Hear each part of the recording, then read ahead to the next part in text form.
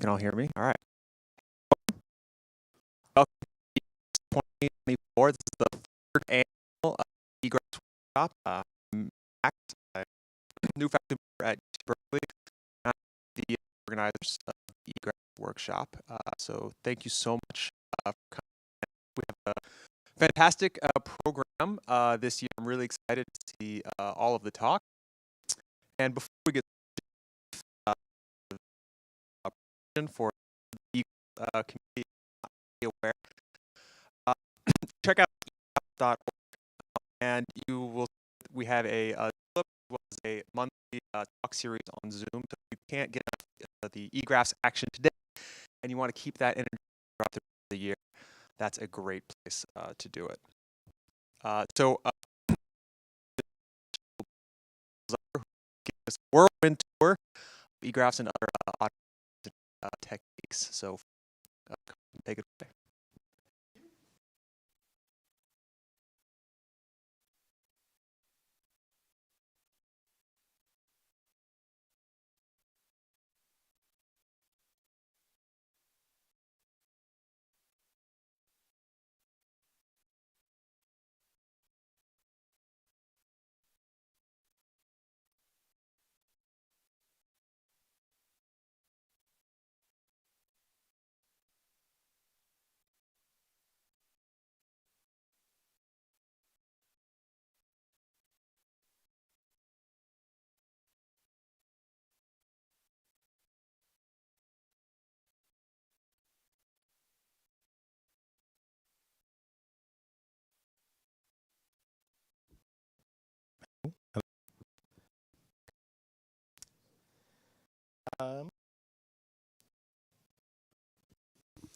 Okay. For coming, for what is of us that have crossed in on the hour of the morning. But good news, you're at no risk of falling asleep. Okay, because I have a very exciting talk prepared for you. In fact, I think danger actually overstimulating you, such that you're compelled to run in the room with the canal with your mind flame with new ideas. So I'll do my best to avoid that, but no promises. Okay, EGRAPHS and automated reading. Look back, look forward. This is what we're going to talk about today. Of different approaches to equational reasoning, in particular, I want to talk about completion, equation reasoning. And I'm going to describe how the mind, a different perspective on the EGRAPH that's really the and the unit mind is ground atomic completion, and then the next step, how an EGRAPH is ground completion, and how perspective leads to solutions to problems that people that the EGRAPH has difficulty.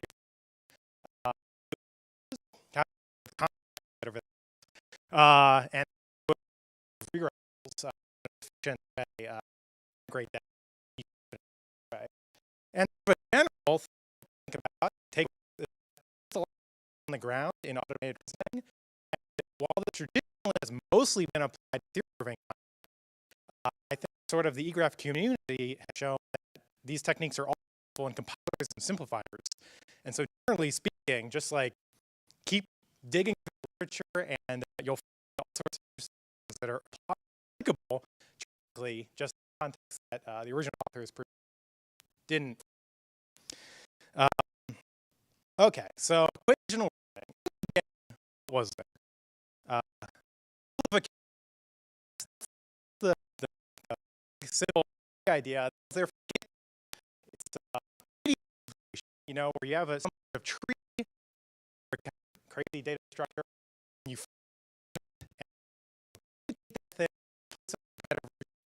locally keep doing that. Then is 0. You find that syntax, play with A, bother adding 0 at the point.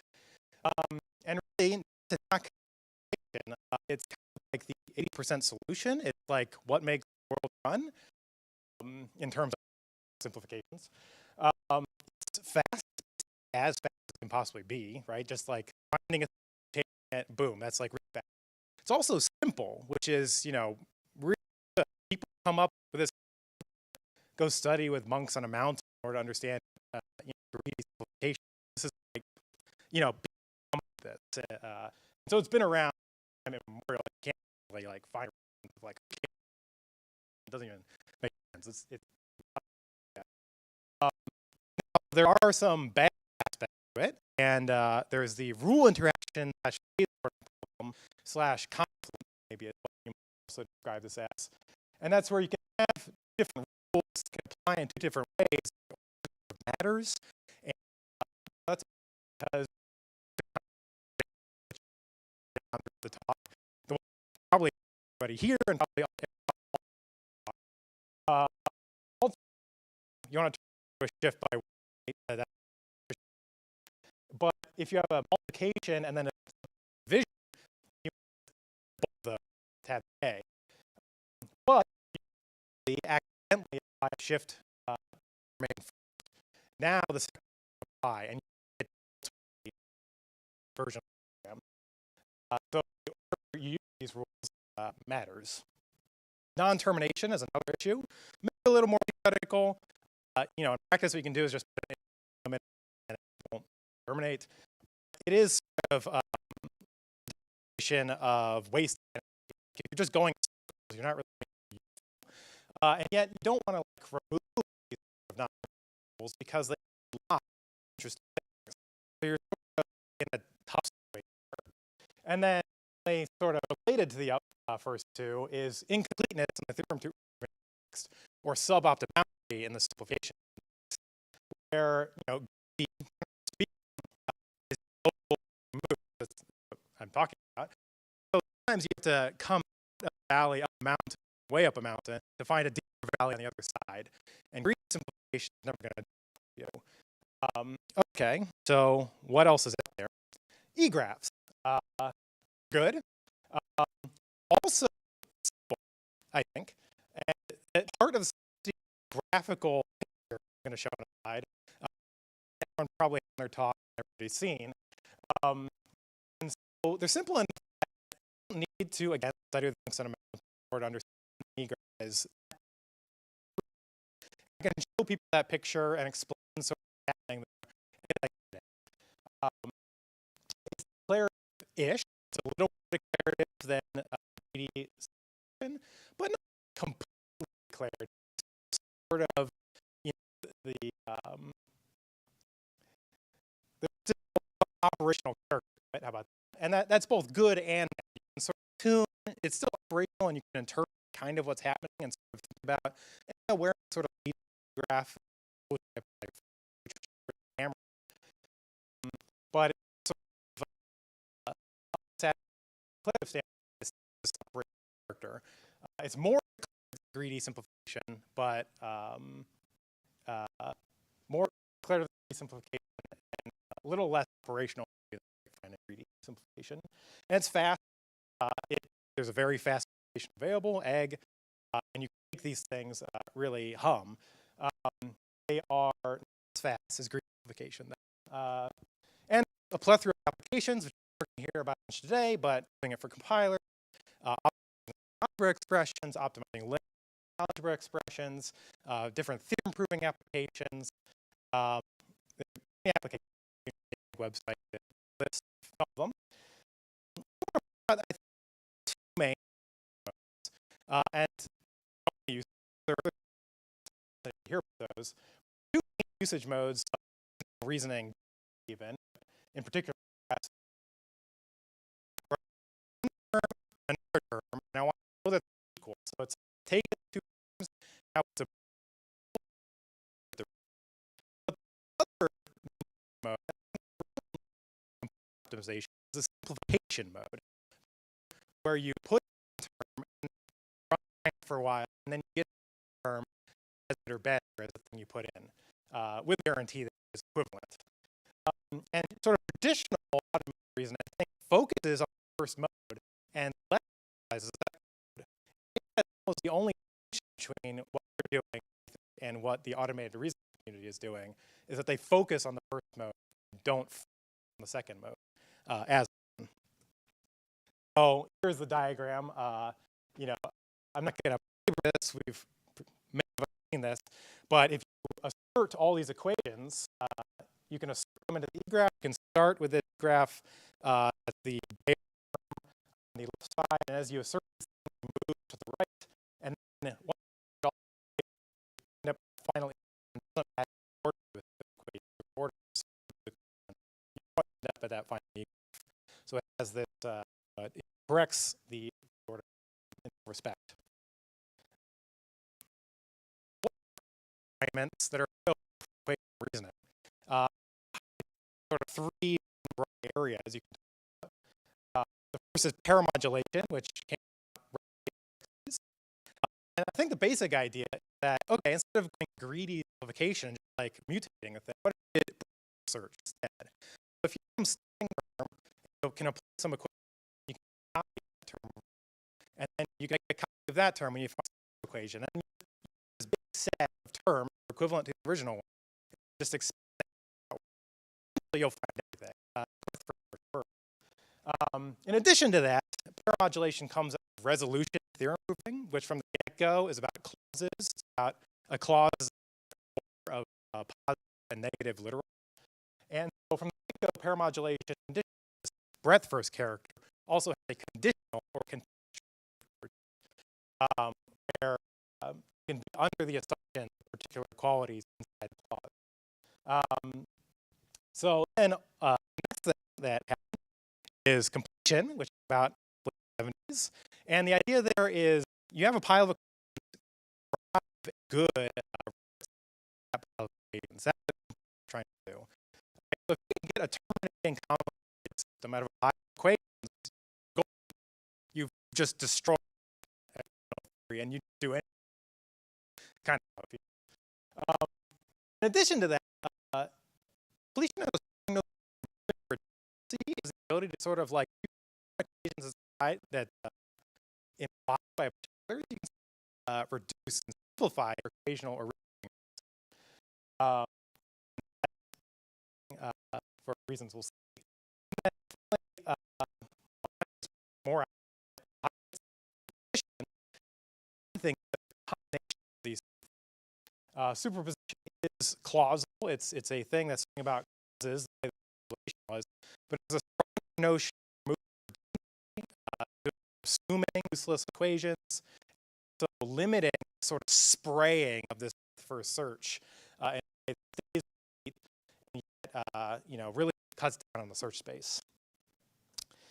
Okay, so completion, which is what I'm going to focus on today. It's equation rule, which means terminating and complement. And when I heard of completion, I was like, I don't know about this. Like term confluent, I don't really know what that means, and I'm busy. But I've come to understand that it's a very interesting algorithm, and they're terminating the most pragmatic way of describing what's going on. For me, an early topic, okay, confluent in a different fashion, particular equation to prove, and I confluence that particular goal equation is simplifying, and it becomes trivial if it's like, and that actually did all the way to the if I improve the goal for that, I'm good. That's all I cared about. And sort of in a similar fashion, you can use in a simplification-driven manner, where some term that I'm trying to say, choose, and I'm turning my equation into a lower confidence, not entirely right system, which is going to do a better job simplifying than the original random pile of rewrite rules I derived from the or just find equations. So you can use it in both these ways. Not guaranteed every possible case, but you always be sort of making some kind and completion is. This is and it's kind of for equation. You orient a equation, you orient it using term order. Basically, an idea of what it means for one term to be simpler than another. It actually comes up in the context of permutation, which is a more theoretical thing to consider. The sort of can't find any more.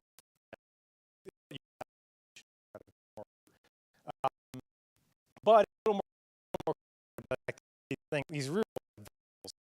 Okay, so that are complicated. But you can tell that when we multiply and we shift by one, we kind of want left shifting. Yeah, left shifting. So this is orient to convert those. And then the second step is you find failures of confluence. That's where there are possible phase ordering problems. And that's where the left-hand side of the rules overlap. I go this way, or I go this way. And equational this way and this way. And you can just add your equation set. And the third step is you reduce the equations with respect to your current rewriting rule set, which is filling up with real rules like completion. And I can those equations trivial, throw them away. But if they become trivial, back and over again, sort of brute force phase order. Make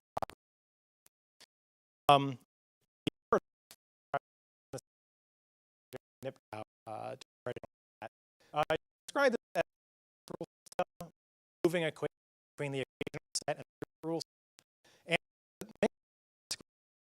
rules basically simplify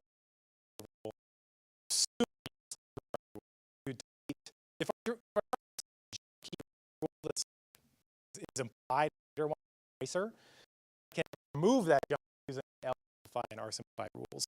It's really great for compaction, sort of a canonical rewrite system thing. This is an example using G, which is a theory for regional logic. You can download it. I didn't write it. It is round Haskell. It's like naive implementation, like tune. It does pretty good in the cask unit inequality region.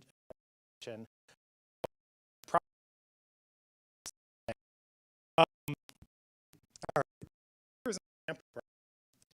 I have these two rules, x by 2, and I can do that.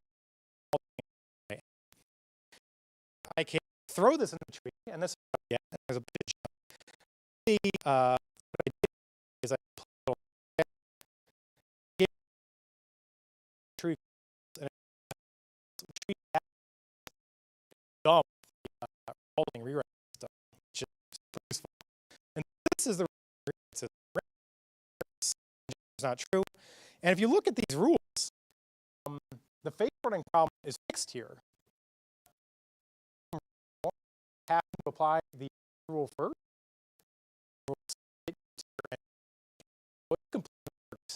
This is the gives you two rewrites that does things.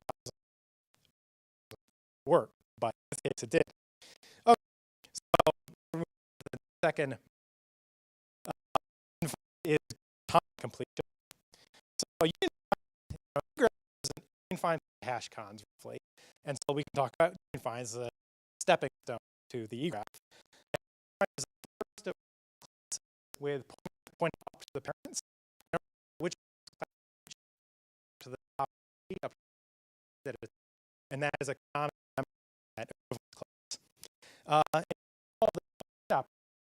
the inverted system where the rows are a circle and up. Another inverted it's a common termination strategy. This binary to basic properties of those binary functions. So, this operation is the thing. And so this chart here, the terminating system,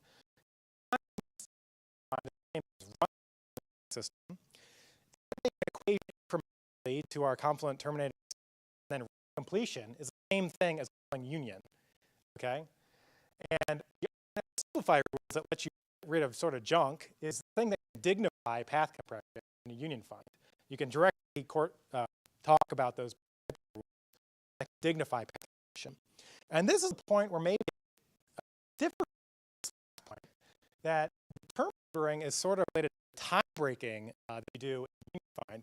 When you call union, you check the pointers up to the parents, and then you make the other of those two canonical ones. That's how you call union find. And then structure versions, you supposed to all the parent relationships, the tree's flat. But you might want to do an tie break in some way makes it more deterministic or invariant the order that you applied union, or an EGRAPHS just like the oldest one or the latest one. They have reasons to think maybe that less updates happen or some performance reason they might prefer that. And so that sort of deterministic tie breaking is more like what's happening in the writing version, where you pick a priori and ordering by atoms, and so I tie break using that. Throw this into tree, A equals B, C equals D. That's what it's like, you know, objects can't be destroyed in inner parts. Take this unit equational problem, this atomic equation problem, and is this system here. And if I chart that, if I have a little diagram of that, where the rewritable arrow I'm now representing as red arrows, see the forest, and the root of that left equivalence class is A, and it's fully compressed. That's the thing because it's the fully chewed on rewrite system. And A, D, and E are in the same E class. And D is the same E class as F. And also note, so you also have proof reducing. If you looked at here, it actually how A is in the same E class as E, step by step referring to Chui is kind of the best proof automated in terms of readability, kind of like greatness. Just a side note, I love Chui. So EGRAPHS completion. Let's step up a notch, right? Now we don't want atomic, we want to talk about terms. An EGRAPH is a completely reduced ground rewrite system. It's kind of type checks, sense checks. Maybe let's not bring type. Because ground completion solves the pile of ground qualities. It just that ground completion works, and that sort of demonstrates is a. Once you know that, it is a corollary that it is decidable that equations is a decidable problem. You can sort of add anything you want to that. Likewise, EGRAPHS solve the pile of ground inequalities. Okay, so they're solving the same problem. They kind of seem like the same thing. And here's the chart that corresponds to this. The canonical term that the term writing system rewrites to is the same thing roughly as E class. You can sort of associate them with each other. R simplify can dignify canonization of the EGRAPH. Run it. Now this is a little interesting, a little twist. If you like the correspondence that the term orders correspond to the abstraction objectives, so basically you want to rewrite the simpler things, and running the rules is the same thing as calling extract. And make the correspondence just a ticket. If you use like the multiplication of 3, the shift of it away to 1, that exactly corresponds to the notion of weights in sort of the mainstream extraction algorithm. So these two really do correspond to each other. Okay, so we can take that pile of equations that defined the canonical egg EGRAPH example, you know, multiplying A shift to 1, you discover the pile of equations, you assert it, and I've also put a start artificial large, just a bit like on the hand side of my favorite rules, just so I can track that. And then I throw it in the tree, and tree gives me this, and this is the resulting system. And it's the starting term, the best term you got is actually A. So if you called extract starting thing, you're supposed to get out A as the best thing. And then here we go. Okay, so wake up. If you've been sleeping, I don't think you've been sleeping because it's loud. This is the inside the talk, okay? This is the money. So that is exactly the equational system I got at HB, copied verbatim, just so you can look at it.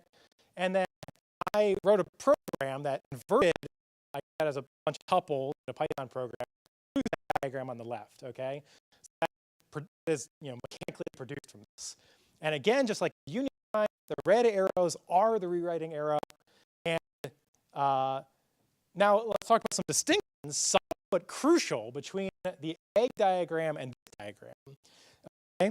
We have to see where the E classes are, because anything connected by arrows are the things that are in the same E classes. This A corresponds to this node A in some sense. This division node corresponds to this division.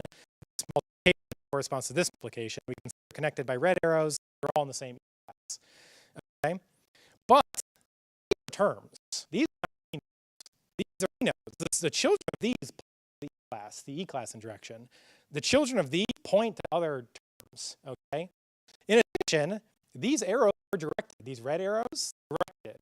And that's something that's not here. The EGRAPHS is a lossy version of the diagram that loses that directionality. Maybe for good reasons, but maybe not. And keeping that directionality sort of, I think, enables you to do more subtle things. So take a beat, soak it in. That's the diagram later. All right, where are the E-class E nodes? You actually keep correspondence closer and the basic flatten. So you can introduce a fresh constant every term and then make those less in the term ordering, E3, E4, to put these things in flat form. And then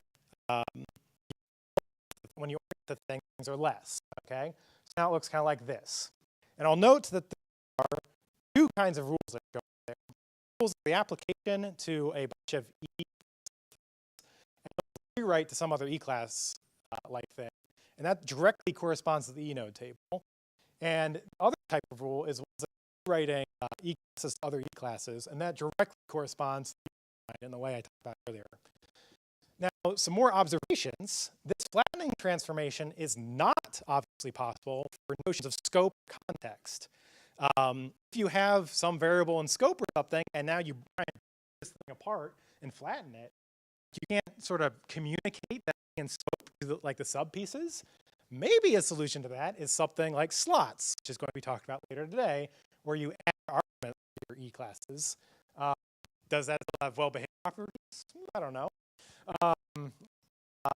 Also note that, as I said, EGRAPH is sort of a sub-based.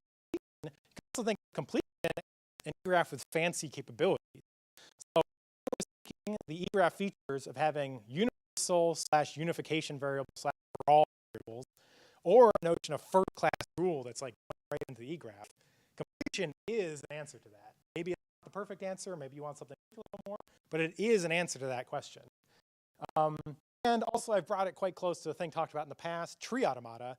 A way of formalizing what tree automata are is it's a finite state fold over a tree. And so you can describe that by the pile of term rating equations where you say, like, if state Q1 and Q2 come into a cons node, switch over to state Q2 here. And if I rewrite Q as E, then you can see that's the same thing as I was talking about with the flat form before. So there's a strong relationship there. E-matching can be done directly in the rewriting form. Really, I think the intuition is that an E-class in a traditional EGRAPH represents, in some sense, a possibly infinite set of the nodes of the terms that would like collapse into that E-class. And you can generate that by sort of like seeking down through the children of the E-nodes in there. And that's sort of what top-down E-matching is doing. And you can do the same sort of thing. What's the funnel of terms that goes into a canonical element? Well, you just run the rules backwards. That's the thing that'll just generate all the terms that end up at this canonical element. So that's how you can do that. And I'll note there's top-down and bottom-up versions, and I wish I had a whole talk that I could give on bottom-up E-matching because I think it's great It's the simplest form of E-matching. It's simpler than top-down. You completely guess each pattern variable, and then what you can do is you only need to build upwards. And because you only need to build upwards now, instead of expanding downwards like you do in top-down E-matching, it plays nicer with theories because, for example, if you have a set that's like permutation invariant, if you're going downwards, you need to guess which permutation you need. But if you're going up, you can just sort the thing because you have everything grounded. So that's sort of why it plays better. And perhaps it's related to the AE graph. So there's a notion in automated reasoning of strategies. And there's like incomplete but pragmatic limitations you can have on resolution or superposition. And in particular, the set of support is one to point out, strategy, where you separate your axioms into a pile over here and a pile over here. And you only allow inferences that have at least one member from this pile, okay? And so that's similar to separating out rules versus the E-graph, where you want to sort of bring together a fact from the E-graph and something in your rules together, and you're allowed to do that. But you're not allowed to just churn on the rules in and on themselves. So that's a way of thinking about how you can map equality saturation back into completion using the set of support strategy. Generally speaking, also prolog and datalog can be thought of as strategies, incomplete strategies on resolution. So there's a chart of propositional versus equational automated reasoning you can make. Prolog is like functional logic programming, datalog is like egglog, ground ordered resolution is like an E-graph / ground completion / ground superposition, and then there's a bunch of question marks there. Food for thought. Making a big chart and seeing some question marks, empty boxes, is a good stratagem for like coming up with things to do. So, all right, what does this have to do with the mysteries and promises of context and lambdas and destructive rewriting? Chui already has a notion of context. Oh, 5 minutes. Oh, okay. Well, I can slow down. All right. Chui already has a notion. There's a paper here, Efficient Encodings of First-Order Horn Formulas and Equational Logic. That's the Chui authors. And it's similar to assume nodes, where they sort of encode a notion of conditionality using if-then-else expressions into standard completion. It's in Chui today. Chui today has a contextual union find if you just write down those axioms, and you get the result. It is a thing that's like a thing that did rewriting under context. But with sort of an interesting distinction that actually it does a way better job of cleaning up the junky assume nodes because they're not needed anymore. And it actually does it by asserting into the E-graph a or not the E-graph, sorry, the completion rewriting rule set, an ability to like clean up those unneeded pieces. Also note that ground superposition is also a notion of a contextual E-graph. So you can think of, so ground superposition is clauses. You're talking about clauses. And so this is a clause here of not u is equal to v or r, which is maybe another equation, for example. And you can rewrite in there, and that's sort of what superposition inference rules look like. And using the classical correspondence that not A or B is the same thing as A implies B, I can write that equally in this form. So now it really looks like there's something contextual happening there, that you're under the assumption u equals v, and I know r, then I can sort of apply another equation I have over to the side, s equals t, and sort of chew in there. And there's more rules in superposition.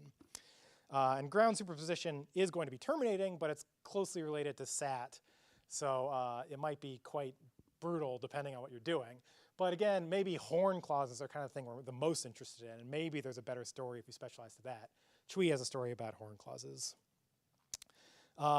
In terms of lambda, there is recent work for lambda superposition and supporting higher order logic in automated reasoning systems. These are complicated papers. I don't entirely understand them. I've been trying. I'll continue to try.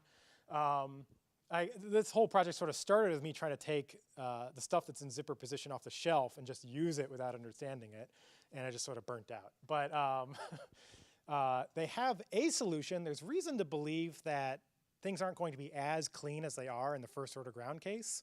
But in some sense, these systems, if you could get at the right pieces today, have something akin to a lambda E-graph in them. They have some sort of solution to this. Maybe it's not perfect in every possible way, but zipper position and E and vampire have systems in them like what you'd want for a lambda E-graph. And I'll probably continue working on trying to tease that out and figure out where I can get the interfaces like for Chui. I haven't figured out the equivalent interface that I have for Chui for for these systems. And finally, destructive rewriting. This sort of correspondence between completion and EGRAPHS gives us a line of attack of how you can talk about destructive rewriting in a principled way. And I think basically it's combination problems is what you want to talk about, which are horrible things, and basically they never do what you want them to do, I think.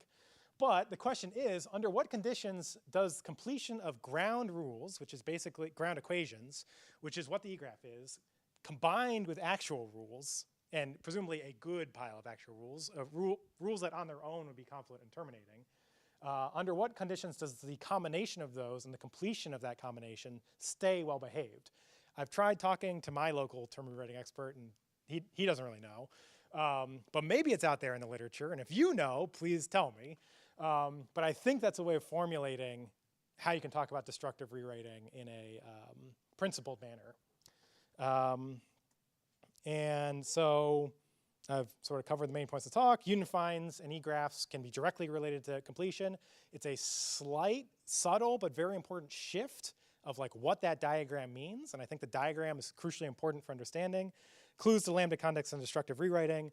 You know, this stuff is great, but you know, there's specialized problems here that the general automated reasoning systems don't need to, they try and be as general as possible typically and complete as possible. And we're interested in less complete things and very special ground horn versions of these things. So I think there's a lot of opportunity for fast implementations and things that people can pull off the shelf and just like use. And that's something I'd like to seek out in the future. And again, simplifier-oriented automated reasoning is kind of a bullet point here. Well, it's a bullet point on the slide, it's a bullet point in the talk. Thank you. The abstract's available. A lot of what I've said here is in these 3 blog posts. These are great references on this material. And these slides are on the PLDI EGRAPHS website, and also the abstract is linked to, which has, you know, it goes into a little more depth. Thank you.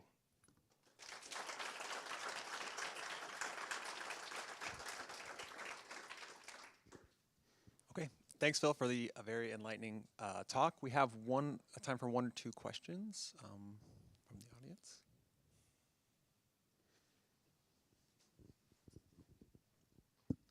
I don't know how big this is as a question, but one of the things that stuck out on the most important slide was you mentioned how the red edges are directed. And that feels like a notion of refinement rather than equivalence. This also comes up with tree automata. I was wondering if you've thought about that, right? Like I might, like contextually maybe x over x is equal to 1, but 1 is always, out of any context, a refinement of x over x, for example. So yeah, I don't know if you've thought about refinement. I mean, it's tricky because it's not symmetric, so. Yeah, that makes a lot of sense. I've been trying to think about this in particular because I've been trying to figure out encodings to just like not have to look at the deep innards of these or weird interfaces of these tools. I've been trying to figure out encodings that I can directly get simplification out of stock vampire or stock E. And I think that relates to refinement in the sense that I need to sort of talk about the cost of the terms internally. And the cost, it's kind of equational, but kind of not. This is also shown up in egglog, where really you want it to be a lattice of costs when you're actually trying to talk about cost inside the system. That was a pile of whatever.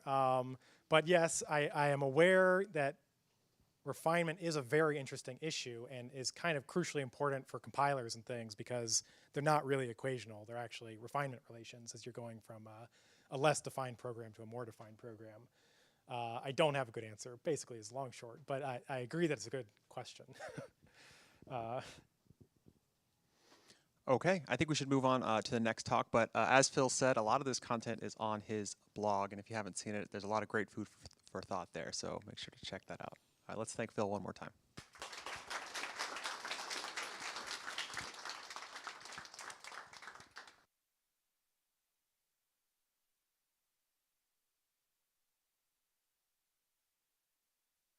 Okay, our next talk will be remote, and Alexi will be presenting another sort of lens on EGRAPHS that we haven't really been thinking about, which is a categorical lens, and not not something I know a ton about, but I'm really excited to see this people working on this connection. So I'm excited to see what they have to say.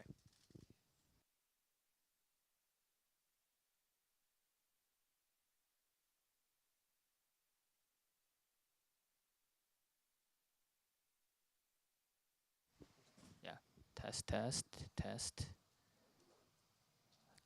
1 2 1 2. So this is number 7. Okay. Alexi, can you try speaking into the mic? Okay, we can hear you, and great. So now I'll get you set up for your presentation.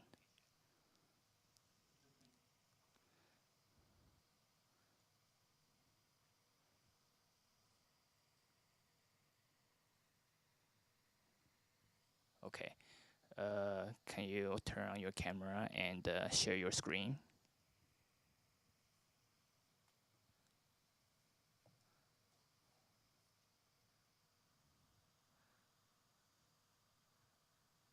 Okay. Okay. I moved you to a different channel. Can you do the same thing again? Just camera and oh, okay. This is a problem.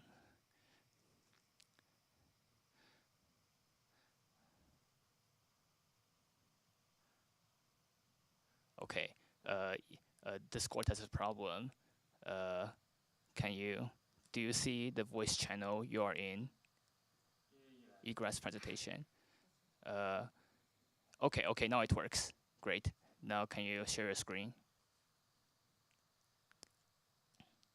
Okay, terrific.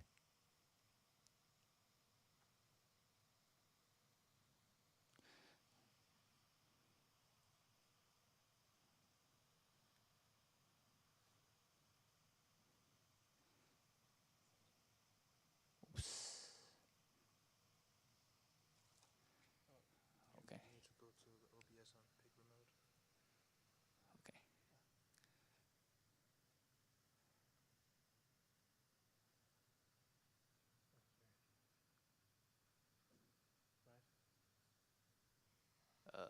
Let's see. Okay, can you? Okay, let me message the AV team. Sorry about the inconvenience. Hmm.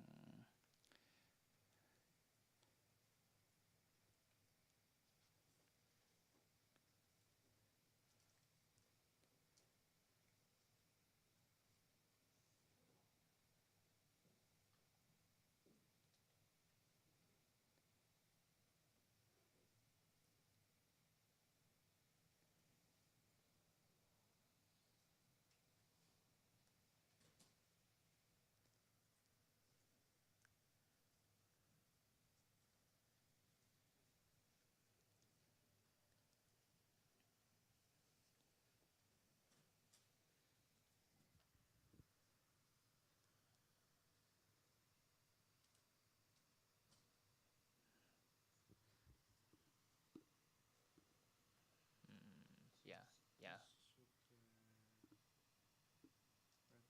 yeah, yeah. Discord should be on that channel. Right. Yeah, yeah. Discord is fine here. It isn't. Yeah, it's fine. Help is on the way. Okay. Yeah, Alexi, everything on your end is fine. We just have some problems on the AV side. Okay.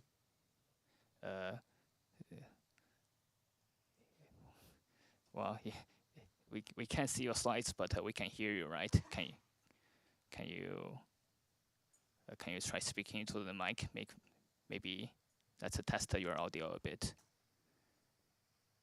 So, hello. Okay, so we can hear you. So while we are taking this time, do you mind just introducing yourself without your slides? So we can hear you, but we cannot see your slides. But we can still talk for a bit.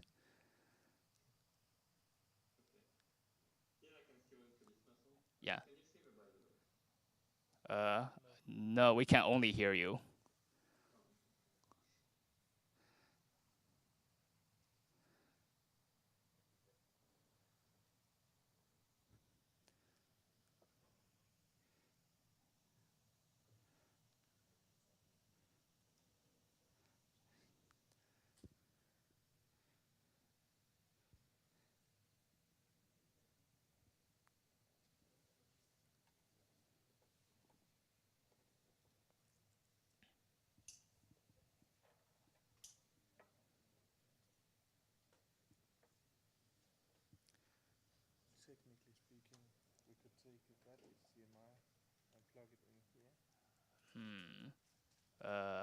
That's the last resort. That's wait for the AB team.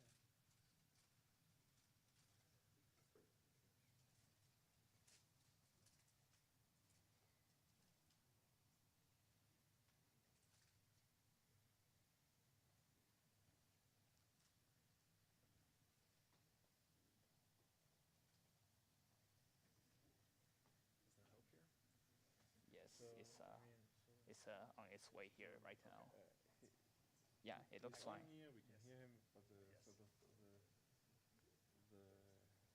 Yeah, yeah, okay, yeah, don't worry.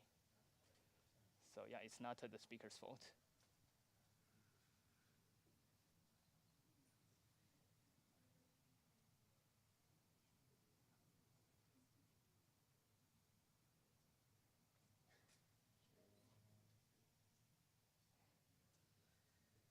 Yeah, now we wait.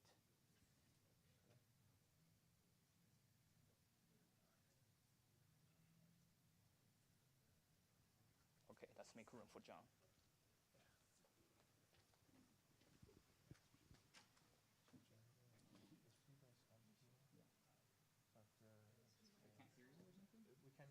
Yeah.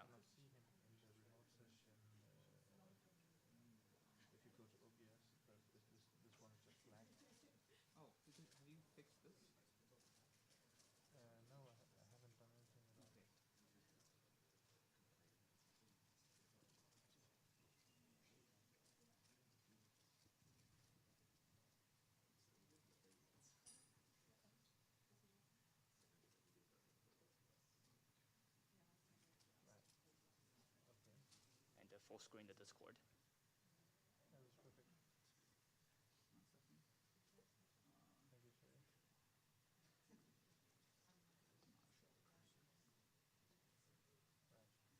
Yeah, here. Corner.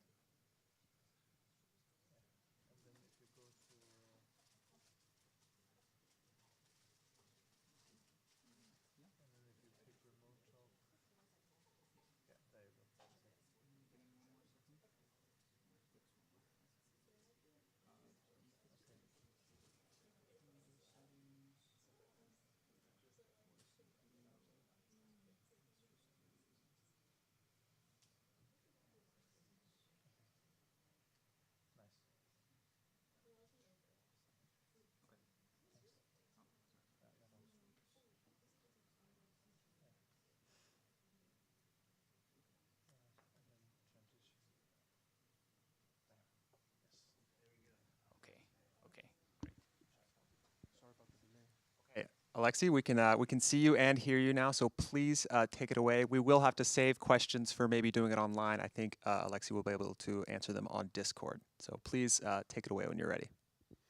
Okay, yeah, I'm ready. Thank you.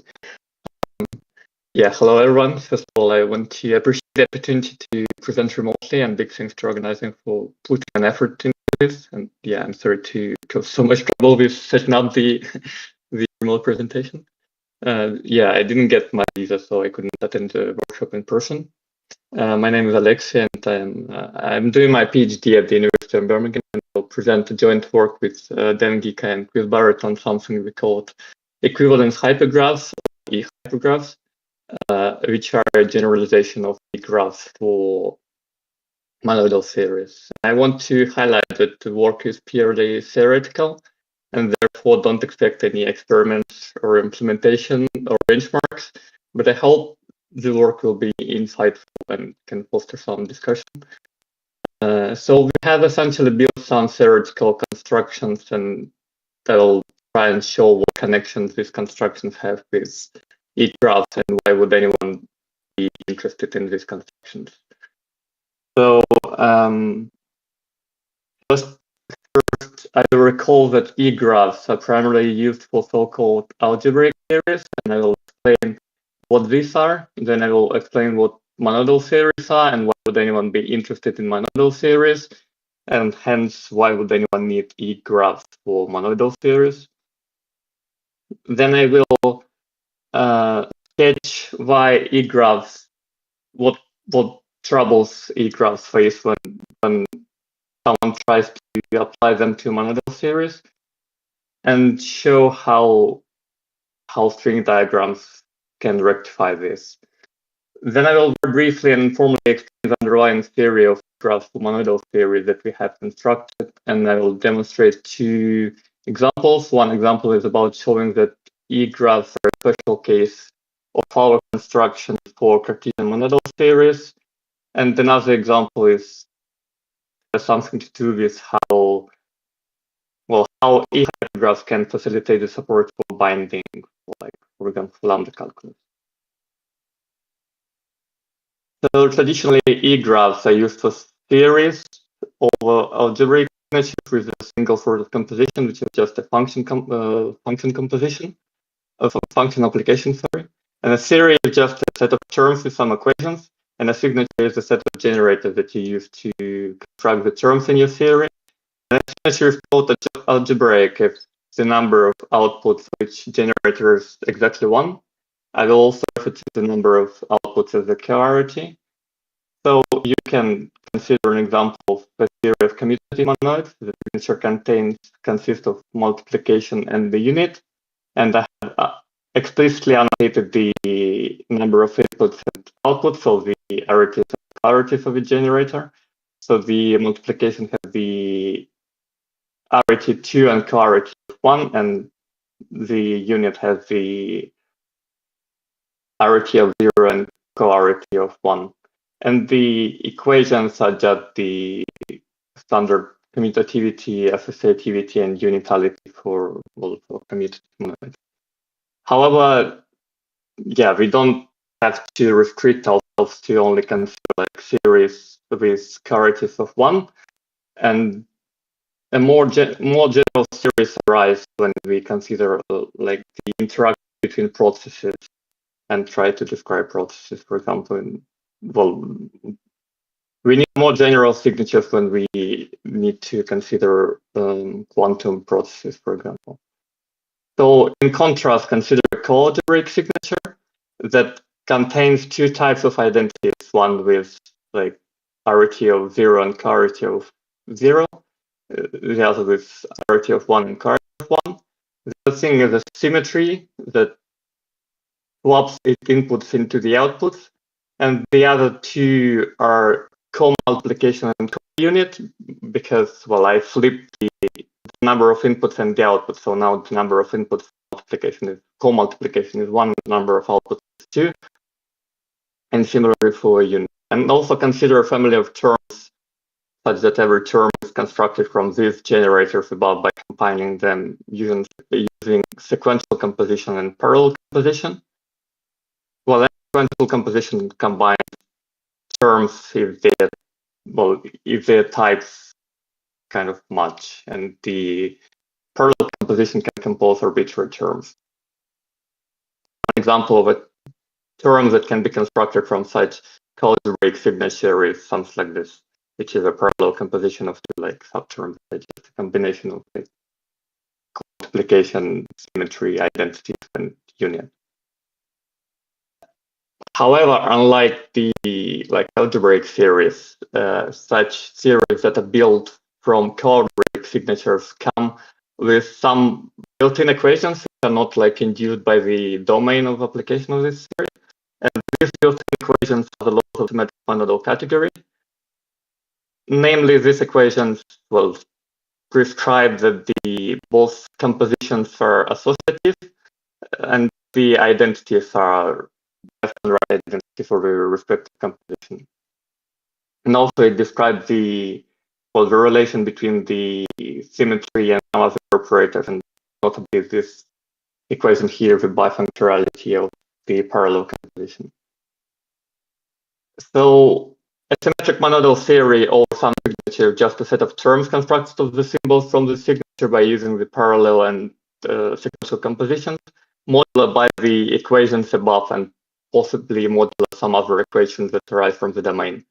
So for example, the theory of commutative hominoids is the theory constructed from the mentioned signature plus the built-in equations and plus the equations below, which are, as before, are just the associativity, commutativity, the unitality equations, but for comonoidal version of the operator.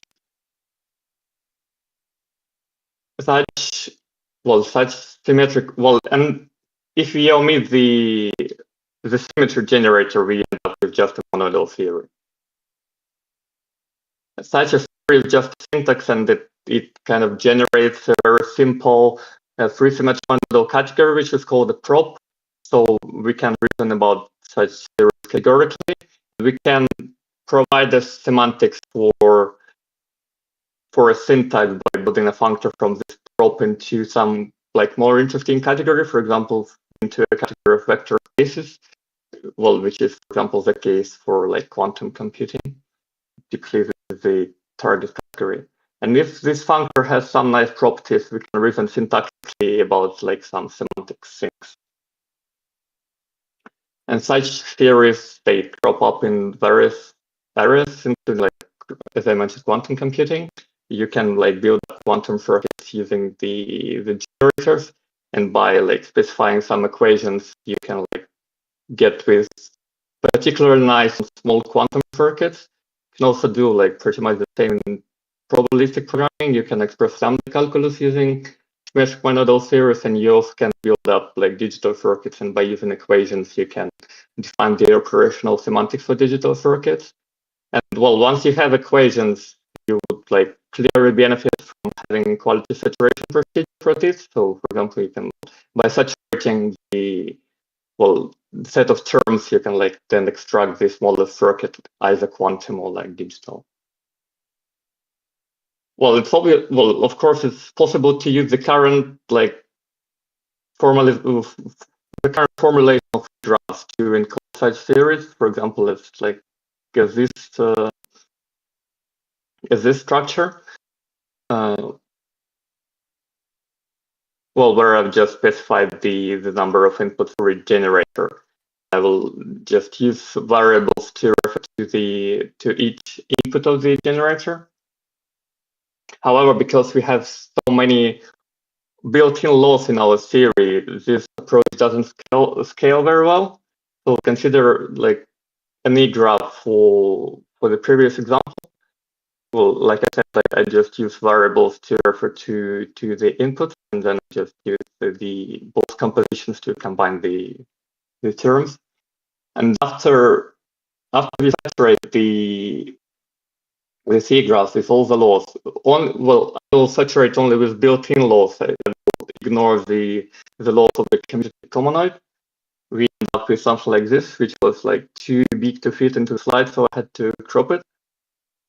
So, even though the number of E-classes is not that big, each E-class just has too many terms to contain, because of all the equations, we have so many ways to reassociate the expression, and also we have the bifunctoriality, and we need to switch. We can switch symmetry and so on.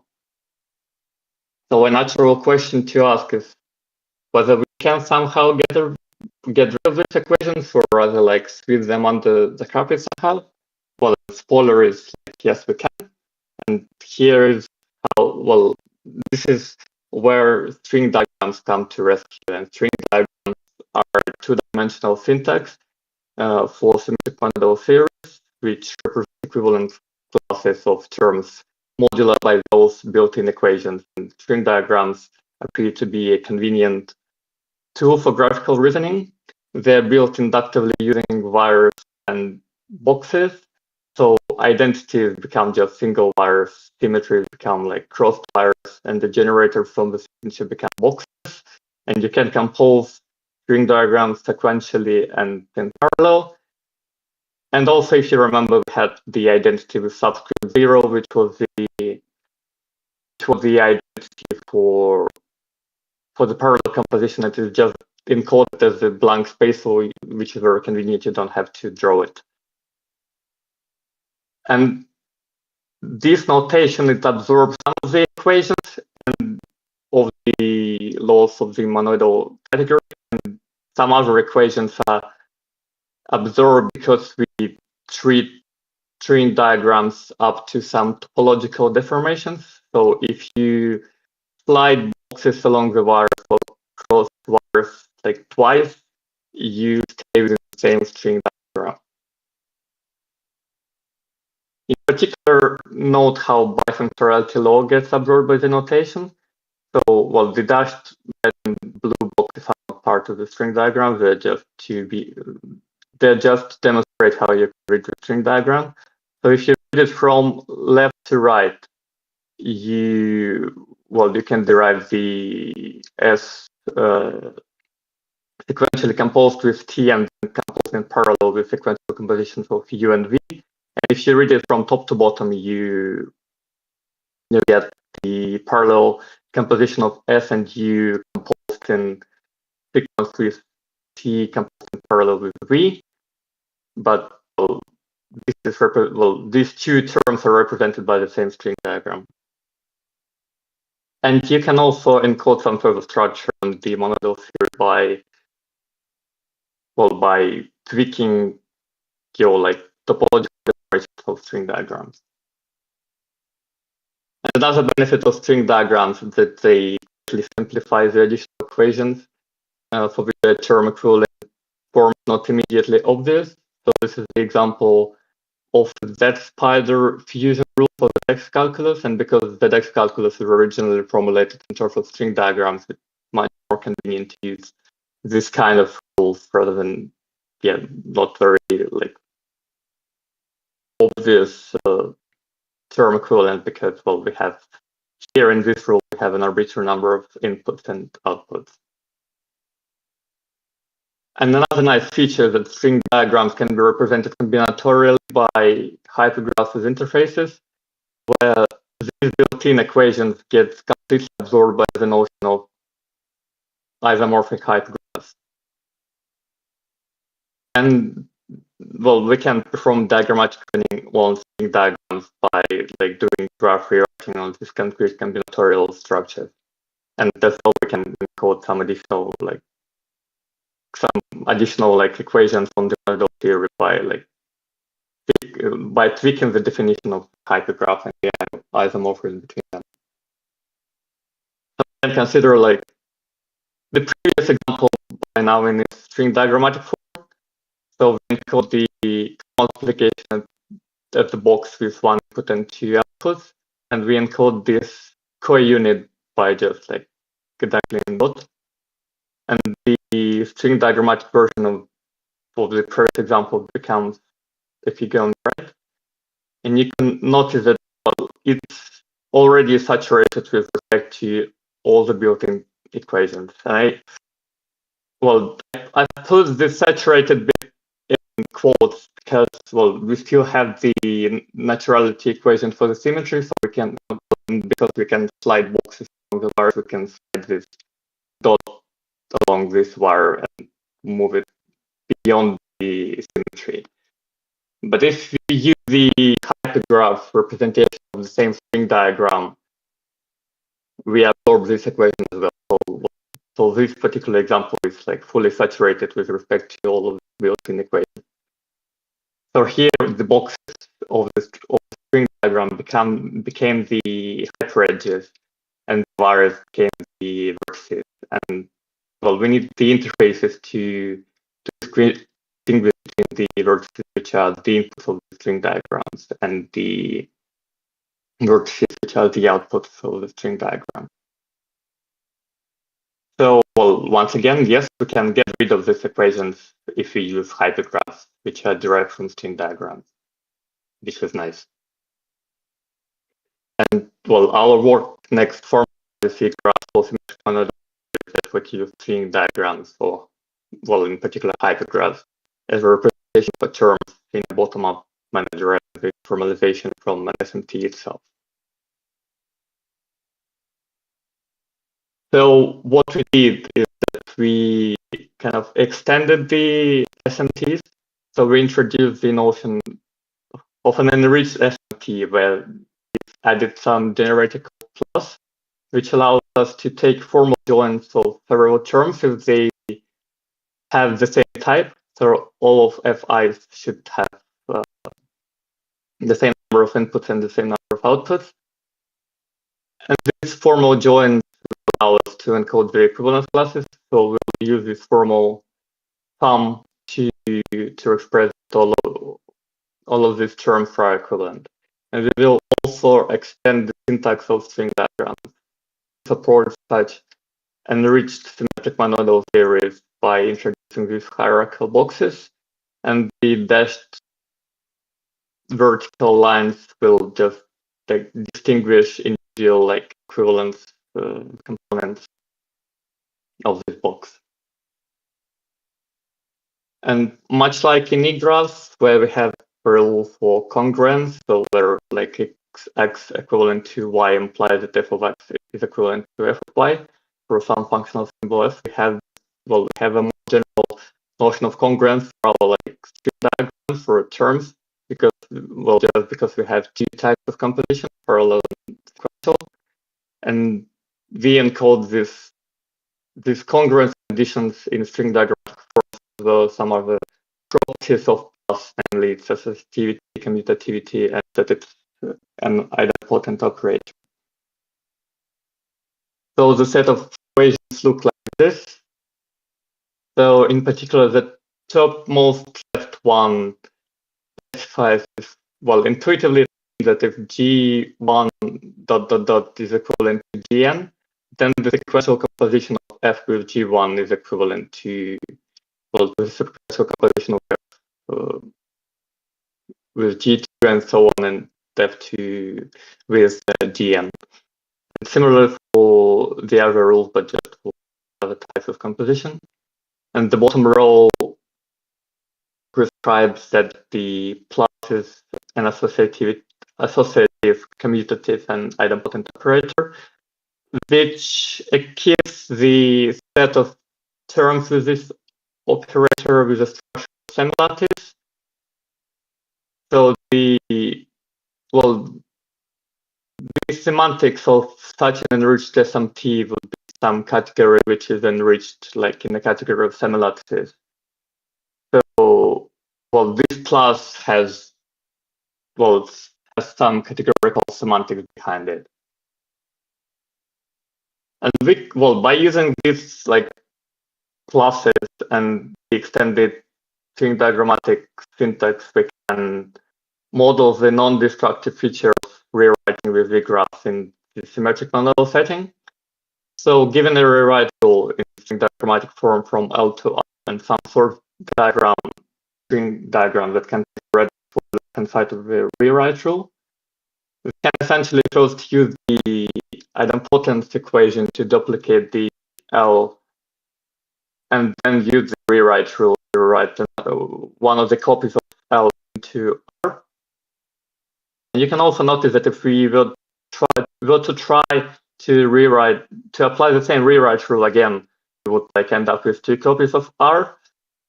And again, by using the idempotence equation, we can reduce two copies of R into one copy. So this form is kind of maximally compact and is saturated with respect to this rewrite rule. And such extended string diagrams have a concrete combinatorial representation, which we call E-hypergraphs with interfaces. So, in contrast with hypergraphs, E-hypergraphs can have also some hierarchical hyperedges that can contain arbitrary hypergraphs within it. So, for example, on the right, an E-hypergraph on the right represents the kind of this symmetry generator that's plunged into this hierarchical box. And we have slightly more complicated notion of interfaces just to be able to encode things that are within these hierarchical boxes. And notably, these concrete combinatorial structures, they absorb all the equations from all the laws of the symmetric monodal category, but they don't absorb the equations we have for plus. So, in contrast to EGRAPHS, now, we model equivalence classes with these hierarchical edges, and unlike EGRAPHS, these equivalence classes now contain arbitrary equivalent hypergraphs rather than subtrees, well, which is obviously because we extended algebraic theories to monadal ones. And actually, the main technical result of our work is that such combinatorial structures are sound and complete for representing terms of extended symmetric monadal series. And well, once we have these like E hypergraphs, string diagrammatic reasoning becomes just E hypergraph rewriting, which is formalized as a double push-out rewriting, which is a convenient framework to study properties of rewriting systems. For example, it's much more convenient to like to read about confluence or applicability of parallel rewrites on these concrete combinatorial representations using double push-out rewriting rather than reasoning about string diagrams. And like I said, this representation only absorbs also the symmetric monadal category. And the first case study that I will show is that the plane EGRAPHS arise and restrict our like every symmetric monadal series to Cartesian symmetric monadal series. That is series that come with two additional generators, like the co-multiplication and co-unit, and I've just switched the inputs and outputs to follow the presentation of EGRAPHS. So the inputs flow from bottom to top. And there are also some equations that these generators should satisfy. The first bunch of equations are just the same equation that we had for commutative conoid. And the other two equations are just the naturality for this duplication generator and the deletion generator, so that we can like copy things and we can delete things. And when we keep a symmetric monadal theory with such additional structure, it is essentially, well, such a theory becomes in a way algebraic, so we can assume that it only contains generators with co-arity of 1 without loss of generality. That's why it's kind of like, this is why EGRAPHS generalize as a special case of construction. And when I say that EGRAPHs are a special case, I mean that we, I need to mention that, well, acyclic EGRAPHs are a special case of our construction. If you want to support like EGRAPHs with cycles, you need to extend, add some additional structure on the generator, but rather straightforward. So when I say that EGRAPHs are a special case, I mean that we can construct an equivalent E hypergraph, or rather a string diagram for any EGRAPH.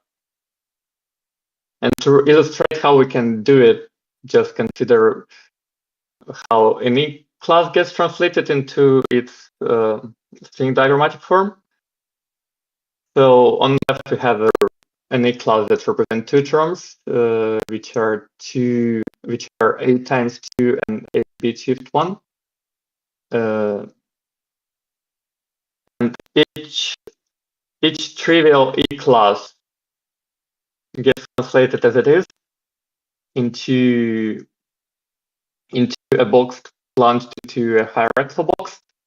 And what you can notice that, well, now we have an explicit sharing of A by using the copy generator. However, the non-trivial E class is translated a bit differently. So similarly, we introduce a hierarchical box, but we supply it with an input for each input of the generators within the box, and we distinguish the components with the dash line. And we also apply the generators with additional deletion generators. And the intuition behind this is, well, suppose from from this representation, if we want to extract the A bit shift left one, so we kind of replace this hierarchical box with its right hand side.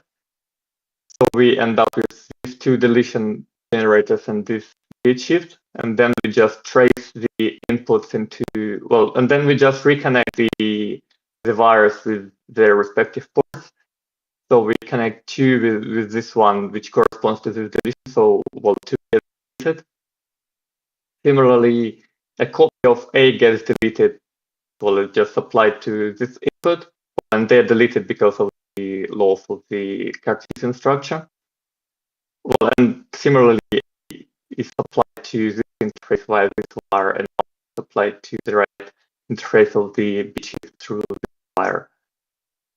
And effectively, we end up with a bit shift one. And similarly, we can fetch like a general translation for our bits array classes. It just differs, it's just parameterized by the number of inputs and by the number of inputs. And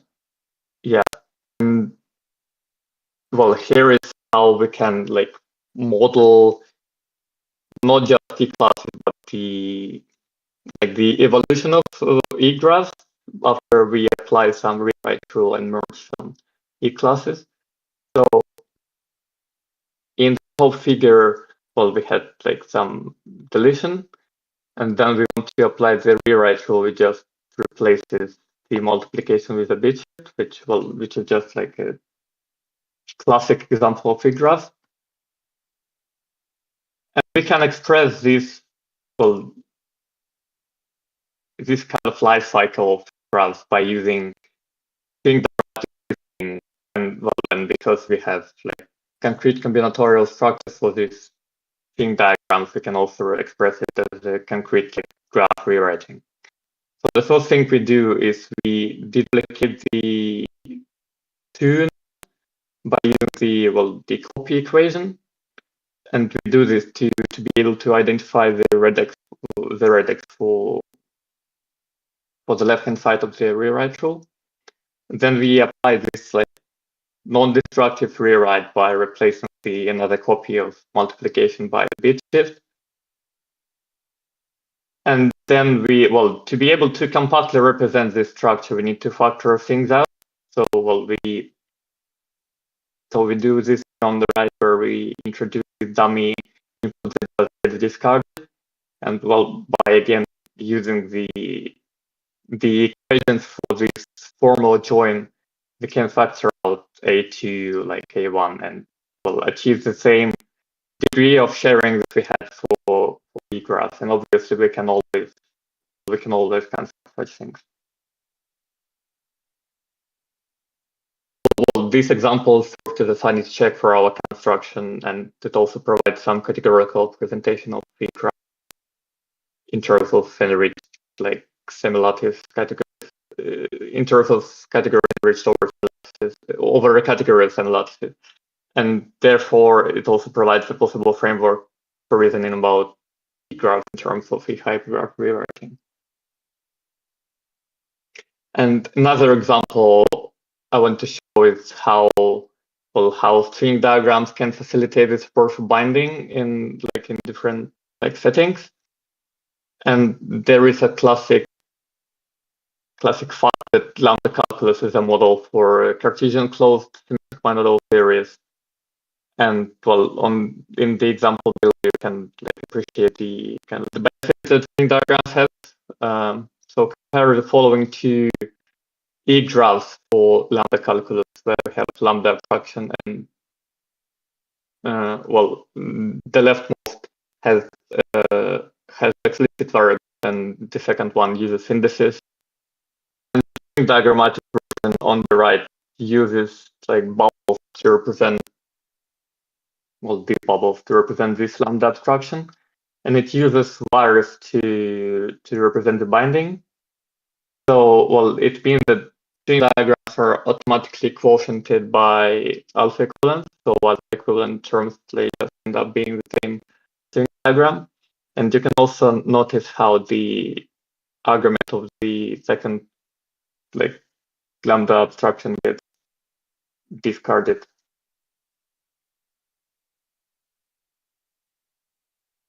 Thus, we can represent the graph for lambda calculus by using our construction applied to the Cartesian closed symmetric binary series.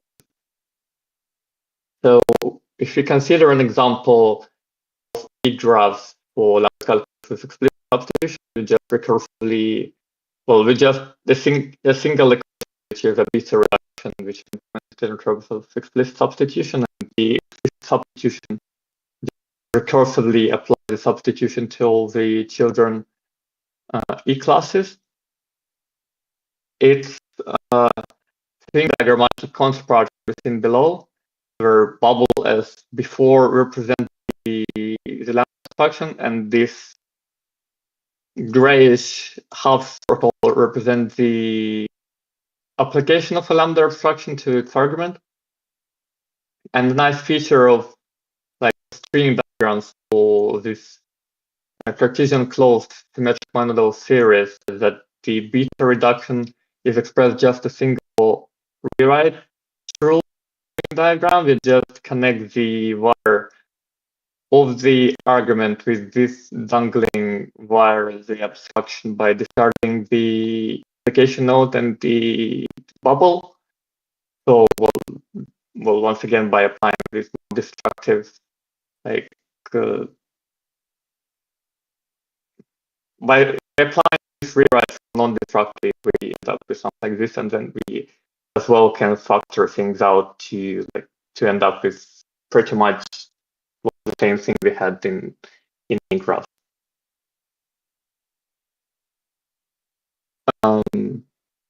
But I'd like to note that that Cartesian closed symmetric monodal series have slightly more structure that can be directly derived from our construction. So this is just a sketch of how things could look like, and just further formalization of this construction is the future work.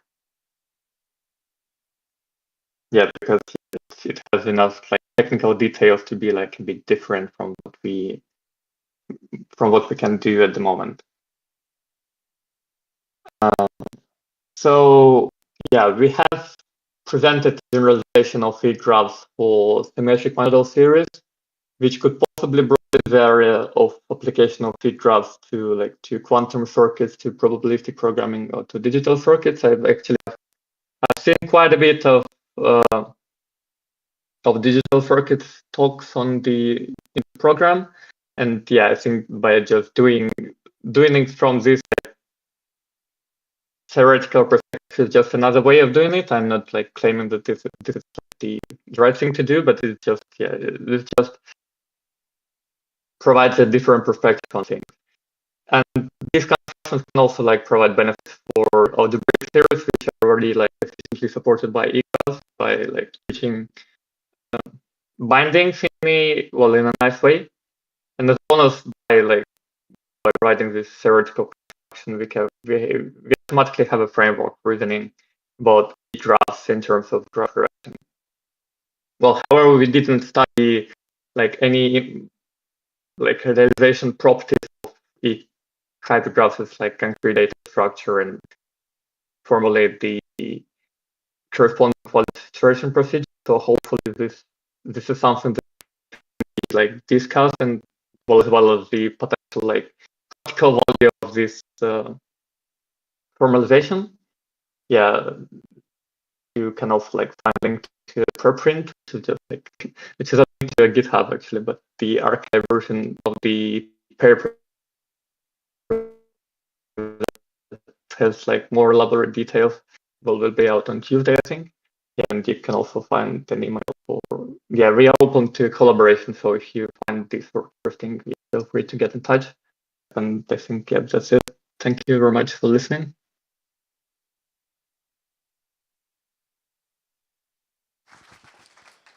Thank you, Alexi, for the great talk. Unfortunately, we do not have time for questions since we are running over. The session resumes at 10:40, so everyone please head to break. Thanks so much. Bye.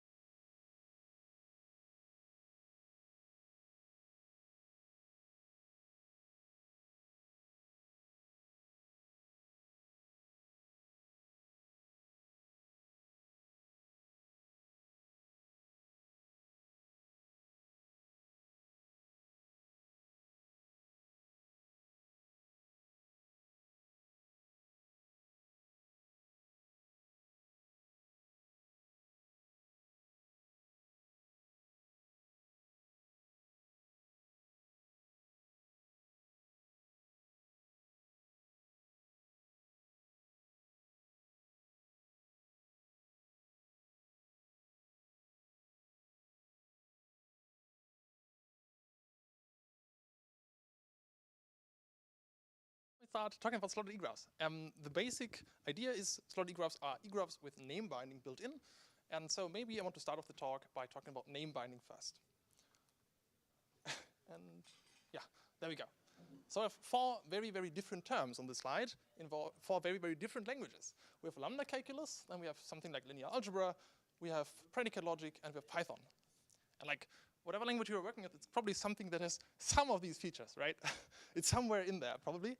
And the point that kind of connects all of these 4 languages is they all have name binding. So they all have a feature that introduces a local variable like this I, and its meaning is only defined by being defined by this symbol, and it's only usable in the body of that symbol.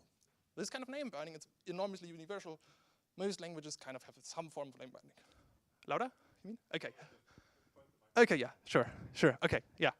Yeah, so most languages have some form of name binding, so the takeaway from this slide is really just name binding is kind of everywhere. So, now comes the bad news. eGraphs are not that great at doing name binding at this point. And let me motivate this by an example. And for that, consider these 2 terms. These 2 terms are pretty easy and quite similar. F of x and y, and f of x prime, y prime, right? So these 2 terms have the same function, f, and they kind of only differ by having slightly different names of the variables.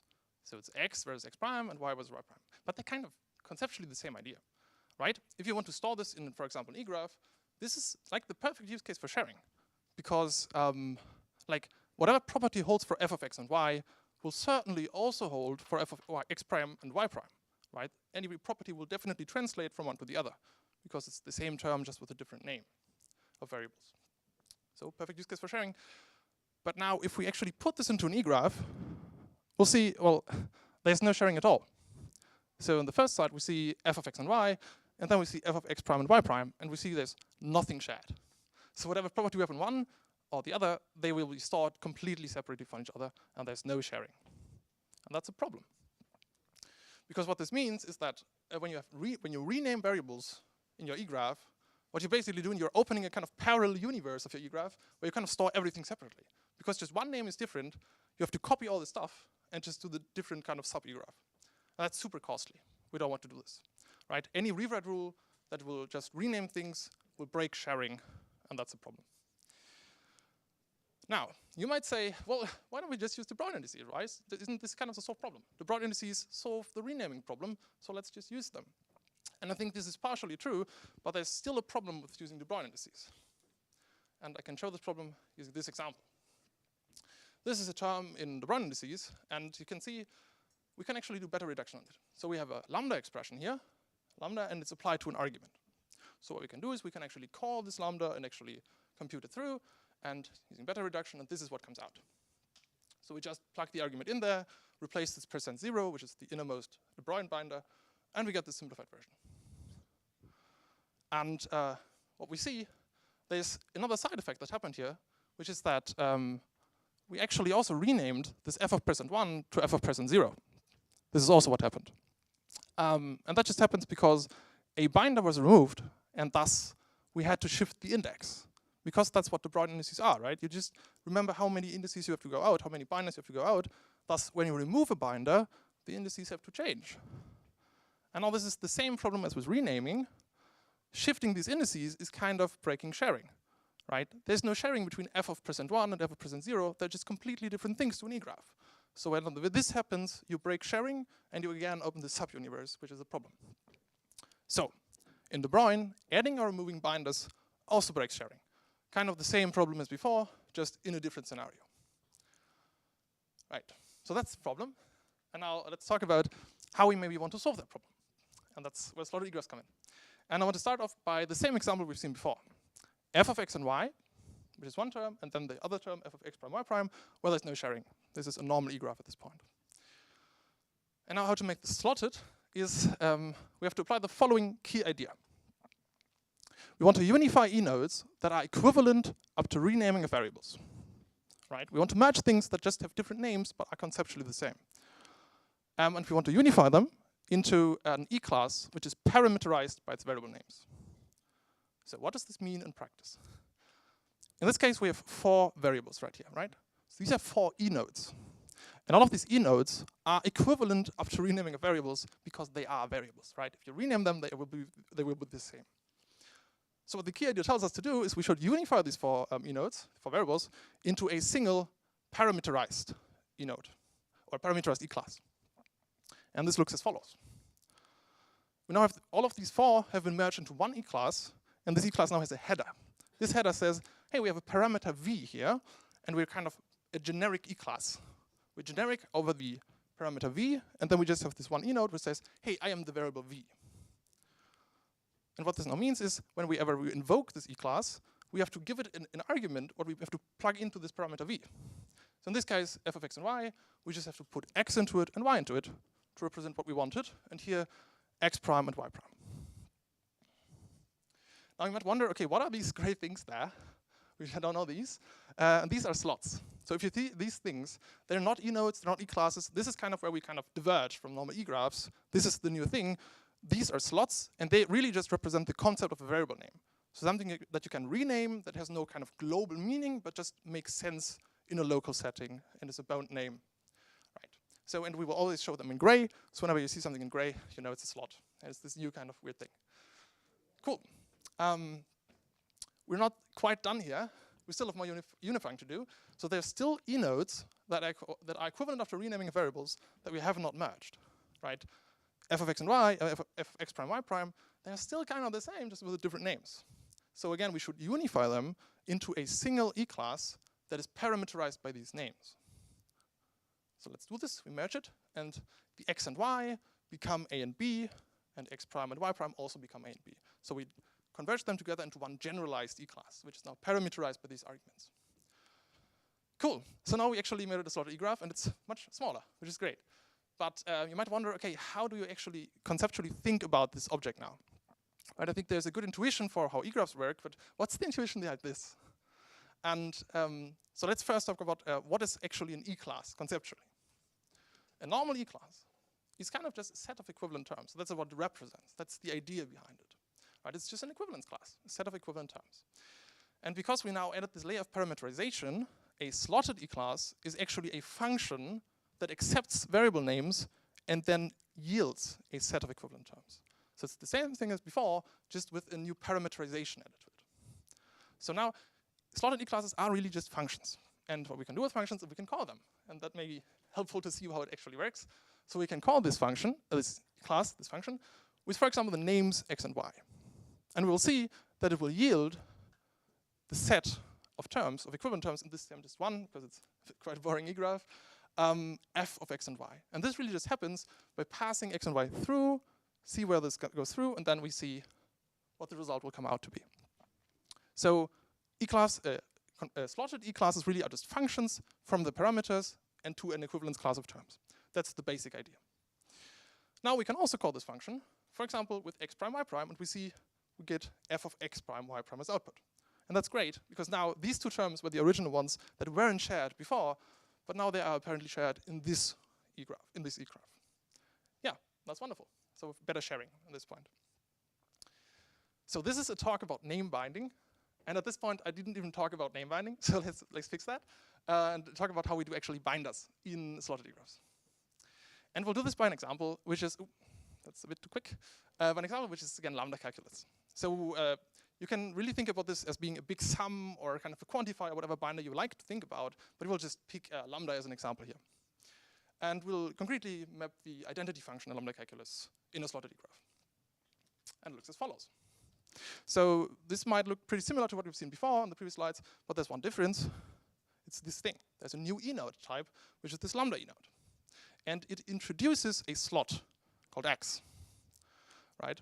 And this slot x we directly use to call the variable e-class, which corresponds to the fact that this, the body of this lambda is actually just the variable itself. And so we just plug it in there, and this corresponds to the body, right?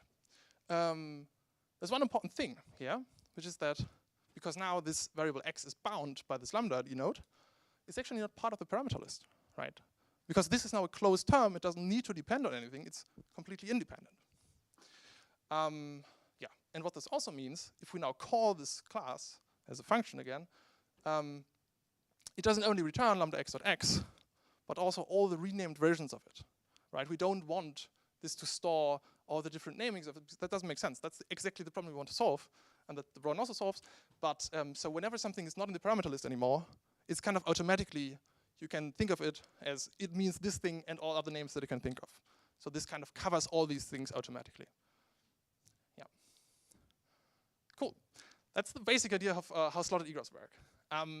Now, there are a few more challenging situations where slotted egraphs kind of are a bit harder to do. And I want to kind of talk about these more challenging situations and how we solve these situations to still kind of get the stuff to work. And let's start with the first one. And it talks about this slotted egraph. This slotted egraph talks about terms that of the form x times 0. So a variable multiplied by 0. Well, there's something we know about x times 0, which is it's 0. So what we would like to do here, we would like to unify x times 0, so this e-class. Well, I'd like to unify this with 0, this e-class, which makes sense, right? That's true. And now here's the problem. The resulting e-class, does it actually depend on x, or does it not depend on x? Because one class says clearly it should depend on x, and the other says no, it should not, right? And so we have to make a decision, should it depend on x and should it not?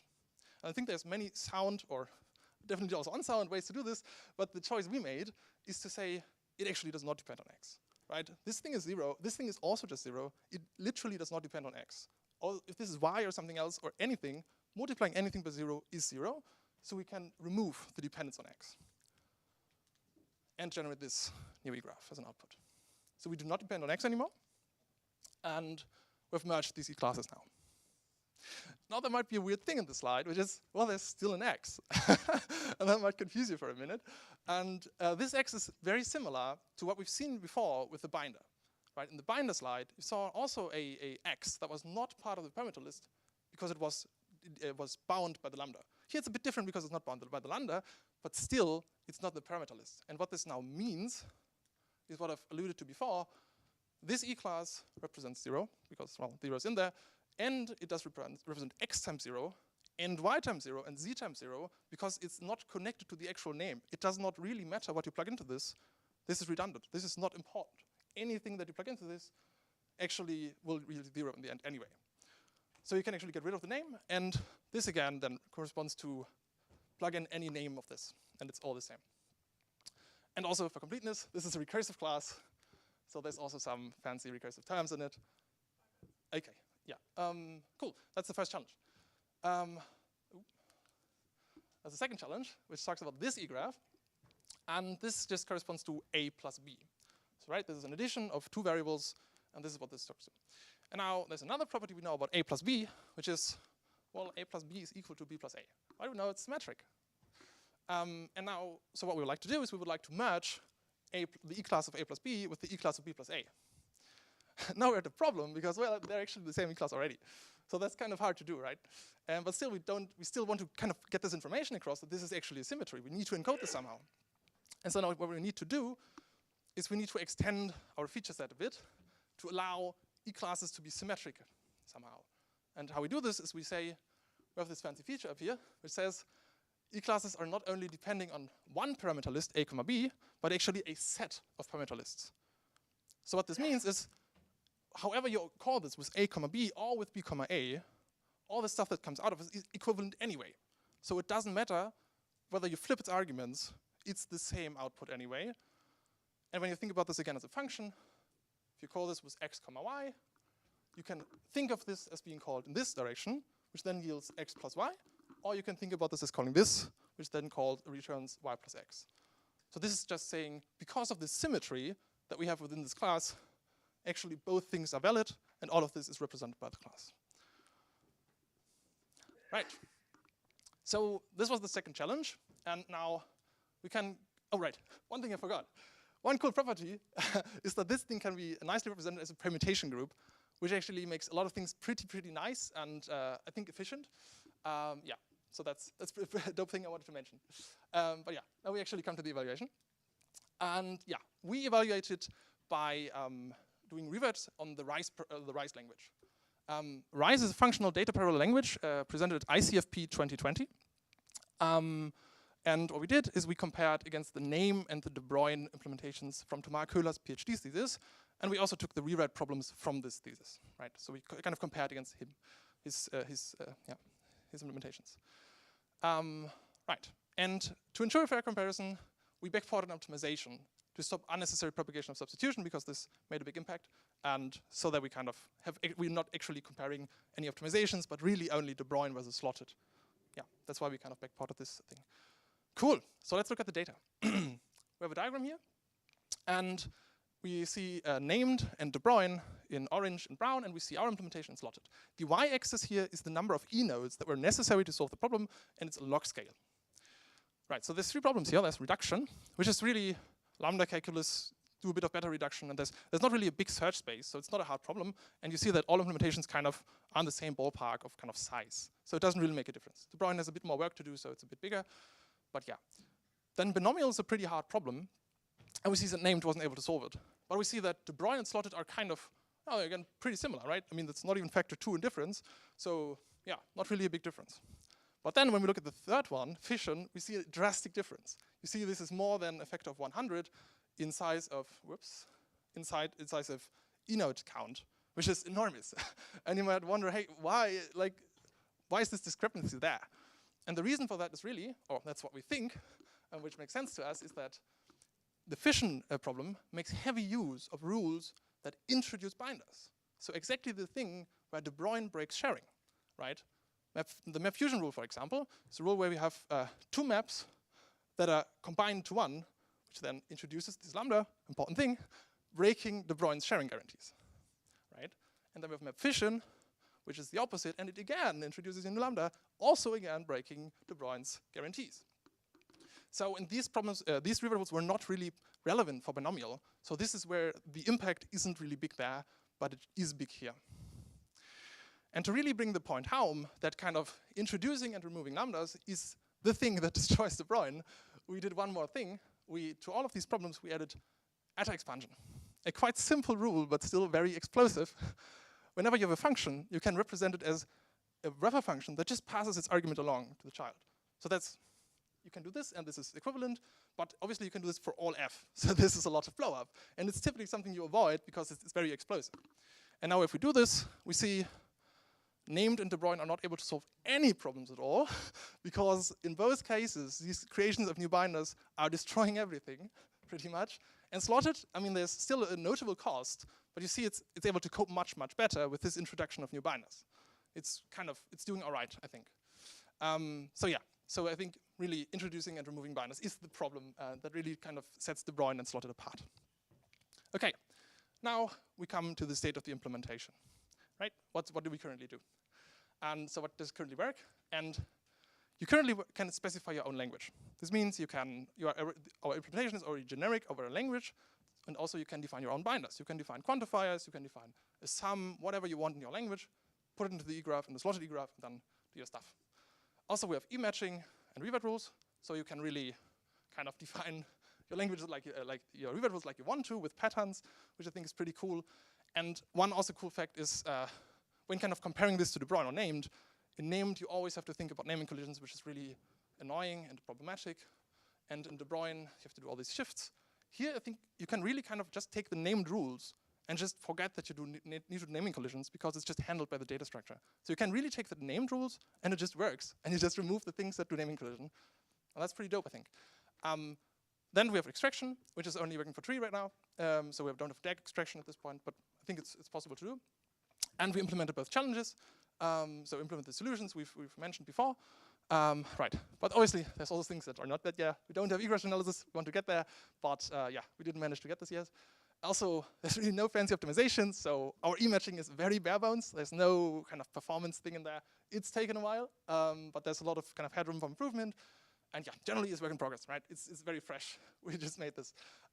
So a lot of sharp edges on things we want to improve later on. Still, feel free to check it out. It's on GitHub. And yeah, I would really be happy if someone tries out their language and kind of sees whether it works for them. Would be super cool to talk about it. Yeah, and I think that's my talk. And I'm open to questions if we have time for that.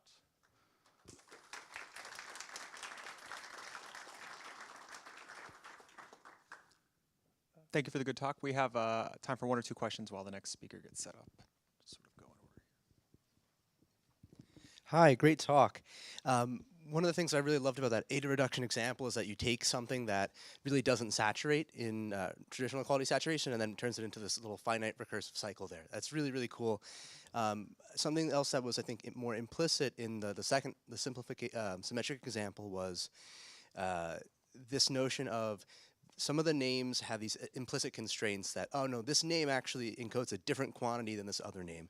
And I'm wondering, how have you made that more explicit in this work, as opposed to... You mean like, in what sense do you mean a different property? Do you mean like different types, or? So let's say in the symmetric example, I can have A and B and A, right? Yes. But if I were to then say like, do a congruence, and I could then show that, or I have some other axioms that might accidentally imply that A does equal B when really I want these things to be different. Yeah.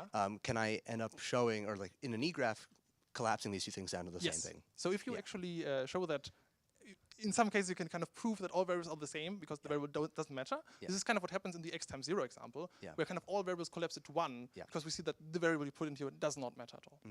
Yes, so this happens. Okay, thank you.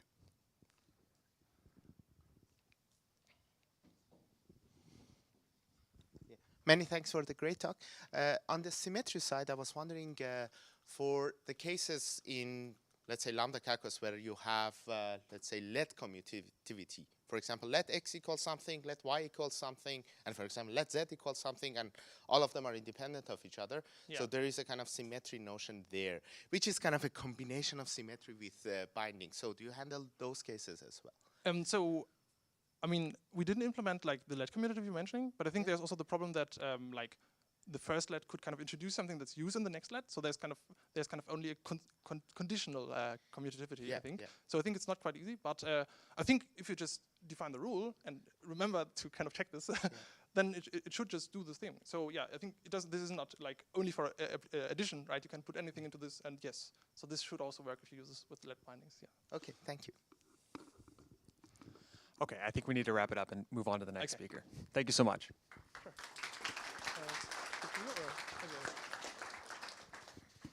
Okay, next up, Shadaj will be telling us about relational contextual equality saturation. You'll notice this is the 3rd or 4th time that contextual problems have been brought up. So very interesting to see yet another perspective on this problem.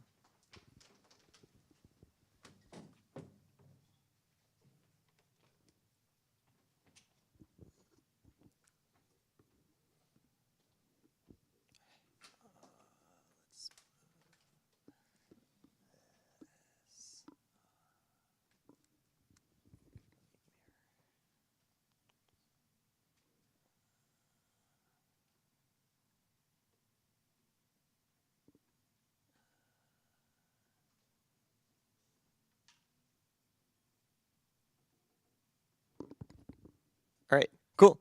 Hi everyone, I'm Shadaj. I'm a PhD student at UC Berkeley, and today I'm really excited to share some of the early work we've been doing on combining contextual equality saturation with the relational model in EGLOG. Before I start, you'll notice I'm not the first author. I am just the messenger today. So Tyler is an undergrad student at Berkeley. He doesn't actually know I added this slide, but he will be applying to PhD programs in fall 2025. So if you really like this talk, admit him as a PhD student. If you don't like this talk, blame me. All right, so contextual equalities. I'm going to dive into a little bit of background and then talk about how we're combining this with the relational model. So the classic thing is you have something like a division, and depending on what you know about these values that you're dividing, you could rewrite this for better performance. So if we don't know anything about x and y, this is the expression we have. There's nothing we can really do to simplify this. But if we know y is equal to 2, then we can do some simplification. So you'll notice this actually isn't just a shift, because if x is a signed integer, we can't just do a shift. We have to handle rounding behavior.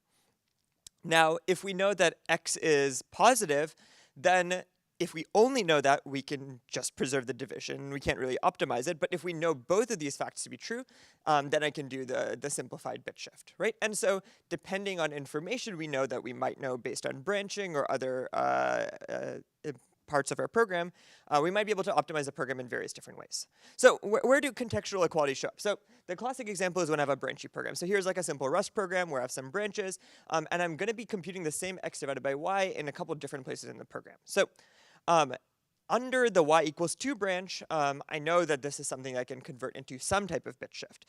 In the positive case, I have the simplified version. In the other case, I have the slightly more complex version. And in the last case, I can't optimize this because I don't know what y is equal to.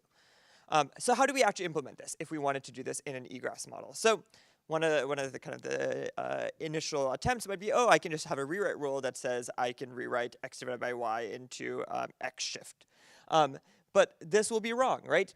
It's true in some cases when I have both of the y equals 2 and x positive branches, but it's not true in general. And so I can't put this in my big global eGraph because even if I apply the rewrite rule for one of these cases, what's to prevent extraction from effectively applying it in the other cases, right? And so we don't want it to be applied in the other branches of our program.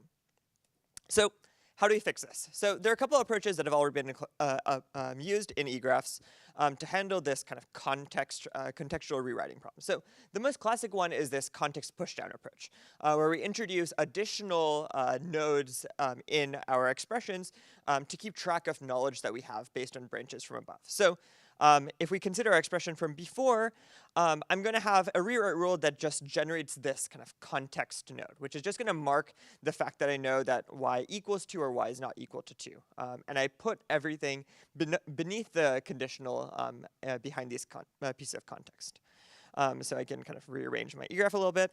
Now the thing that's really important here is the push rule. So the push rule says that if I know a piece of context and have an expression, I can know that same piece of context for all of its sub-expressions, right? So I can push these down so that they're sitting right above the kind of the expressions that we're interested in optimizing.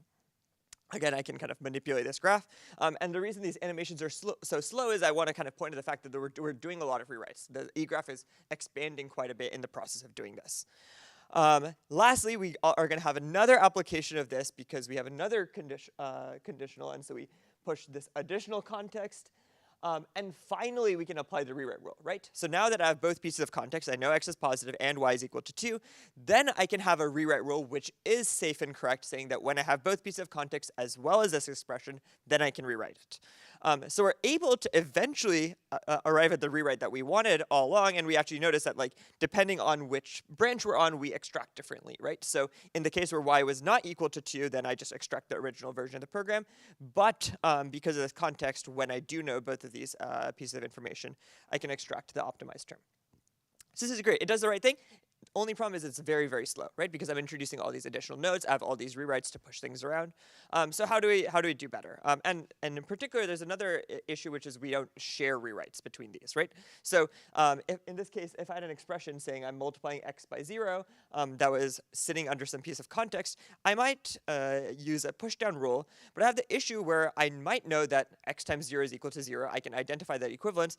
But I have to kind of rediscover this in the contextual version because I don't automatically just get the rewrite sharing behavior that I would like. So the other approach to this, which has shown up recently, is colored eGraphs. So the idea here is whenever I have a conditional or some piece of contextual information, I'm going to color all my expressions beneath that, right? And so I might have two colors here, one blue for just knowing y is equal to 2, and then purple for knowing that in addition to x being positive. And so I can have certain rewrites which might be context dependent, and these rewrites will be colored as well, right? So these only apply in this purple graph where I can rewrite the division to a shift by 1. And this is really nice because I can extract on different branches, but I do get sharing, right? So because this color kind of adds a layer on top of my base eGraph, if I have my rewrites in my original eGraph, I can also apply them to the colored variation on this. Right, so if I have a rewrite here, but I'm multiplying by 0, I can still get the sharing behavior because I'm not creating a bunch of copies of the expressions underneath these pieces of context. All right, so what about egglog? What I've talked about so far is kind of in the traditional egg eGraphs model, right, where I'm actually reifying this as a graph data structure. But there's been a lot of focus recently on this relational model, where instead I write everything as kind of a data log program. So the focus of this talk is kind of our early work on figuring out the theoretical foundations for what contextual rewriting would look like when we have this relational model. So there are a couple key observations. So first of all, context, kind of more generally, almost always forms a lattice. Kind of all the cases that we've seen, it forms a natural lattice. So if we have some Boolean expression that we know to be true or not, that's a very simple lattice. I either know it's false or I know it's true. If I want constant propagation, so I know the value of y, then I have the simple lattice. These are classic things from program analysis, but it also shows up in the types of context we want to use in EGRAPHS. The really cool thing is equivalence relations. When we're keeping track of expressions that are equivalent under different contexts, this also forms a lattice. So let's go in a little bit more into that. So equivalence relations, a quick reminder. So we have a set of expressions, and we're going to have a way of kind of drawing edges between these such that it's reflexive, symmetric, and transitive, right? So I have arrows between them, and this forms, and my connected components here form my equivalence classes. And so what this corresponds in egg to the union find, right? So the union find is just an efficient data structure for keeping track of this equivalence relation. What's really cool is that we have a partial order of equivalence relations, right? So we have fine-grained to coarser, and as I add more edges and apply transitivity rules, I kind of go up in this very natural partial order. But what's more interesting than the fact that it's partial order is that it's a lattice. So it has a well-defined meet and join function. So what is meet? So let's say I have two equivalence relations. I know some expressions to be true in one, and I have a completely separate equivalence relation where I know a different set. The meet says, what are the equivalences that I know to be true in both, right? So I just kind of take the edges that overlap between the two. And so we're looking for the coarsest one in this case for the meet, right? So we want to kind of group together as many expressions as you can while preserving the fact that they were equivalent in the original equivalence relations.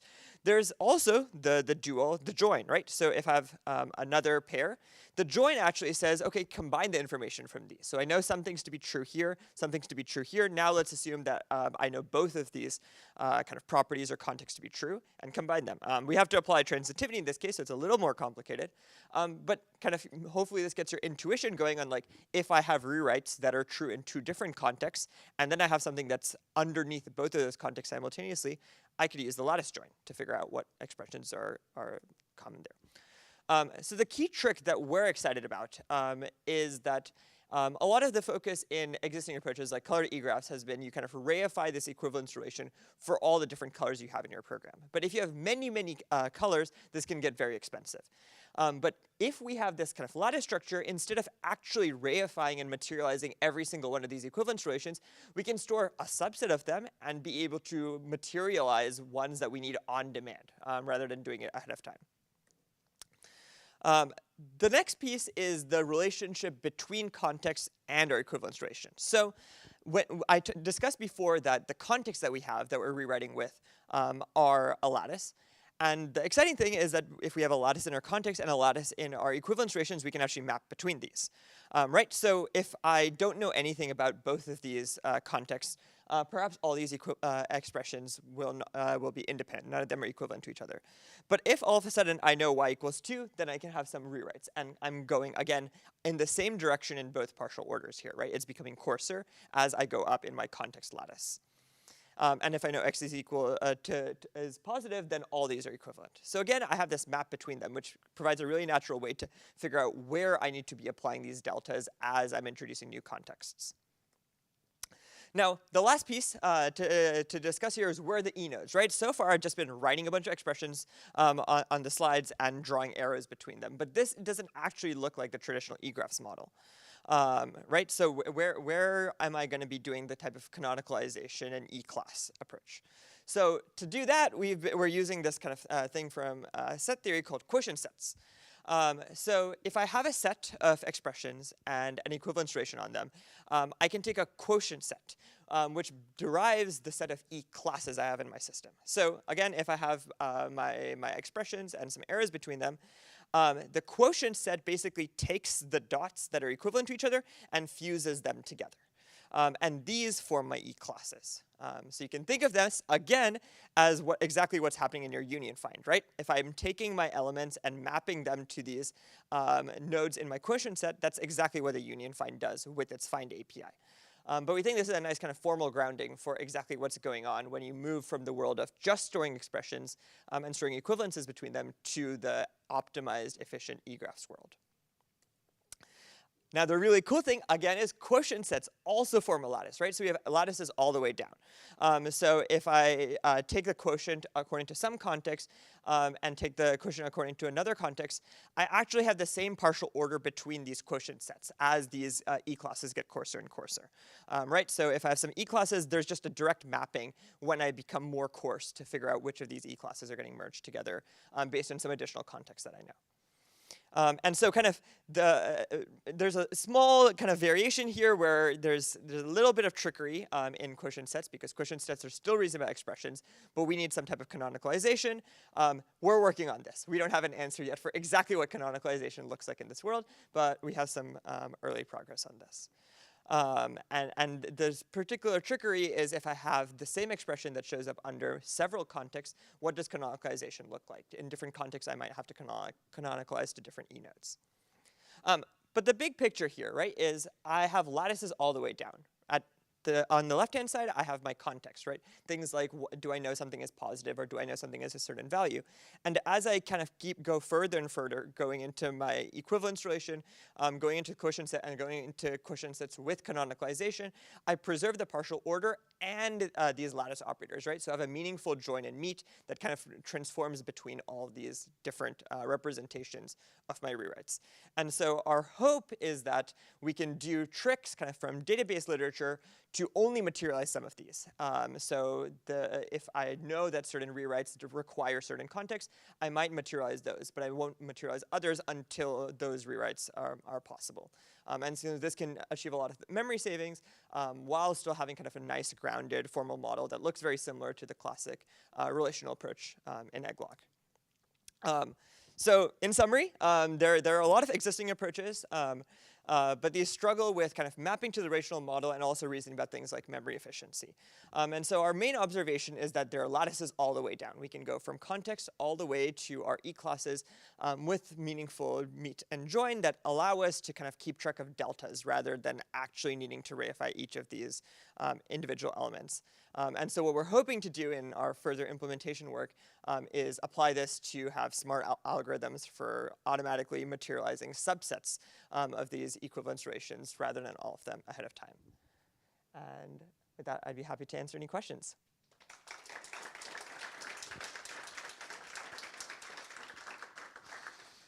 All right, thanks, Shadaj. We have plenty of time for questions, so.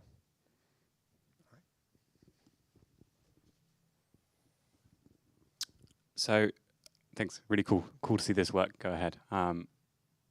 Do you think, where do you put the reasoning about, so one of the things having done kind of, here's a context and I'm now going to rewrite in that context, kind of sometimes if the conditions you're imposing are quite complex, figuring out how that context maps onto what you can actually do under that context is very difficult. So where do you propose to kind of do the reasoning about the context? Yeah, so are you talking about kind of like how do you define the rewrite rules that are context sensitive? Or, for example, yeah. Yeah, so, okay, this is a complex issue, and I think a lot of it depends on exactly what your context is, right? Like if there are arbitrary kind of logical expressions that you might need to simplify, that gets much messier.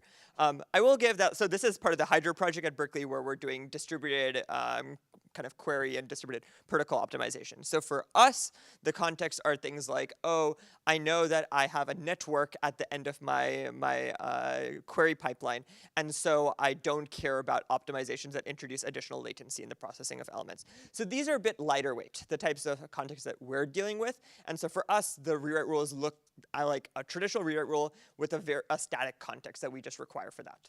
But I agree that there's more interesting work to be done when your contexts are more rich and fine-grained. Yeah. Hi.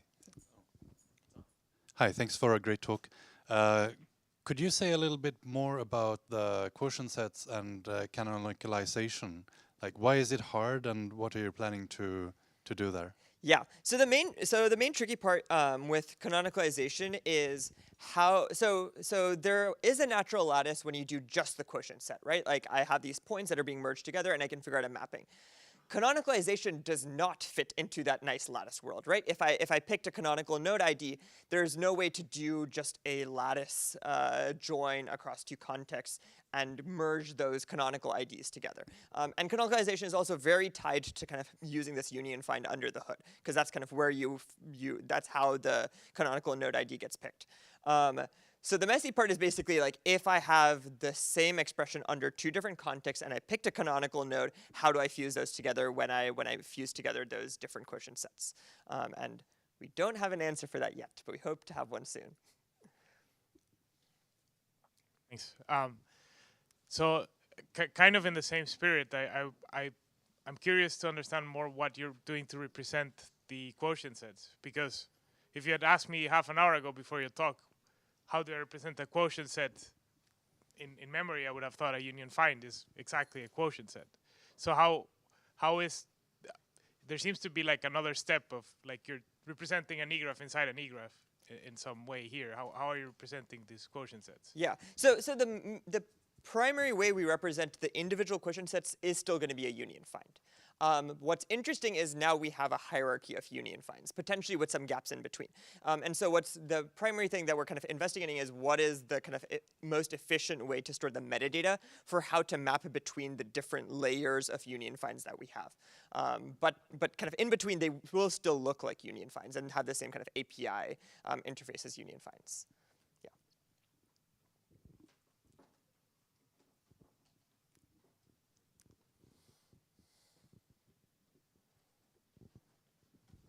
Hello, I'm a bit jet lagged, so I may not have thought hard enough about this. But when you have sort of nested colors, does this approach that you're talking about let you share more nodes like between nested colors? Sort of because when we were talking about just the colored graph, it seemed like blue and purple were like completely different colors, and there was nothing in purple encoding that it was nested within blue. So does this like help you share more by having knowledge of that nested structure, if that makes sense?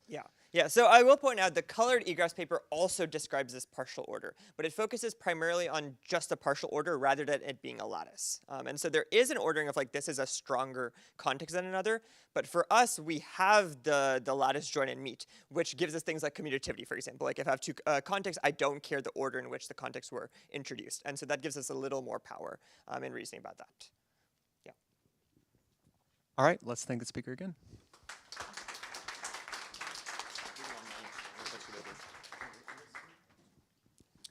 All right, next up, Alessandro will be telling us about some work in the Julia ecosystem on a new eGraph library and its implementation and applications that are using that. So Alessandro, take it away when you're ready.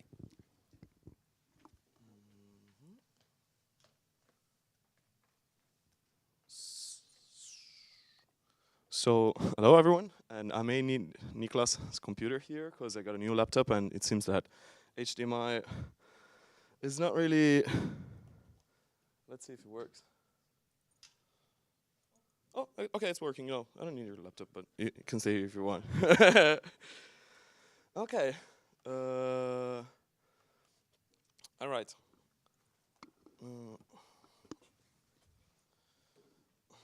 Okay, so hello everyone. I'm Alessandro, and I'm a research and development scientist at Planting Space, and I'm here with Niklas. He teaches functional programming languages in Julia at the Czech Technical University. And we're presenting MetaTheory.jl, which is a package for performant eGraphs in pure Julia. And you may be wondering, oh, first of all, I have to say huge thanks to Philip Zucker here, which sparked the idea originally by sending over the egg paper back in 2021. And yeah, thank you, Phil, for the great idea. It evolved into a cool project. So you may be wondering, why Julia? So all the research is done in programming languages is done in Rust, Haskell, OCaml, and functional languages. And so why does the Julia programming language matter? So if you take a look at a blog post from the original authors of Julia, they wanted a language that is very simple to learn and yet keeps like hackers happy. So it's a meta language, it's compiled, and it's interactive. So this is quite interesting for programming language research. Even though it doesn't have all the features of a functional programming language, it's quite cool to experiment and do very crazy things with EGRAPHS and compilation stuff. So it's an ambitious project, and it's kind of meant to solve the issue of having to use multiple programming languages, one that is fast and one that is easy. I think about TensorFlow, for example, Core in C++, and Surface in Python. This is known as the two-language problem. And Julia is kind of designed to be as fast as C and Rust and C++, compiled via LLVM, have the generality and friendliness of Python, and then have statistical power of R, linear algebra features as MATLAB, be dynamic as Ruby, and most importantly for us, be a meta language, so have meta-programming features like scheme macros, quote and unquote mechanisms, and racket stuff. That's how you build, like, lots of compilers are built.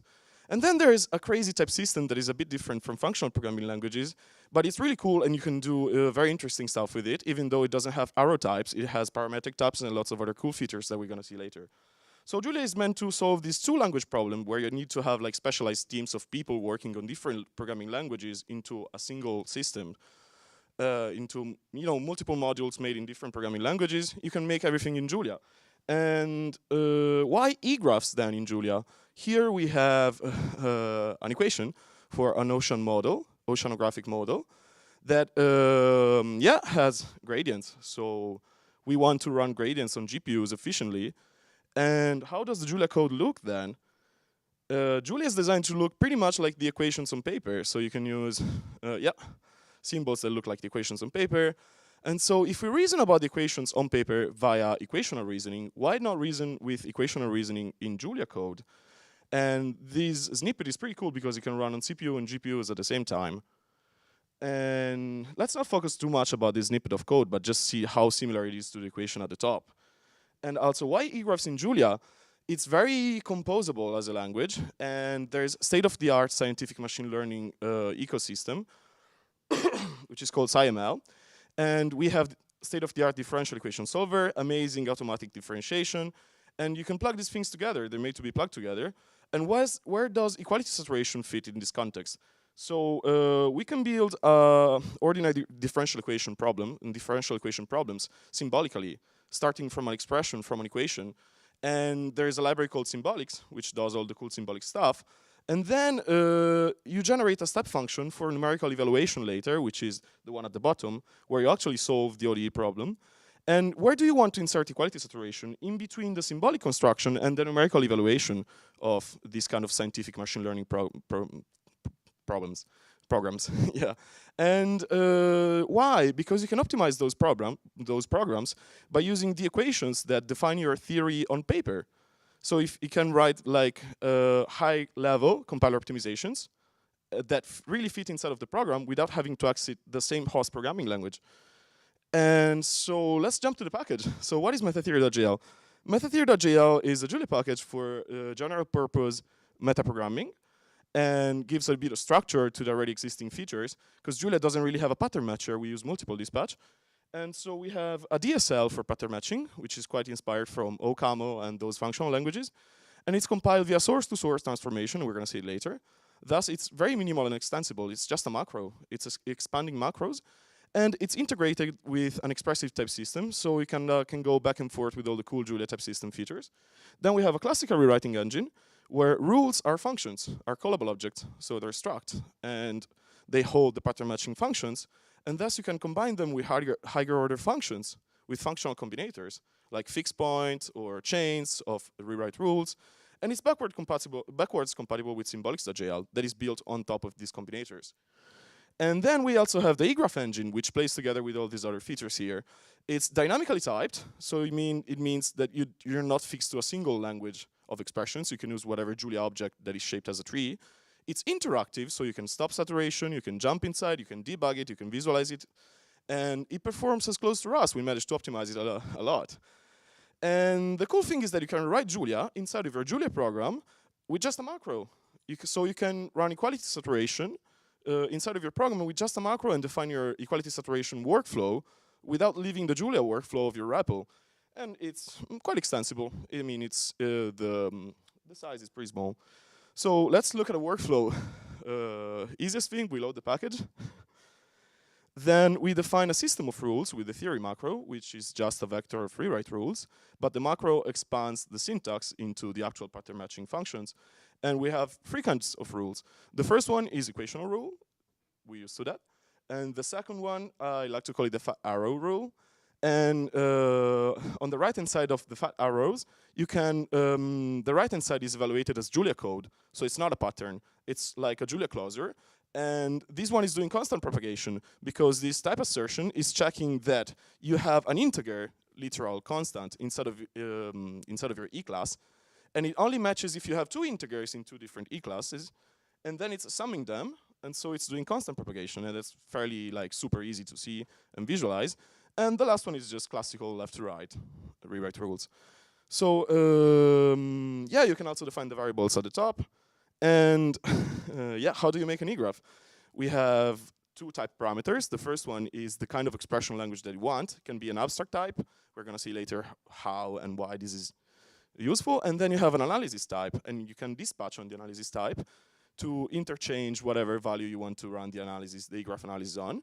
And then the cool thing about Julia is that we have the quote operator. This is pretty much, if anyone is familiar with scheme and racket, it's just the tick in scheme. And this one is not evaluated as a program. It's just, you know, symbolic expression straight out in Julia. And then you define the parameters. They're pretty much the same as egg, though we're planning to expand it a little bit. And then you call saturate. It's pretty easy. And then you can extract by choosing the cost function there, and you can define your cost functions by using multiple dispatch. So how do we achieve dynamic typing? I want to stop for a few seconds talking about term interface because we spent a lot of time with the folks over at MIT to design an interface that is backwards compatible with symbolics and works in the whole Julia ecosystem so that we can rewrite with classical rewriting an eGraphs on any tree-like Julia object. And it's fairly simple because you just have something that is a tree node or a leaf, and it's defined by the first function is expert. And then we also needed to differentiate function calls from other AST nodes. And this is useful for making the Julia language itself compatible with the symbolic stuff. And then you had car and CDR, if you're used to Lisp, which is like head and children. And then you also have the same thing, but with the you have to distinguish between function calls and non-function call nodes. And yeah, this is what made us compatible with Julia and symbolics at the same time. Well, the magic happens here. So how do you actually get stuff out of eGraphs? Because to get as fast as Rust, we had to pack everything into byte buffers. So we're just treating bytes. We're not treating actual objects. So we have defined this function in the term interface that you can use to dispatch on your type or your language type T to take expressions out of efficient byte buffers from any context, classical rewriting, eGraphs, etc. And so you have to define a method for makeTerm to say how do you get expressions actually out of the eGraph, and that's how we achieve dynamic typing. And we achieve it via a language feature that is called dynamic multiple dispatch. And yeah, so we can stop for a second there. And I wanted to show this very cool example from José Giordano. And it's rock, paper, scissors in something like 9 lines of code. And it pretty much shows the cool stuff about the Julia type system. We have abstract types, we have structs, they can hold fields, we have explicit subtyping. Then we have parametric types, because the type itself is parametric. And we have multiple dispatch. It means that if you have a function, you can define different methods with different types, pretty much as you do in Java. But this one is special because it can also happen at runtime. That's how Julia is dynamically typed. So if you write the Julia program and the compiler can infer the types of everything, then it's purely compiled and it just runs. But if you cannot infer something and it's duck typed, you don't add the type of variables, it stops, inserts a breakpoint at runtime and says, hey, what is the type of these things? And then compiles the missing methods or throws an error and resumes the operations. So Julia is very fast. the second time you run it. The first time you run your program, it has to stop and then compile again. But the second time you run it, it's actually very fast. And this is how we achieve interactivity without losing the performance of Rust. And let's take a super quick look at how you define patterns. And it's very straightforward. You have pattern variables, you use a tilde. You have segment variables, which are not yet compatible with eGraphs, but they can match 0 or more arguments in a node. And you can just use the ellipses or double tilde. And the cool thing with multiple dispatch is predicates. So we support predicates, and they can be functions or types. So if you have a predicate function, you can use multiple dispatch to distinguish the context of where you're rewriting. So if you dispatch against the type of a simple expression, it means that you're in classical rewriting. You're dispatching against a tree, and your predicate can be true or false, depending on your term object. But in the context of eGraphs, you have E-classes, and so you have to distinguish, and you have to dispatch against your context, which can be an eGraph and an E-class. So your predicate foo may check if your term holds, some property holds, or if you have something inside of your E-class. So it's very extensible in this sense, because you can use predicates, for type assertions, and also for type T is fairly straightforward. I mean, you just match it if your object in classical rewriting has type T, or if it has, in eGraphs, if your E-class has a constant of type T inside of it. And we're also working on multi-patterns, which are very simple. So the AND pattern will match only if the E-class matches the both patterns. And the OR pattern will match only if at least one of those two matches in the E-class. And let's talk about how do we get it to go as fast as Rust. So Niklas here helped me out with lots of benchmarks. And with the yellow bean, you can see how it compares to the old version, and the blue bean, how the new method theory 3 compares to egg using the generic symbol language. And the benchmarks are fairly simple propositional logic, theorem proving, and math simplification benchmarks. We define it a bunch, and it's pretty extensible, so we can define more. And we're something around 200 times faster of the previous version. And we can see that we're pretty much reaching egg's performance. And that's very cool. Thank you, Niklas, for all the benchmarks help. And also, we have a table here. You don't have to look at all the numbers. But this is automatically produced by benchmarks on GitHub runners. So every time you open a pull request to methodtheory.jl, all the benchmarks are run automatically, and this table is produced. And it shows how it compares with the master branch and with egg. So that was a huge thing for optimizing the whole thing and getting it run as fast as egg. And sometimes we're a little bit faster, sometimes we're slower if you use custom languages in egg. And the method theory benchmarks, we're just using the built-in Julia expression. So we're using the meta language type that is built into the language. But if you optimize your types, you probably can go even faster. So what do we solve? Why? Why this whole project? First of all, we don't have pattern matching construct like OCaml in France. We do have a library called ML style that is really cool, but we wanted something that works with symbolics. And we solved the two-language problem for equality saturation because you may have your core of rewriting and your application in the same language. We have performance close to Rust, and then you can directly rewrite your Julia programs and do crazy stuff at all the levels of abstraction that you have in Julia. We managed to get faster with classical rewriting than symbolics.jl. And once you have a meta language and equality saturation, what happens? You have metaprogramming, but you have equations. So it's structured metaprogramming. You have algebraic structures because you have equations that dictate them. And this really means that in scientific computing, as we saw in the first slides, if you have code that looks like complicated equations, you can then do some crazy compiler optimizations just by defining some strategy for equality saturation and a rule set with equational rules. And that's the whole idea of the applications. Let's talk about them.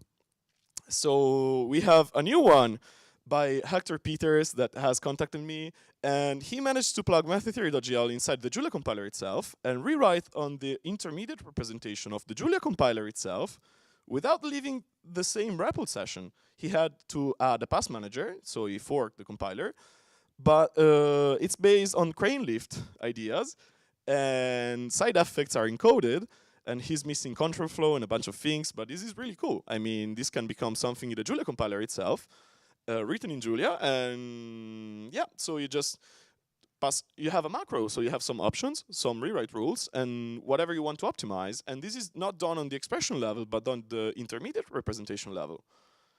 And another application that we have is obviously symbolics.jl, where we want the domain-specific compiler optimizations. And we have a package called modelingtoolkit.jl. And we can do high-level optimizers for differential equation solvers, as we already showed a few years ago. And the difference between the pattern matchers is that symbolics uses a continuation passing style of runtime closures, while with methodtheory.jl, we are now fully source-to-source transpiled. So it's just macro expansion. And yeah, in the context of classical rewriting, we managed to go something like 4 times faster. You can see on the left we have method theory. It takes like 150 nanoseconds. That's pretty fast. And symbolics take a little bit like 3 times more.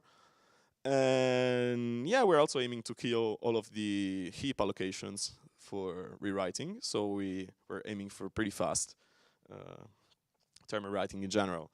And then we have Niklas's application, which is OptiFloat, which is Herbie in pure Julia that implements a macro that optimizes floating point expressions the same way Herbie does, but without having to plug together different programming languages like Rust and yeah, Racket and everything. And you can straight up do it for your scientific code inside of the same program. And it works on any expression supported by term interface. So Julia programs, symbolics, and whatever you want. And it's planned to be a part of the scientific machine learning ecosystem. So yeah, and the challenge is integrating actually methodtheory.jl in symbolics.jl completely, which is ongoing. And we have another very cool application that is very connected to the talk that we saw before about the EGRAPHS. And there's a very nice ecosystem of packages based on category theory and also connected to the Topos Institute called algebraicjulia.org, that's the website, and catlab.jl, which is kind of the core. They do rewriting for categories, and you can do pretty much lots of things with it. Databases, different, dynamical systems, crazy stuff you can do with category theory. But they use this theory from the 80s called generalized algebraic theories, and it will really, really benefit from an implementation of e-hypergraphs because it's all symmetric monodal categories that we saw before. And that's an exciting, future application that we would like to work on. And it will really benefit from efficient and performant e-graphs in Julia. So some other future work, we're planning to have associative commutative e-matching research to see how we can actually optimize the e-matching procedure and the data structure to support better ways of reducing the impact of explosions. Combinatorial explosion. And there's some work has started that. And then we're also working at the same time, some Niklas colleagues at the Czech University are working on proof production. And it's going to turn the Julia language, and actually something similar to Tweed that Phil mentioned this morning, because we're going to have a metaprogramming theorem prover. And it means that you just open the REPL, open method theory, and you have a full theorem prover that works on Julia expressions. We're also putting a lot of effort into improving schedulers because they're important for like theorem proving tasks. And there's some work being done there too. And then, yeah, we would like to be feature complete. So we would like to experiment implementations and extensions, reusing components around to implement all the cool acyclic egraphs, colored egraphs, slotted egraphs, etc. It's open source, it's public domain, and it's maintained in our free time, even though it's supported by my company. So we're currently accepting sponsorship and donations. And yeah, it's supported by my super cool company, Planting Space, and we're hiring. We're looking for an engineer that, we're looking for compiler hackers, pretty much, with multidisciplinary skill sets.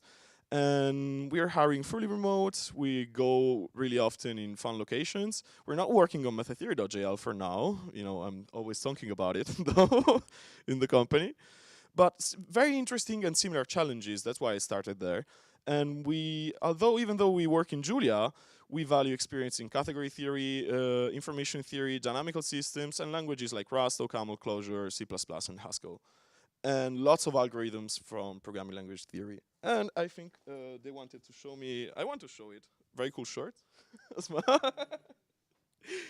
And so that's the link if you're interested. And thank you. Time for questions.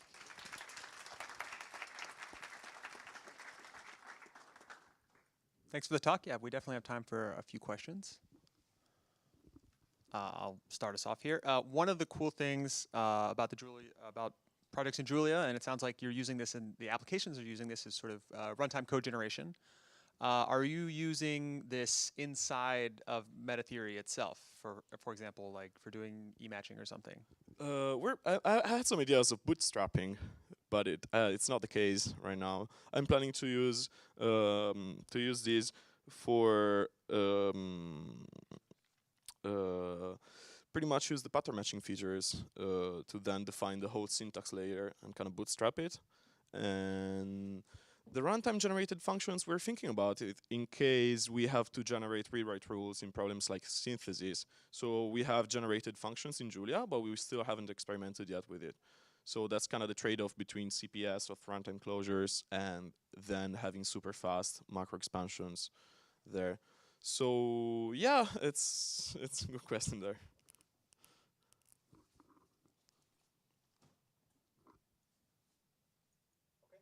Let's thank Alessandro one more time. Thank you.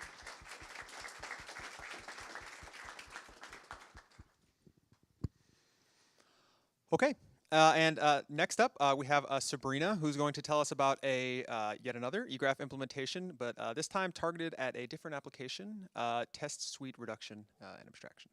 So.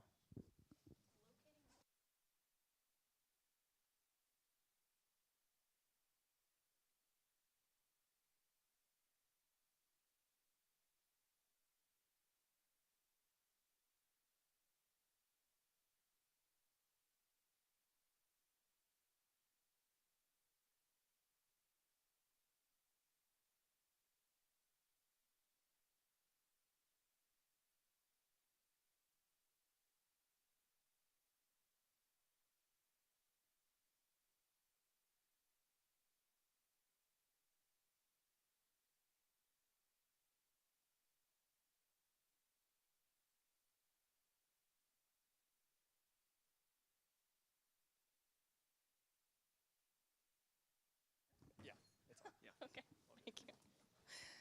All right, hello. My name is Sabrina. I am an academic graduate appointee for Lawrence Livermore National Lab in the States. I work for the Center for Applied Scientific Computing.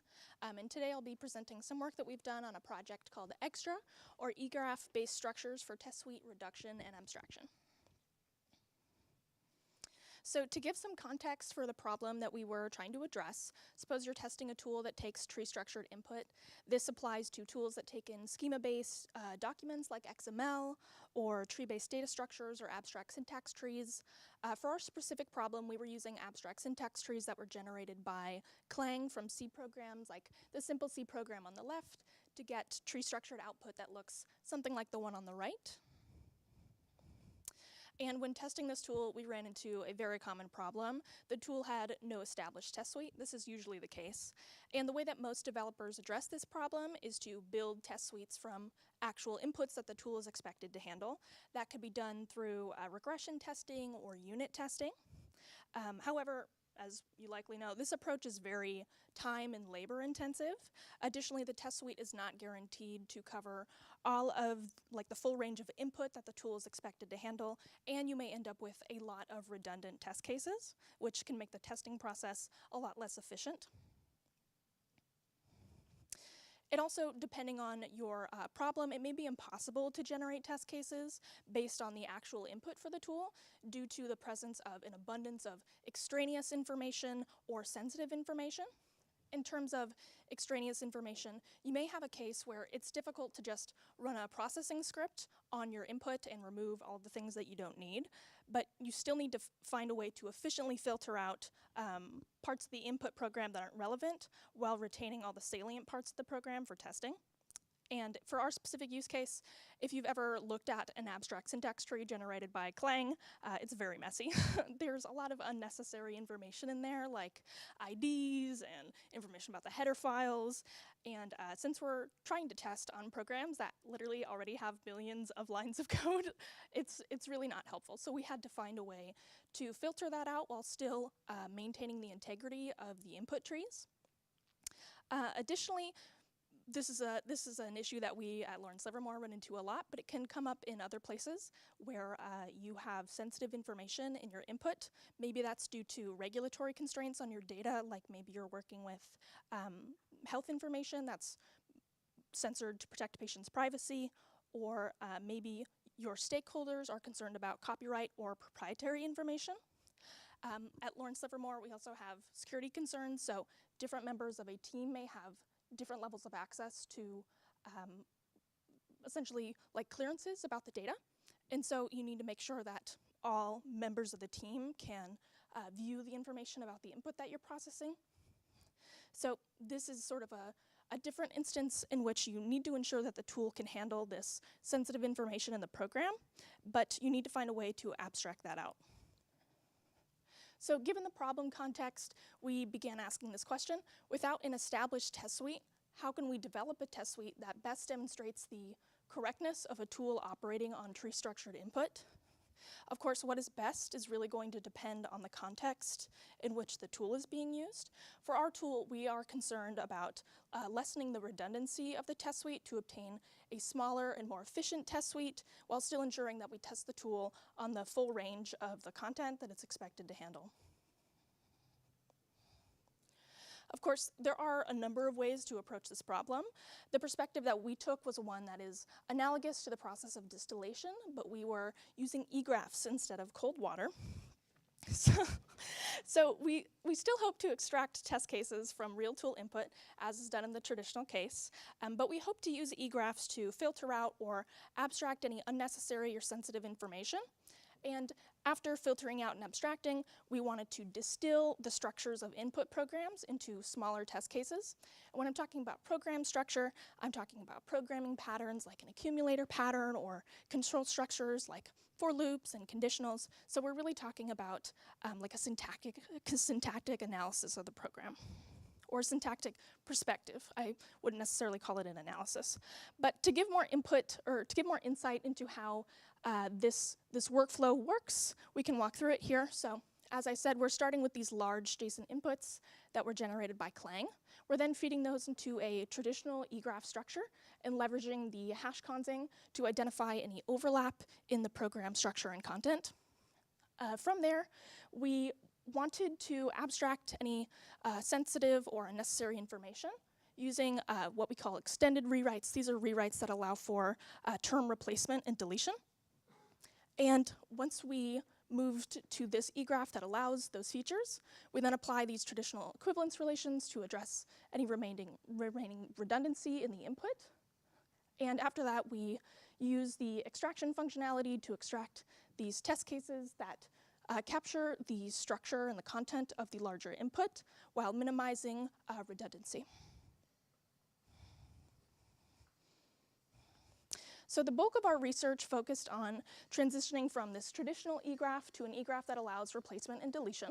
And there are a couple of key ways that you need to modify the implementation to allow this functionality.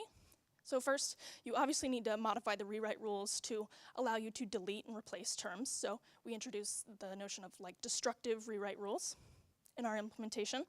You also need to ensure that the hashcons data structure can handle the way that term removal propagates through the data structure. You don't want to lose any integrity in that data structure. And of course, we had to change the implementation of the union find to allow an efficient deletion. So to show this workflow in action, we implemented a Python-based domain-specific language for Turtle. If you're unfamiliar with Turtle, it does exactly what it's doing here. It's just used to draw and create graphics like this little fractal drawing program. And it also has a lot of repetitive commands. So as we see this drawing, we see a lot of ways that this program structure could be distilled into just a few commands where you're going forward, turning left, right, changing the angle. And the inputs to our DSL look like this little JSON file on the right. So we have commands to modify the turtle cursor, like teleport, set heading, and go forward. We also have binary operations, variables, and constants, so just very simple DSL. So the first rewrite rule that we are going to write for this little DSL is an extended rewrite rule, so just showing off this functionality. And the motivation for this extended rewrite is to discard any details that might obscure patterns in the structure of the input program. So this eGraph here, this represents the call to change the angle of the turtle cursor just by passing a binary operation to the function, so subtracting y from x. And this eGraph here, so slightly different than the way that, it's just a different like aesthetic, I guess, but we still have boxes, we still have terms representing this eGraph. So what does it look like when we supply this rewrite rule to our implementation?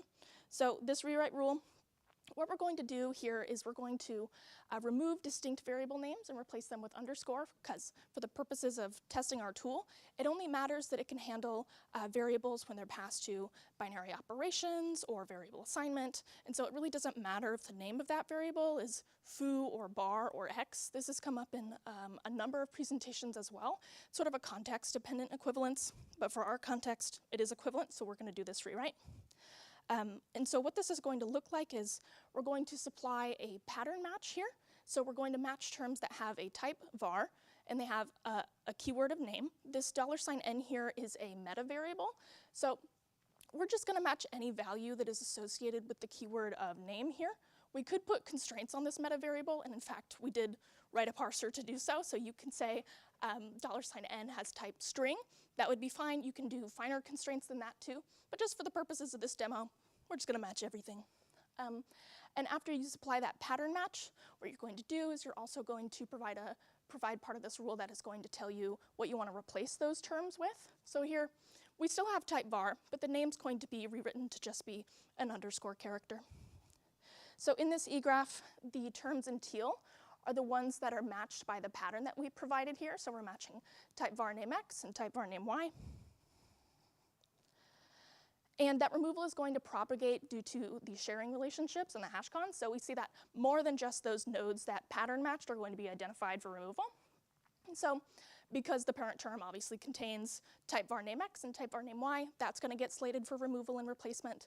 And because x and y's parents, all of their parents are going to be removed from the eGraph, those will also be removed. Note that var is actually not going to be removed, because even though its parents are deleted, it's going to be referenced by the term that is replacing it. And so when we're doing deletion and replacement on these eGraphs that are absolutely enormous, like the one that was shown in the second talk of the day, we don't want to do any unnecessary cleanup just to improve the performance of this tool. After deletion and replacement, we get something that looks like this. The green text is nodes that have been added to this eGraph. So we see that the parent term doesn't have any references to the specific name of the variable. And of course, we have this new term that we specified should be added to the eGraph, type var name underscore, and of course the underscore. So essentially, we have rewritten this program to be turtle.angle, and then some variable minus another variable. So here, this is just a traditional equivalence rewrite. I'm sure we're all familiar with it. The syntax is a little messy, so I didn't put the rule up here. But this is just to show that you can still do the things you're accustomed to in this eGraph implementation.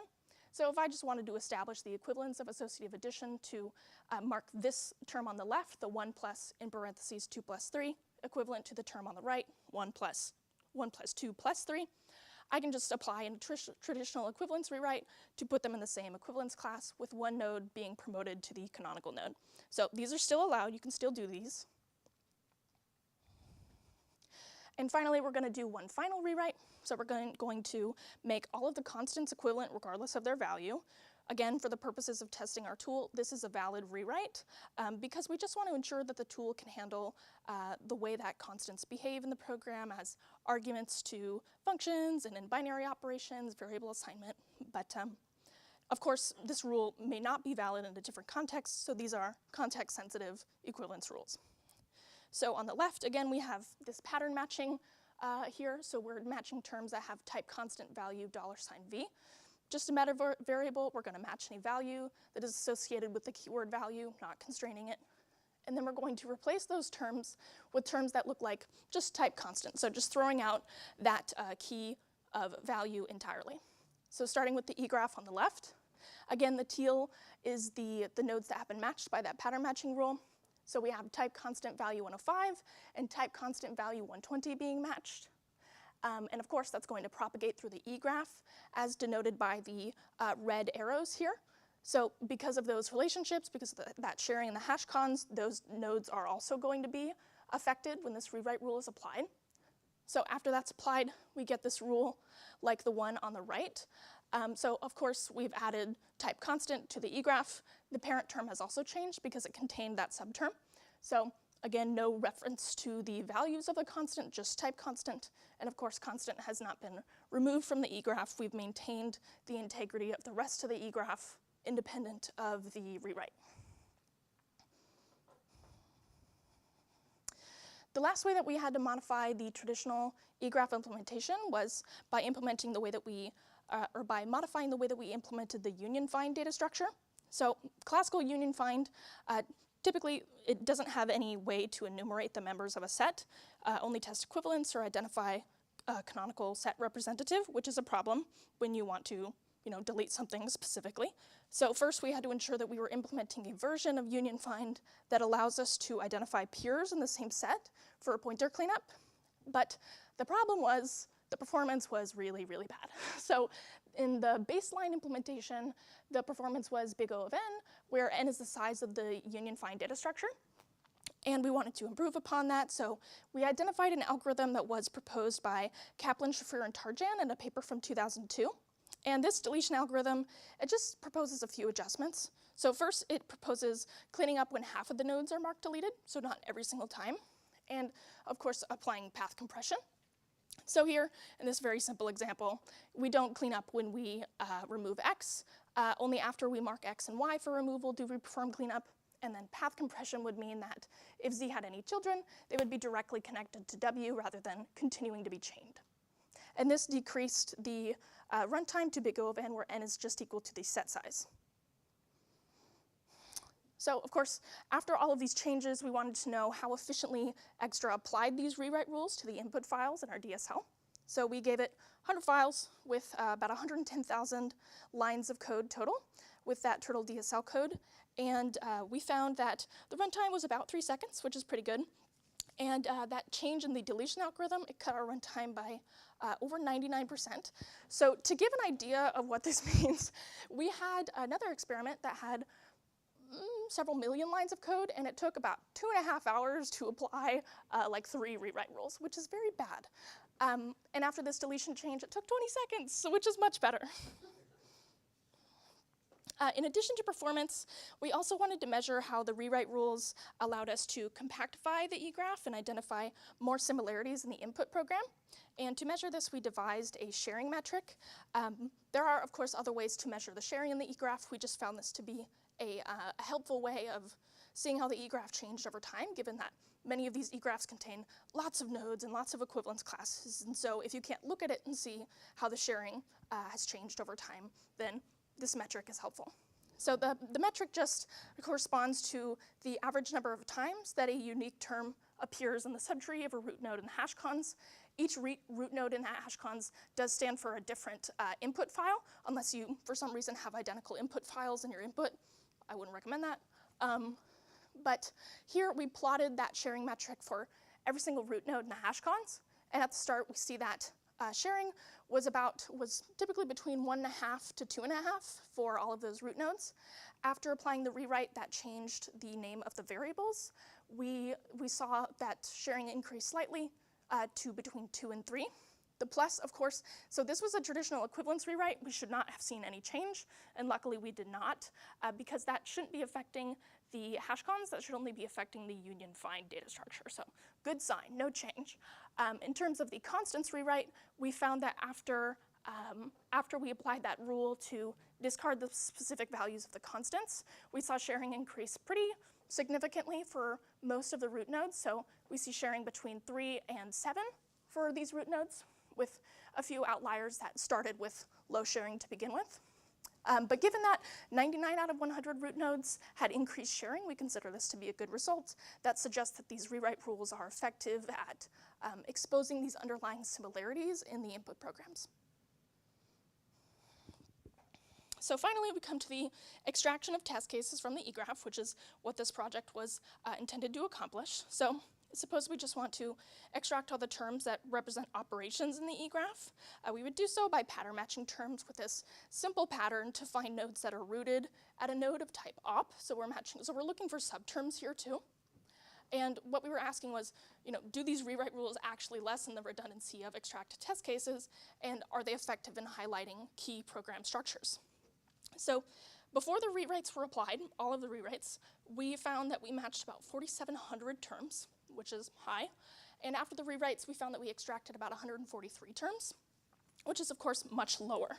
And what these extracted test cases looked like was what you see here. So these are actual results from our extraction. The V stands for variable, the C stands for constants. Obviously these test cases wouldn't compile if you fed it back in to test your tool, but you could populate these variable and constant values with whatever you would like. But we see that these test cases, we see that they are enumerating different combinations of different operations, which is exactly what we're hoping to test the tool on if we're applying this extraction pattern of type op.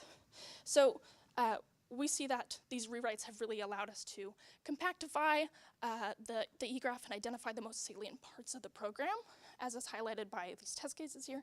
And of course, because the test cases are built from the input programs, they should be just as comprehensive as the input programs in actually testing the tool. So in future work, if you read our abstract, you should know that our engine is currently in C++. Not a good place to be when you are managing so many different data structures. Tough to work with, so it's a good thing that we're transitioning to a memory safer language.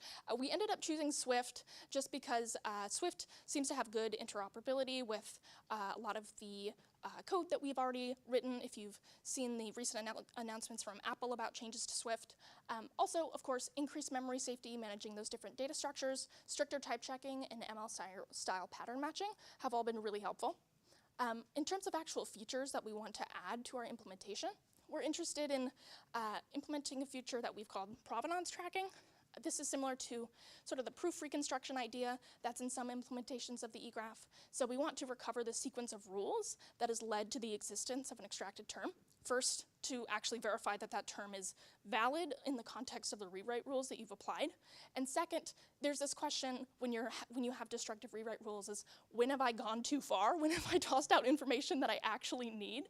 Sometimes it's okay to lose information if you don't care about the information, but if you're losing information that you do care about, we can try to reconstruct the original term from the terms that we've produced to determine if it's a valid reconstruction based on the rules that you have given to the tool.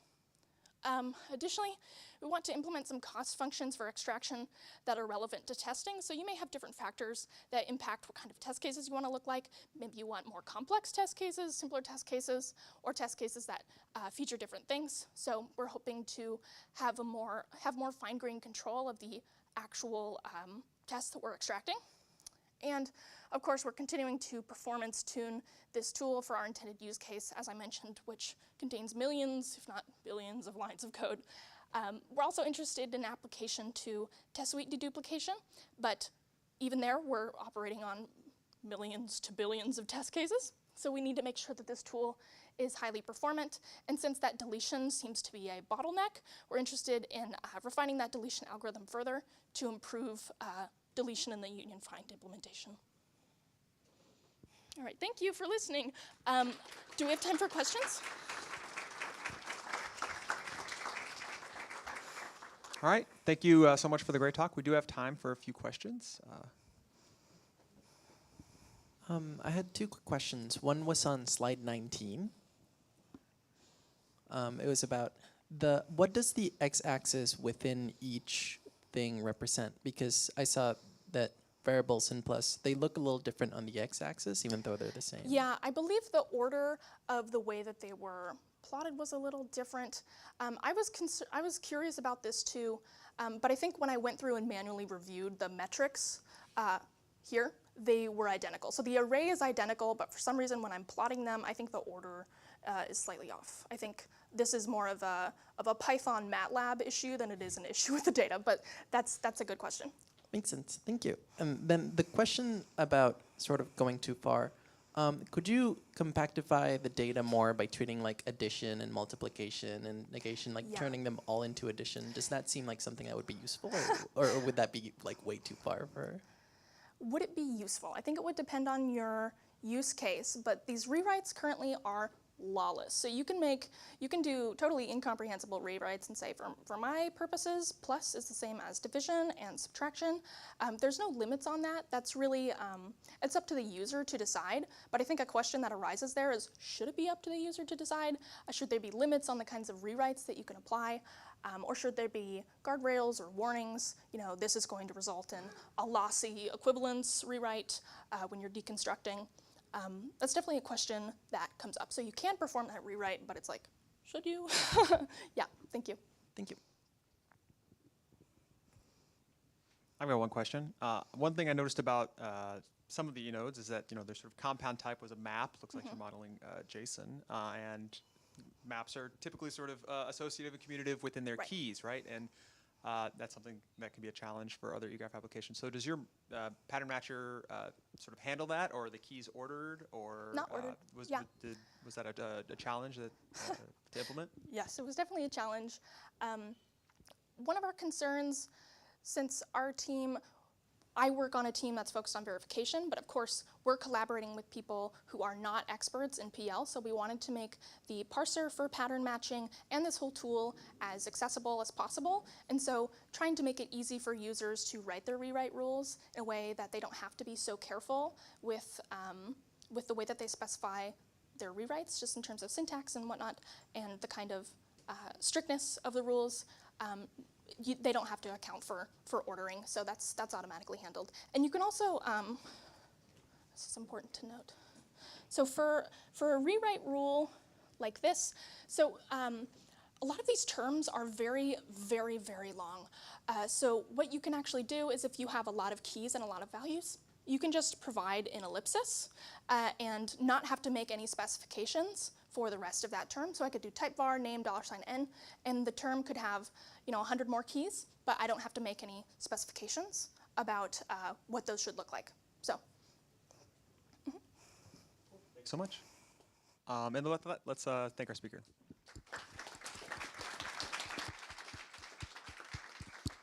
All right, that's it for this session. The next session begins at 1:40, so see you all then.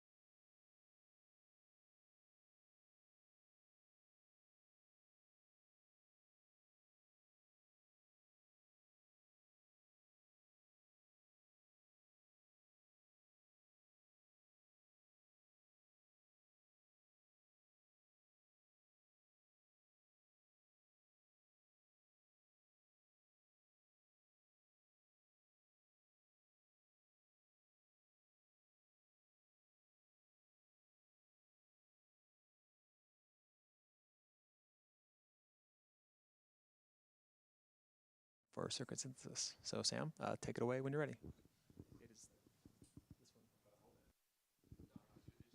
Hello? Excellent. Okay, so hopefully everyone is satisfied after lunch. And at least some people came back, obviously. So now we're going into the hardware segment of the day. I'm going to take it really slow for people that do PL and maybe haven't really touched the kind of hardware that you're actually using. So when you're writing your code, you actually use energy to do that. When you run these instructions and you run your program, like if you type stuff into ChatGPT, you consume so much energy. Like, don't use it just to do silly things. You're like burning so much electricity. And people like me, so I work in the numerical hardware group at Intel, but also doing my PhD at Imperial as well. And we're basically looking at how do we not consume so much power every time we run something through ChatGPT or try and change ChatGPT or whatever it is, right? And this is kind of across the stack. That's why your batteries in your laptops have to get bigger. That's why Apple are really good, don't consume much power. You know, all these interesting things. And kind of, I know we're preaching to the choir here, but obviously EGRAPHS for hardware have actually had quite a lot of interest. I think I've talked to this workshop 3 times about EGRAPHS for hardware. And there's been a bunch of different people also doing the same across the kind of hardware community. So much beyond the PL community, these are all papers and talks at kind of hardware-y conferences. So we're getting out there in these communities as well, which is kind of cool to see. And so the main motivation for most of my work has been all around this. You've kind of got this spectrum. You've got your logic synthesis tools, which are taking languages like Verilog and actually converting them into netlists. And they do these really low-level things like figuring out that a plus should be turned into a bunch of AND gates and OR gates. And they do these kind of clever techniques on gate-level stuff. And then you've got your high-level synthesis tools, which are these clever tools that take C++ and turn those into hardware circuits. And they do things, they always talk about loop optimizations. There'll be lots of talks about loop optimizations coming up, and scheduling and tiling and all these really important things. But you've also kind of got this middle ground, right? So this is actually an exact question I got asked by hardware engineers at Intel the other day. They said, if I take this piece of code, which has just got 2 shifters in it at the top, what are the tools actually doing to this? Are they going and you know, converting it into a different kind of muck structure, so basically a branch, and allowing you to pipe different inputs? And the crucial thing is that now we only have 1 shift, this red shift that you can see down the bottom, and this corresponds to less circuit area, good for power, all these good things, right? You're doing less work to compute the same result. And this is really important, and currently this is not optimized by kind of this end of the spectrum. It's not really optimized by the other end of the spectrum. So we need some stuff in the middle. And that's where this kind of behavioral synthesis idea comes in, which is basically taking kind of word level hardware designs and trying to do these sort of transformations. That's where really all my work has been focused. And now really we're looking at power optimization, which again really sticks on this right-hand side of this kind of abstraction level. So really we tend to look at fixed data flow graphs, and we're shoving in operators to try and reduce the power consumption. We're just kind of making tweaks after we've basically figured out what design we want to do. But really we can shove this kind of question mark way over to the left, right? We can look at it from a much higher abstraction level and try and apply these optimizations as much more of a kind of, you know, a top element or a kind of primary candidate, not just the power and the not just the performance in the area of our circuit, but can we also take power in at this early design stage as well? And, you know, I actually am no electrical engineer really. I might be about to get a PhD, hopefully, in electrical engineering, but, you know, all these circuit diagrams don't really mean a lot to me. But the main thing you want to know is this is like a transistor, I believe. And when you basically flip a signal from kind of 0 to 1, so when you're basically having your binary digits going from 0 to 1, every time you do that, you use a bunch of energy, right? And so you can either basically reduce the number of gates, reduce the number of signals you've got passing around, so that means you're doing kind of overall less up and down. So this is kind of this reducing this switching activity, so meaning you're kind of doing less up and downing, and so you're consuming less energy, but obviously you really want to be doing this and producing the same computation. I can produce 0 out of my circuit and use 0 energy at all, and that would be very efficient. And then you can do a load of other things like kind of like operating voltages, so you can have like turbos, like down turboing, I don't know, all this sort of stuff. But this is kind of higher level system design stuff, as well as kind of lower level logic synthesis choices about how do you size your transistors and all these interesting things. So we're really going to be talking about how do we reduce switching activity. So how do we reduce the number of times your signals are kind of flipping up and down between 0 and 1. And I've presented this kind of tool flow about taking some Verilog in at the front end, doing some eGraph rewriting, applying some kind of area and delay optimizations and extraction to pull out an optimized Verilog expression at the end. And what we kind of really looked at in the past is understanding things that in the HLS world, you might view 2 pluses as simply 2 adders, right? But in my ASIC design world, and crucial step is that this is not 2 pluses. This is in fact kind of 1 carry save plus that is by far less expensive than 2 separate adders. And these are like really important optimizations. If you turn these optimizations off in your logic synthesis tools, then you will just blow all of the designs that come out of every big company. They rely on them, and they're super important. And so you've got to maximally exploit those. But now what we're going to talk about is trying to get some kind of new power optimization rewrite. So how do we now apply this and bring that power story? So before, I exactly followed what I talked about, where I said, well, power is just this afterthought, and we'll deal with it later. I was doing area and performance optimization, and now I'm really trying to bring power along for the ride as well.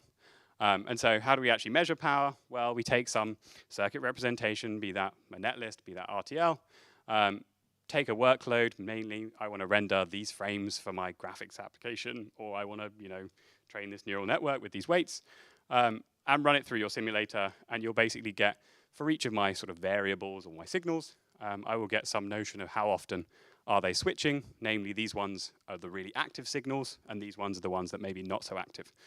And you have 2 kind of notions of power coming out of this. You've got your dynamic power, that's to do with the kind of transitions between zeros and ones that you kind of intended to happen.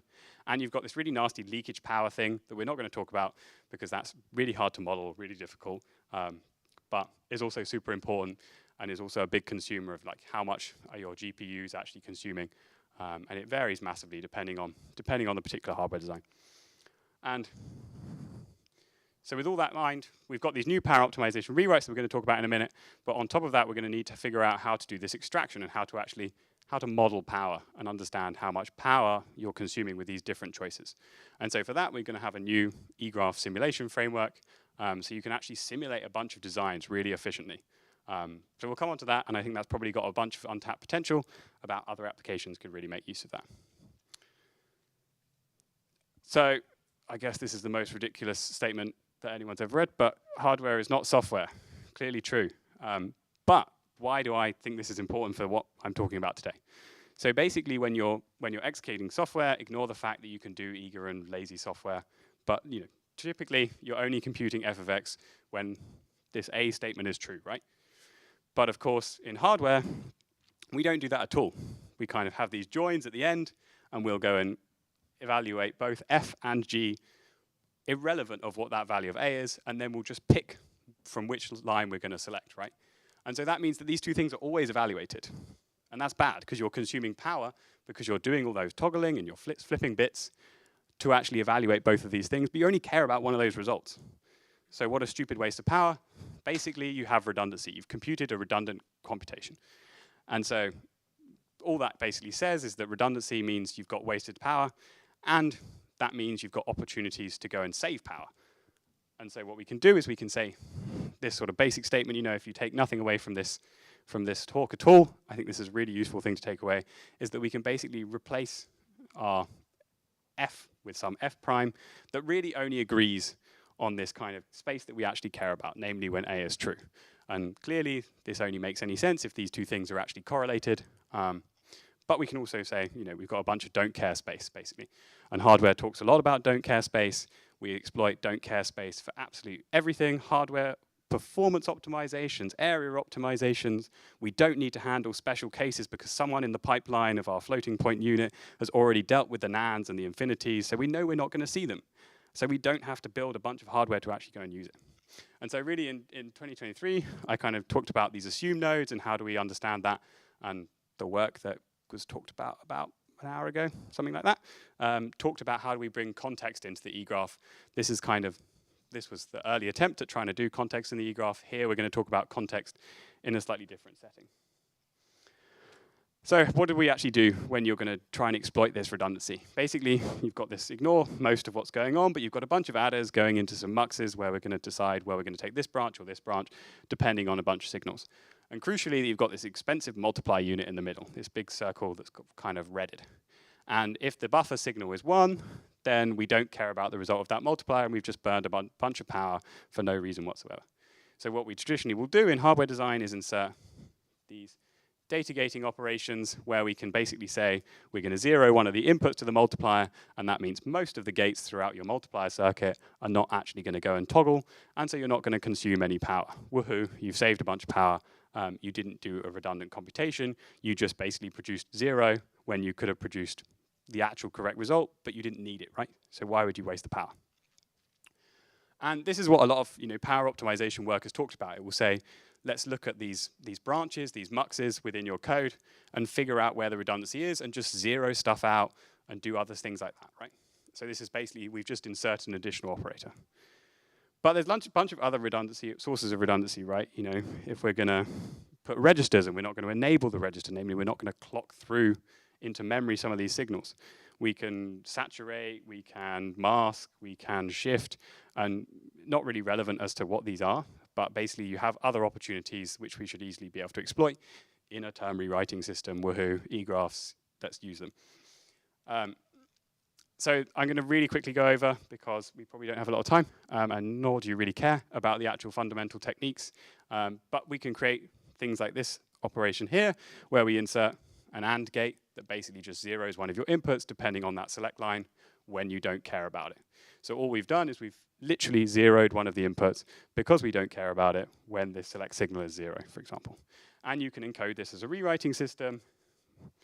Classic kind of egg rewrites. You can shove these through your graph, which is what this second rewrite is. It's basically just propagating these operators through.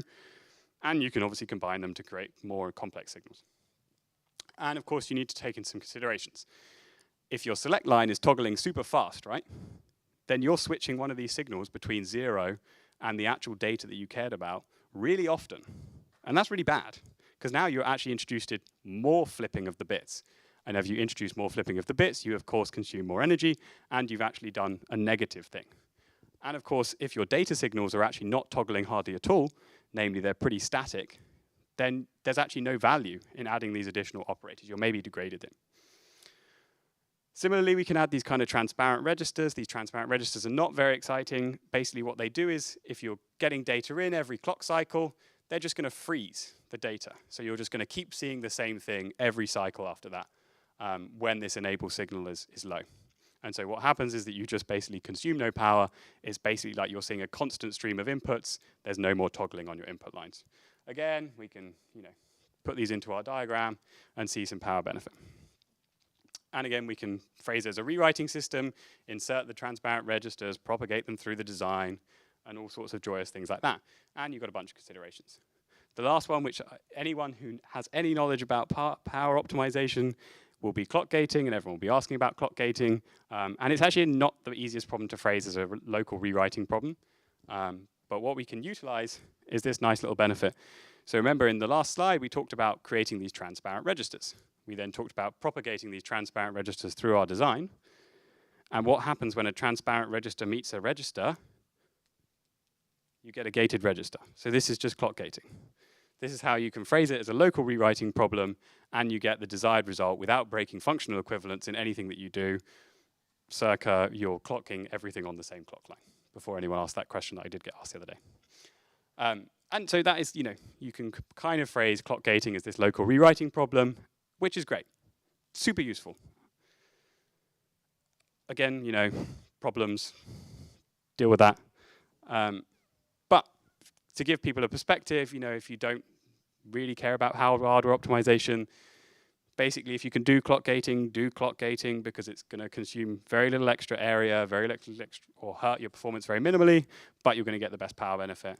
And again, transparent latches and data gating have different trade-offs. And this is what EGRAPHS are very useful for, evaluating trade-offs when you don't really know which design is going to be best. So let's go and explore them all and figure out which one's going to be best. And so this talk was about how do we bring this abstraction level up and make it like a first-class citizen power optimization. So we can combine it with arithmetic rewrites. So this is a bunch of stuff that I've presented this audience before about how do we do kind of hardware optimizations for area and performance. And this can be things like associativity, exploiting the kind of carry save adders that I showed just at the start of this talk, moving your mux tree structure, moving some operators around, and we can just apply them all together because we're in nice eGraph land. And now we have our power optimizations mixing in with our arithmetic optimizations. And obviously we're going to get some different results, otherwise I wouldn't be talking to you today. And I talked about this at the start, this need to evaluate how do we actually figure out how much power, our eGraph after rewriting represents a whole set of different designs, right?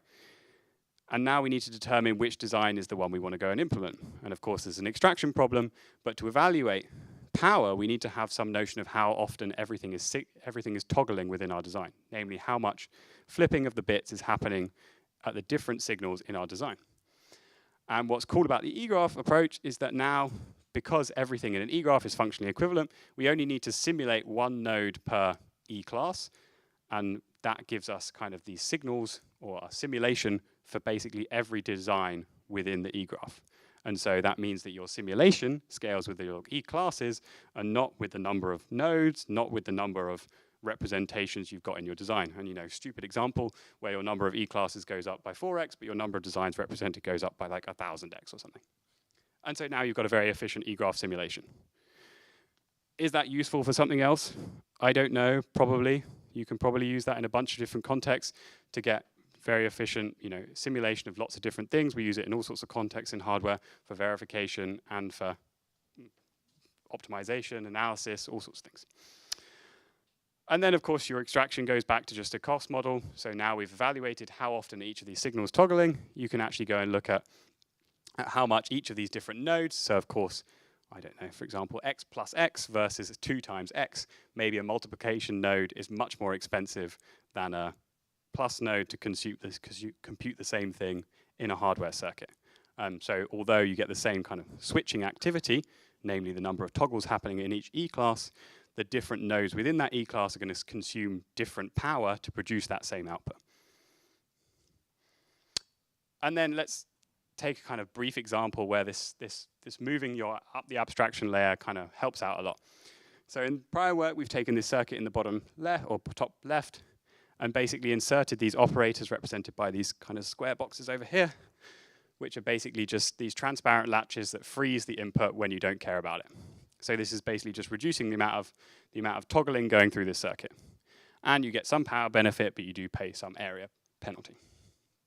And then if you take all of these arithmetic and kind of more hardware design principles into account, and you don't just let power be this, let's insert some operators at the end, you get this different design.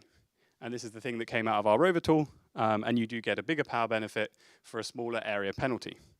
And what's happened is that rover understands that, yes, we've now created what was 2 adders, is now 2 adders, but one of them takes 3 inputs. But this 3-input adder is not a scary thing. It's not 2 adders. We shouldn't be freaked out by this thing. It is perfectly safe. It will not cost you that much extra than the 2-input adder. So it's managed to push this all the way down, and thus you've kind of moved all the signals down such that they're not toggling as much because you take into account all of these select lines kind of affecting your data, and then you can put your data gating on the inputs to all these adders. And this is the idea, is that you get a different result if you actually take power into consideration early on in your design flow. We did it to a bunch of different designs, and you get different levels of power optimization and different levels of area penalty, but useful, and hopefully will continue to be useful as we push it across. These are all still relatively small examples. Clearly the next step for our work is really going to be scale. But I will highlight one interesting problem. This design that I showed you as the prior work, so this is really an open question, is not actually reachable via our design flow at all. And that's because it has notions of resource sharing. So you can think about why resource sharing is a really tricky thing to do in like sort of local equivalence rewriting. Because local equivalence rewriting is all about looking up and down your graph, right? In your kind of local graph. Whereas really for resource sharing, you're looking across a graph, namely this operator over here and this operator over here, can be shared because we don't care about them at the same time. But this is not really a local property. This is a much more global property. So this is something we're thinking about. I think it's an interesting challenge, not really obvious how to solve it. And maybe it's not a rewriting problem. Maybe it's just something that eGraph is not super tuned for. If anyone has any ideas or thoughts on that, would love to hear them. And thank you, Alessandro, for reminding me to add this slide. We have jobs for internships. We have 3 or 4 interns every summer. In fact, 2 of them, I think, this year are working on projects on eGraphs and hardware stuff. We'll have applications opening in 2024, Q4, in California and in the UK. Work on all sorts of things like numerics and high-level synthesis. And if you want to talk to anyone, Dr. Cheng, who's in the audience, was a intern with us last year. Only talk to him if he actually had a good time. I think he had a good time. But yeah, come and chat if you wanted to think about, getting into Intel and getting into hardware design. Thank you.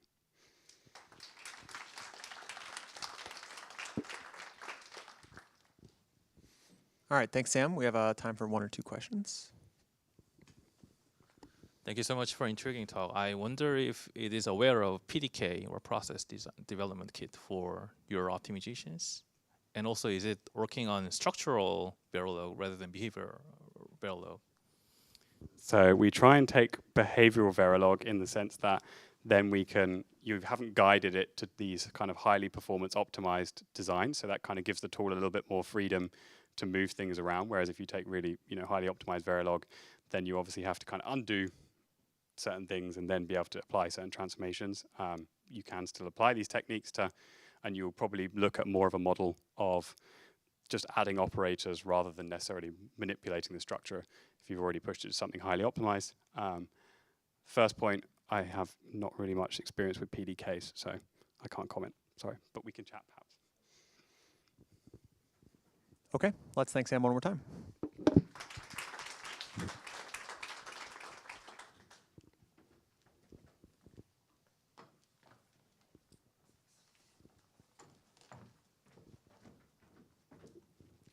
All right, and the next talk is also about eGraphs and hardware, also from the Intel folks. And this time we're going to be talking about algorithm-aware hardware optimization. So please take it away when you are ready. Hi, everyone. Can you hear me? Okay. Yeah, so Sam just talked about the dark hardware world. And the different thing I'm doing is he will focus on the arithmetic abstractions, and I focus on a little bit higher level. So imagine like people try to build beyond a multiplier. Imagine what if I want to build a video decoder? How can I use eGraph to optimize that? So today I'm going to share our recent work here as a tool flow that orchestrates using eGraph to try to orchestrate hardware optimization to do some algorithm-aware optimizations. So so the hardware design is hard, as Sam said. So the software and hardware speak completely different languages, and so it's really hard to connect them. And in practice, it takes a lot of human intervention to jump between software and hardware abstractions to map a software algorithms into a custom hardware. So to solve this, fortunately, we got a new technique called high-level synthesis, which is a process that automatically translates a software program or specification into a hardware circuit. So this allows a software engineer without hardware background to customize their own hardware designs. So this is nice, isn't it? But this is not really the case in the real world today, because one of the most reasons is because existing software program can be really scary because they were not written for hardware designs. So this is my favorite example of C code called Dove device. It's an efficient rewrite of loop unrolling for CPUs by Tom Duff in 1983. But if we look at the code, it's super scary for most compilers because the code has switch statement and a while loop that interleave each other. So this cannot really be interpreted very well by existing tools. So in reality, we need huge efforts to rewrite such program so that tools can well interpret that structure and for potential other optimizations such as hardware optimizations. So here is how actually the actual development flow works. we start with software specifications or existing software programs downloaded from any libraries. And then we need a lot of rewrites to make the source into a HRS-friendly code. So this involves a lot of like loop transformations, including like loop unrolling, loop flattening, perfection on loop fusion. Particularly like loop flattening is like converting a nested loop into a single loop. And loop perfection is basically moving the loop bodies of all the in a loop nest into the innermost loop. And we also interested in if conversion, so that remove the control path of the source by inlining all the if statement and else statement into the code body. So that will form into a mocks in data path. And the memory forwarding is basically remove redundant memory access in the source that cannot will not affect the results. So that will provide a simpler memory dependence graph for the compilers. So second, apart from the source, the hardware design also involved a lot of design constraints that to explore the design quality of the hardware at a different aspects. So particularly like we can explore like more hardware optimizations such as like the loop unrolling factor and the pipelining depth, try to explore the trade-off between performance, area, and power at different for different use cases. And this is also well known as a design space exploration process. So basically, a user specified a design space based on the design constraint the tool wanted to explore, and there is a script like automatically try to find the most efficient combination of these design constraints. And with these design constraints, an HRS tool like then automatically generates an hardware based on this specification. And this involves scheduling that maps an untimed like C program into clock cycles. So and also like we have bindings that try to share the resources of hardware operators without affect the performance, or with minimal effect on the performance. And retiming is trying to minimize the clock period of the hardware. Certain HRS tools also do verification that try to prove the to ensure the equivalence between the output hardware and the input software for correctness. And then we have the EDA tools to take the output Verilog code and then generates proper like chips or a netlist on FPGA. So this is basically the HRS design flow. Fortunately, HRS tools and the synth tools are already fully automated, and design space exploration can also be semi-automated as long as the user provided design constraints to explore. Unfortunately, the HRS tools cannot really handle the rewrite very well, most because the software program can be any form, as I presented before. So this is the interest that we try to dive into in this talk. Like, can we actually do an automated rewrite for HRS code? And we know like finding an optimal design is like finding a way out of maze. Particularly like both style of the transformations and its order being applied will affect the quality of the final outputs. And this is more complicated in the HRS world because we also have software source level software optimizations and then also hardware optimizations at the different abstractions. And this forms a multi-level phase ordering problem. So can we actually explore this in an efficient way? Like, can I explore them in parallel? Or can I explore them in a way that I can remember the path that I explored, so I can not just coming back from the starting point, but like in an intermediate point to reuse my results. So this is the motivation that's why we want to use EGRAPHS to efficiently explore all this design space. So we propose SEER, and here is an overview of SEER. So SEER stands for Super Optimization Explorer using EGRAPHS rewriting. So the first problem we had is the software program and EGRAPHS do not speak the same language as well. So here we implement our own intermediate representation named SEERLAN, try to connect this existing EGRAPHS structures with software programs. So particularly SEERLAN connects with MIR, which is a part of the LVM and is the state-of-the-art compiler framework. So the reason is mostly because MIR already contain a wide range of compiler processes that we can orchestrate to explore directly in SEER. And also like MIR opens opportunities, like we're just not taking C or C++ code or this language. We can take any software programs as long as they can be lowered into MIR. So, and then we use traditional like eGraph exploration mechanisms such as tools like in a, such as EGG.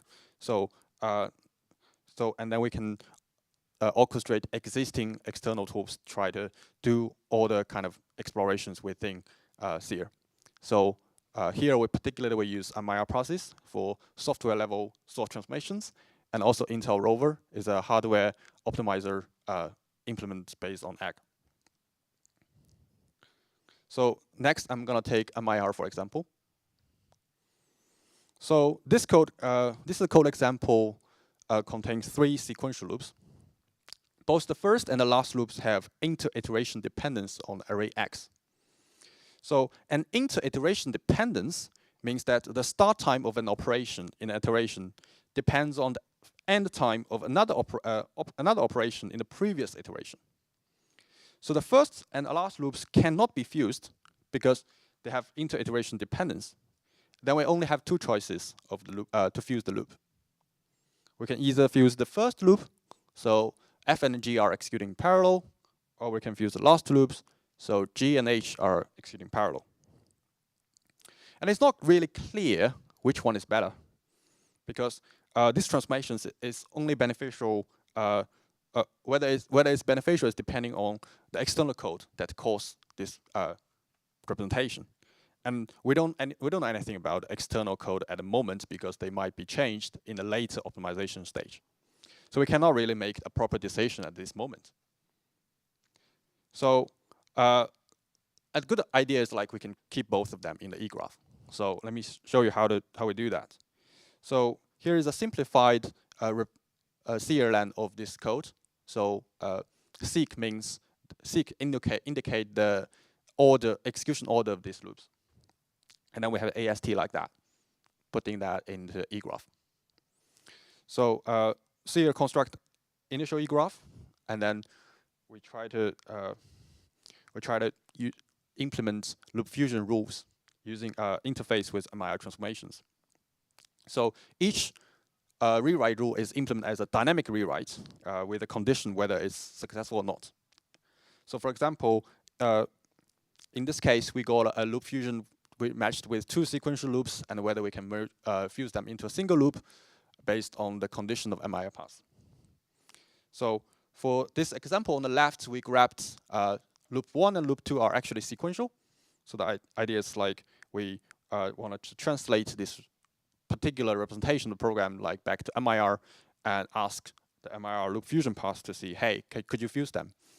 And if that is successful, basically by checking the difference between these 2 programs, if that's successful, we will convert that back to a CRLAN representation, and then we can just union back to the eGraph. Then we have a new representation in the eGraph, and then would allow us to explore everything in the same time. And this is not just loop fusion. So there are a variety of programs, program transformations carried out in the compilers. So there are typical 3 groups of transformations at different abstractions.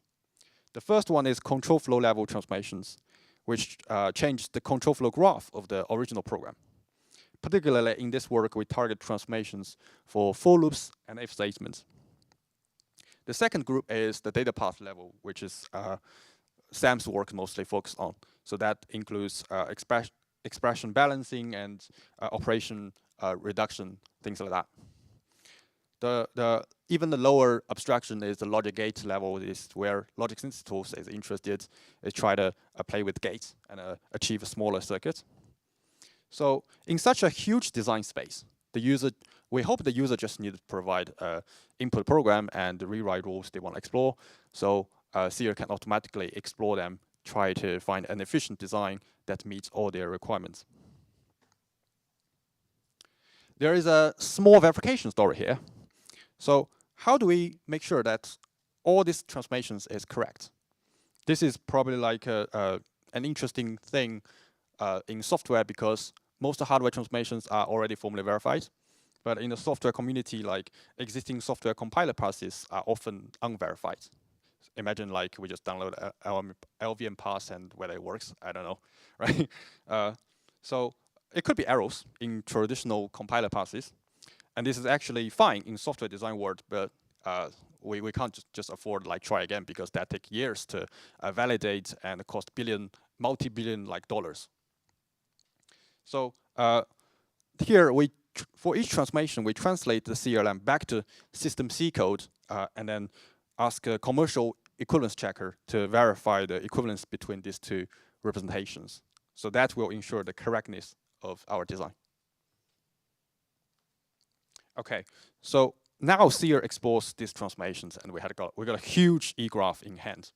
So and then we apply like program analysis at a source level and estimate the hardware resource and the hardware resource and powers based on some heuristics, and then we evaluate each representation in the eGraph and try to extract the most efficient representation that for HRS tool to generate the hardware. And basically in this, for this work, we just set the maximum performance and a minimal area. So hopefully we can get a smaller and a faster chip. Over a set of benchmarks, we actually achieve quite good results compared to directly sending the program into HRS tools. We achieved like 3.1 speed up, and with a little overhead because faster means slightly bigger. But the power is a bit higher, mostly because the high performance. But it kind of makes sense because it's not in the cost function, so that's why it's out of control. All right, so so far we've seen a working flow, and the lesson we have learned is it works, and using existing tools seems efficient, but it's not exciting, right? So now I'm going to show you something interesting that we actually observed while we're developing Seer. It's quite interesting. So we find that the Seer can improve analysis capability of existing analyzers without changing it. So here is another example of 3 loops, but it's slightly different from the previous one. So both the first and last loop have read and write access to the same array X. One array index is 3 times the loop iterator I, and the other one is I shift left to 1 plus I. So as a human, we know these 2 expressions are equivalent, but the software compilers are struggling to find out. Traditional compiler analyzes memory dependencies using affine memory access. An affine expression is a constant times the loop iterator plus a constant. So then the analyzer cannot determine whether there is a memory dependence across the iteration in a loop because they can't figure out the shift and add operations as a memory index expression. And conservatively, they assume there might be a memory dependence between the first loop and the last loop. So the tool says, I can't fuse them. Then we come back to the same thing, like we can either fuse the first 2 loops or the last 2 loops. Based on the objective function where we specified that the tool decided to fuse the last 2 loops. And we still got some, because the loop fusion is beneficial, so we still got some speed ups. But as a human, we are not happy because we know everything can be fused. So, so this means like we wanted the tool to know that there is absence of memory dependence. So interestingly, with the eGraph we can obtain the program invariance from one representation and pass it to another. During the exploration, we apply some arithmetic rewrites on the original program. So then we can turn this shift and add operators back to the multiplier. And then we got a version that all the memory accesses are in affine form. So with this program representation, the static analyzer can easily identify, oh, there is no memory dependence between the 3 loops, and we are happy to fuse them. And then we can even apply more like software optimizations in the loop body to simplify the code, such as common sub-expression elimination. So we got a smaller loop body. And then for hardware designs, so shift is free, and adder is cheaper than a multiplier. So now we want to get efficient hardware. So we wanted the shift and adder back. So in this case, we apply the arithmetic optimization again, got a hardware-friendly expression at the end. So finally, we got a better performance and lower power than compared to just fusing two loops. So this is an interesting example that we explored, and it's quite complicated. So I just quickly mention that. So this is like two hardware experts spent like one afternoon to try to optimize this code, and we also try to use SEER, try to see how far we can go. So that involves like 6 different niche optimizations. In order to get there, it has to be applied in a fixed order. So and we try to compare that with SEER. So we put this. So basically, we did 2 things. We put this program into SEER to see what happens, and then we also put the manually optimized code into SEER to see what happens. So this is mostly in the SEER and the SEER manual, and we can see we can further optimize. We achieve the better performance compared to the manually optimized the code. There is a slight difference between the 2 SEER outputs. That's mostly because we only got finite number of transformations. That's it's not the same set as the manual optimization did. But we also compare a set of benchmarks that with manual optimizations with HRS tools, and we still got like basically 45% speed up. All right, so this is actually exciting because EGRAPHS could help experts to improve their designs. So because this is our first attempt at applying EGRAPHS at a high-level synthesis, there are a variety of future directions that we want to explore. And this includes like languages, optimizations, and verifications. So here the CRLN is implemented as a translation median between MIR and eGraph. So in the future, we wanted to do a deeper integration of CRLN into try to identify the most efficient boundary between MIR and eGraphs.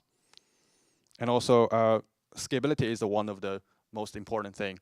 So because we apply dynamic rewrite, it might be not an efficient way of to connect the MIR and the eGraph. So there might be a better way to do extraction and exploration. And finally, the verification bit is very painful because every time we have to translate the CRLN back to system C for verification. So it would be nice if we integrate that into a deeper integration that we only compare to the changed bits between 2 CRLNs instead of try to verify the equivalence of the whole program. Cool. Thanks. If you find this interesting, feel free to come to me after talk. Thanks.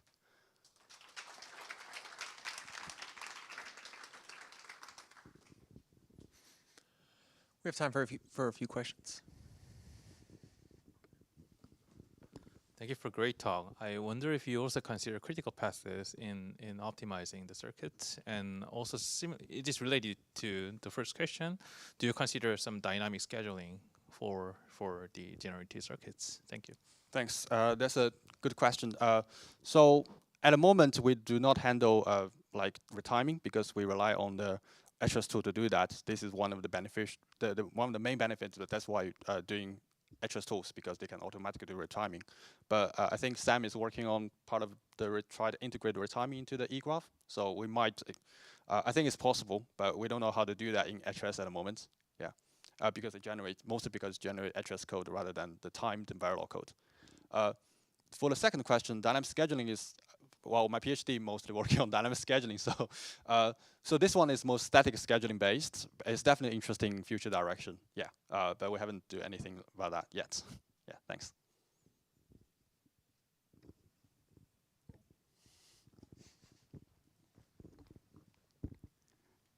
Do you think there's an interesting interaction between MLIR being dialect based, and hence you've got lots of different program representations of the same thing, and the eGraph?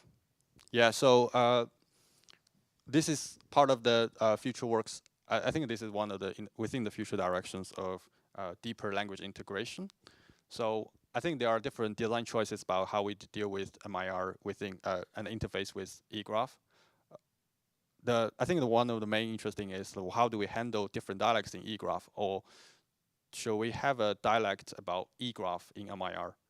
So I don't know the answer yet, but I think both directions are interesting. Okay, let's thank the speaker one more time. Thanks.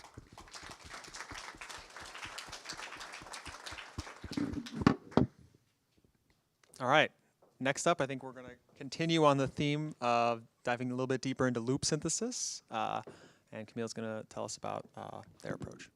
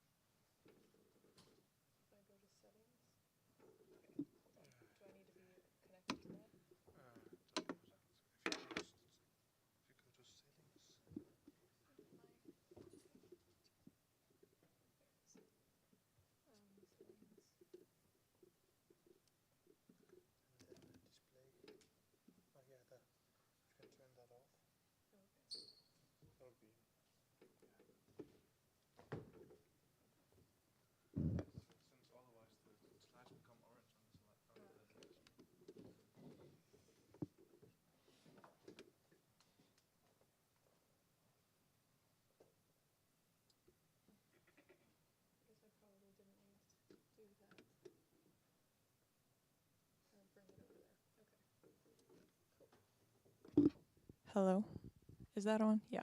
Okay, great. Okay. Hi everyone, I'm Camille, and I will be presenting a work in progress, which is loop saturation for scalable HLS. And this is a joint work with my advisor, Chiran Jong, and Professor Callie Ho, and we are all at Georgia Tech. So I will try not to do too much repeating of what's already been said, but I'll give a little bit of background on EGRAPHS and HLS, and then the motivation of this particular line of work, the approach, and some preliminary implementation and results, and then finally the limitations, the current state, and conclusions of this experiment. So first of all, obviously, okay, we don't really need this slide, but EGRAPHS considered, for me, in this application, they're a compact representation of many equivalent forms of a program. So we have our little canonical example, x times 2 and x left shift by 1. So E nodes are in solid lines, and then the E classes are in the dotted lines. E classes contain E nodes that represent the same expression, etc., etc. Edges are always from an E node to an E class. Okay. And then equality saturation, you iteratively apply, rewrite rules until you can't anymore. Okay, so now also a bit of a repeat, but we have some background on high-level synthesis. So we have hardware description languages like VHDL and Verilog, which are used for programming firmware as well as hardware design for ASICs. And this outputs RTL designs, but this is time-consuming and error-prone, and it requires someone to be somewhat of an expert in writing in these hardware description languages. So wouldn't it be nice if we had a tool to go from a higher-level language like C, in this context I guess C is a high-level language, and take it to the RTL design. So that's exactly what HLS does. It takes C code and outputs a hardware design. And one sort of unique thing about HLS is that it uses the source code structure to guide the structure of the output design. And that is different from what we expect of a compiler, which is sort of supposed to take no matter what source code and optimize for the CPU, whereas HLS sort of reads into that design, the code format a little bit more to try and extract design information. And that can be a good thing, but also a bad thing. So this is an example. These are two pieces of code. They are equivalent. One of them is just an unrolled version of the other. So here we have just sort of esoteric piece of code that does a bunch of array operations, and then the looped version of that same thing. And I want to explain how HLS will treat these two pieces of code and why that might be a problem. So here we have this piece of code, and HLS will try to parallelize as much as possible given the correct array partitioning. So Here we have these 4 operations that can all be done in parallel. And to all the hardware people, I'm going to be calling things clock cycles that are not clock cycles, so I apologize. But at a high level, we'll just say that each of these operations is 1 cycle. And they can all be done in parallel, so HLS will say, great, I'll make hardware to do 4 things at once. And then same thing for the next set. The next 4 operations have a sequential dependency with the preceding operation, so they can't be done all in one, but this will result in a 2 clock cycle or abstracted clock cycle implementation. And that's great if you want to go fast, but those operations or this implementation will use a lot of resources, or more hardware resources. So doing things in parallel means actually having hardware to do many things at once, which means copies of the same circuit. So on the other hand, we have this for loop implementation, and if you don't tell HLS to do anything, it takes this for loop and treats it as a design specification. So it says, okay, the internal body of the for loop is 1 piece of hardware, and we will use that 4 times. So the way that this gets scheduled is these operations happen in sequence instead of in 1 or in 2 parallel cycles. This is just sort of the sequences of the different loop iterations. So that will take 8 cycles. And then, here we have a slower implementation, but on the other hand, hardware-wise, things are reused. So there's an internal circuit that is passed with different arguments each time instead of having parallel things happening, which means bigger circuits. And then I want to go into a middle ground example. So HLS has these, or supports these things called pragmas. You insert them into the C code and they tell HLS how to treat certain things. So we talked a little bit about pipelining and unrolling before, but I just want to show why loops can be sort of a middle ground for HLS given the existence of these pragmas. So here we insert a pipeline pragma, and what that tells HLS to do is see if it can start the next iteration before the first one has finished. So if we take our 2 operations again, we'll start and HLS will schedule them in sequence, but then it checks at the 2nd clock cycle, can I actually use the hardware from the first instruction and schedule the next iteration at the same time as the 2nd half of the first iteration? And it can in this case, so it will try to do that, and that way save on clock cycles. So propagating that through, we end up with a 5 clock cycle implementation, which is of course slower than the fully parallel, but a middle ground between that and the fully sequential implementation of the same code. So all of that to say that basically HLS will use your source code structure to generate, to choose what hardware format it generates, and that may be a problem if you have resource constraints. So you may be running on, let's say, an FPGA that has limited LUTs or functional units, and then also domain space exploration, as mentioned before for HLS, is often done in the direction of improving latency, maybe improving latency while conserving area, but rarely going in the opposite direction. And so that can be an important direction if you want to really explore all the possible optimization directions. And then the final thing is that when you take in C code is typically optimized for CPUs. So if we want HLS to be a tool that just takes C code and outputs the best,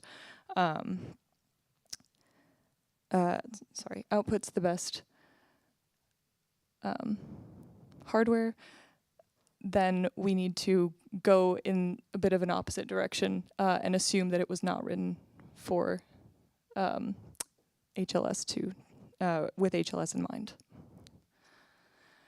So the key insight is that software loops represent scaling and reduce resource utilization in the HLS world. And because EGRAPHS and equality saturation are great for source-to-source rewrites, the idea is maybe we can use EGRAPHS at the C code level and do a source-to-source transformation and end up with a better scaled output for HLS.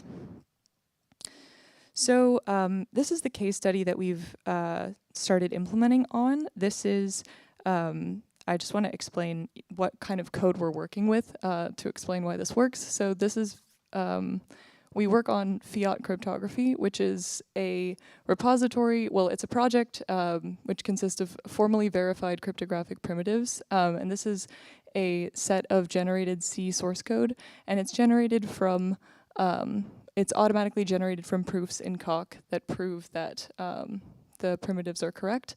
And the output of this is straight line C code.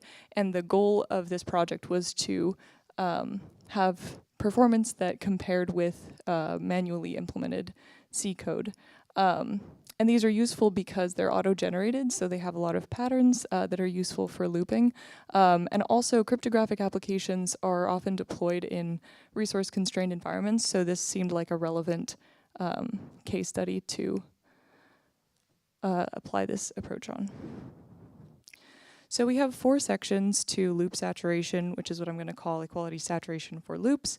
There's array injection, IR detection, loop rerolling, and code extraction.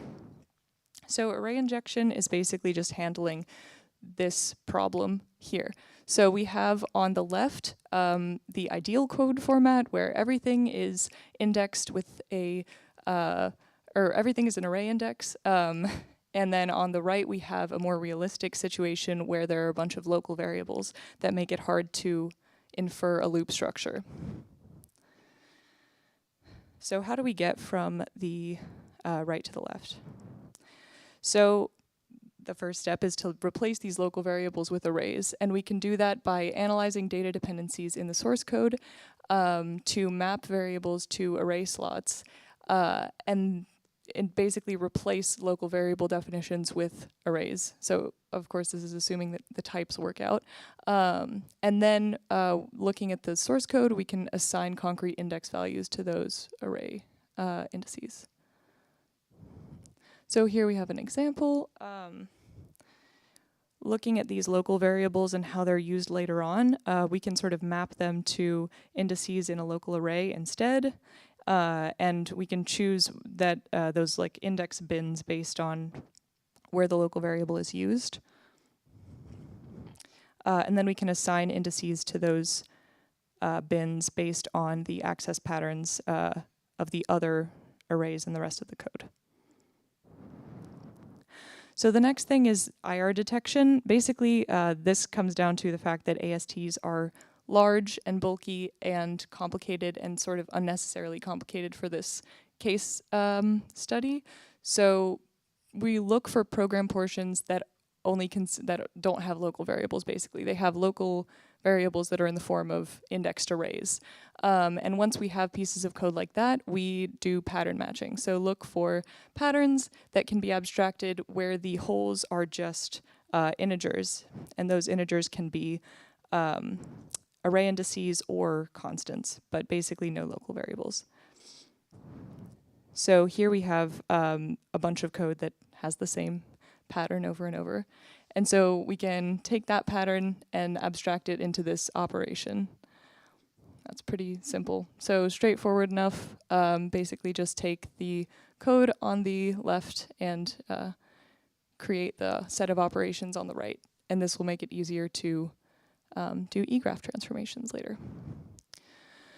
So the next thing, actually similarly to SEER, we have the sequence operator to indicate that things are meant to be done in a certain order.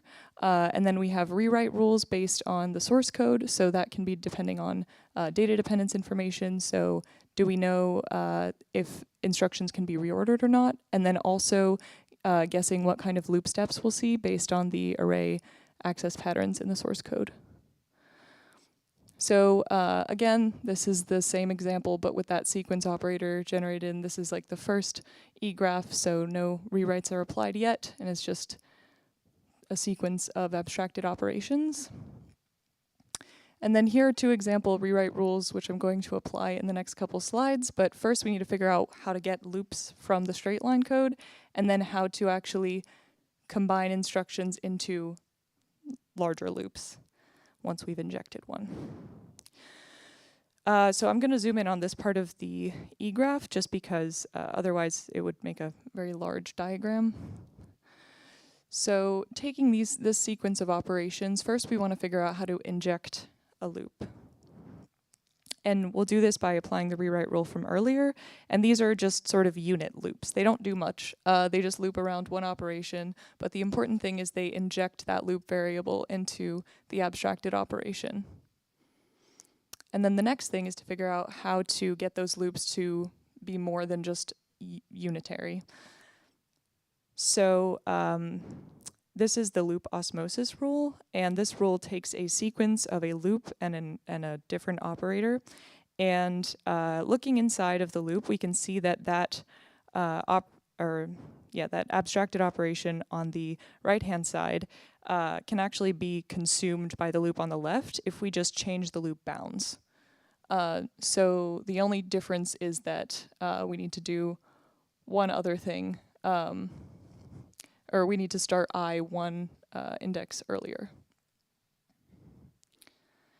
And so then we end up with this rewrite. So it's applied to the sequence operator, and it creates a new E node in that E class, which is a for loop over those two sequential operations. Okay, and then next, finally, we need to extract the final loop structure from this example. So currently we use AST size as the extraction metric because that correlates with the most loop version of the code. Of course, I think ideally we could have, well, we'll go into the future work later, but having an HLS-based cost model would be ideal here. But at the moment, this works. And so we extract basically the shortest loop possible, so consumes as many operations as possible. And then here the translation process is pretty simple. Oops. Remembering the abstracted operation from earlier, we just take the loop bounds from the eGraph and then rewrite that operation into the C code that we pattern matched.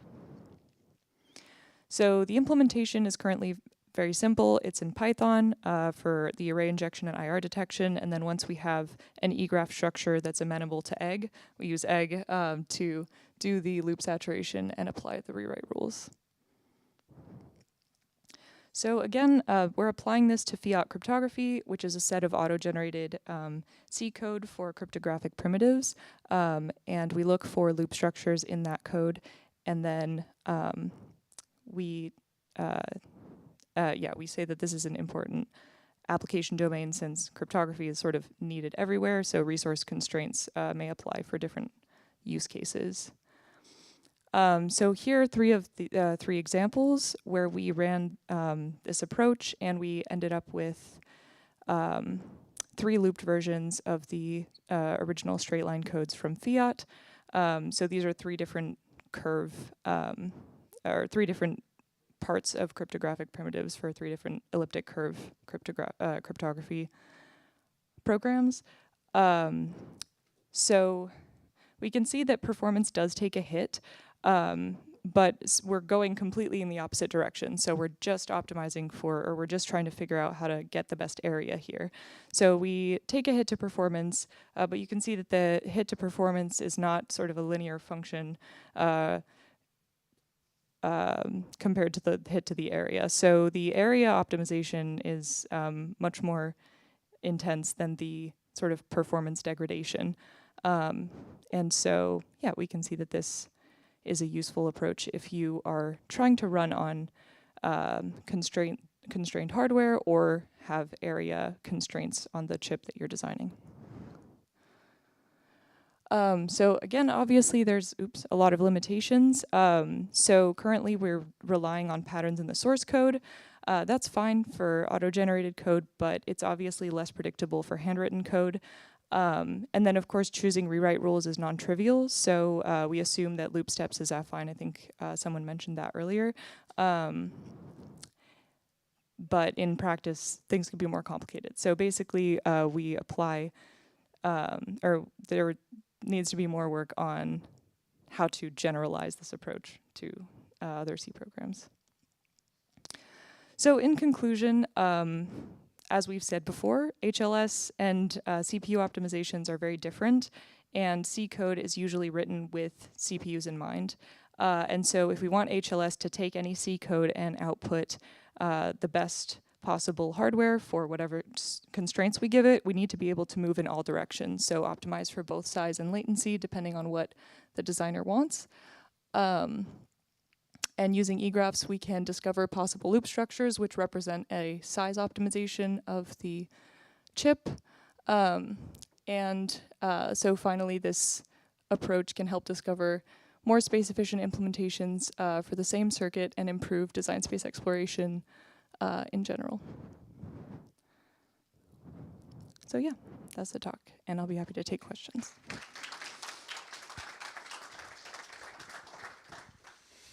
All right, thank you. We have time for a few questions.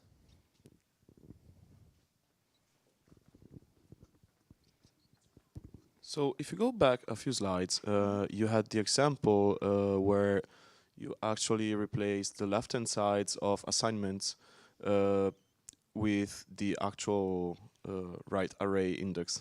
A little bit before. Oh, yeah. Yeah, where you have the variables and then you change them with the indexes. So yeah, there. Yeah. Do you think that some sort of like point-free approach with no variables is possible? So where you just have a graph and you just check the flow of stuff where it's going without using variable names? Before you do Yeah, I think that is possible. Like you're just saying, look at the dependence graph and figure out where things are used, and then. Yeah, because it seems like the EA hypergraphs stuff from this morning would be very cool for this kind of stuff. Yes, yeah, that is true.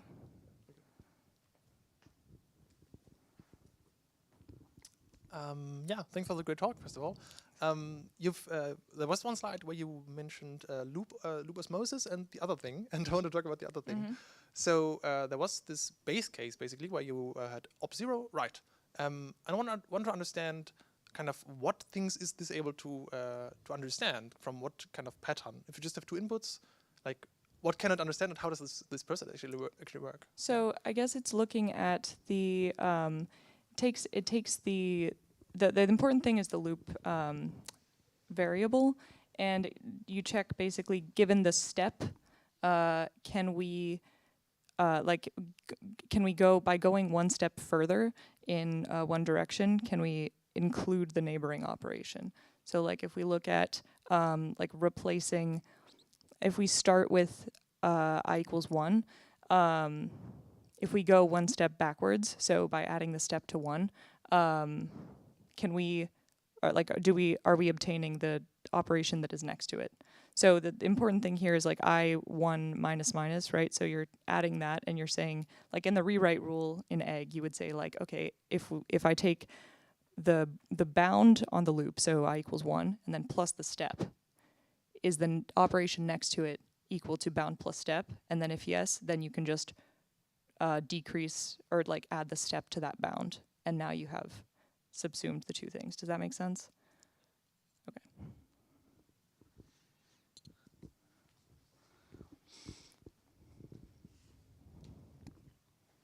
Do you think this is going to be really tricky to extend to things like nested loops and trying to kind of infer the structure of like array accesses from just like two examples, for example? So nested loops is not as bad as you might think, because you can sort of treat the loops as their own operations, and then do the same thing just on a higher level. So instead of the abstracted operation here, you would have loops, and then you look at how the bounds progress. The tricky thing is that the bounds need to work out.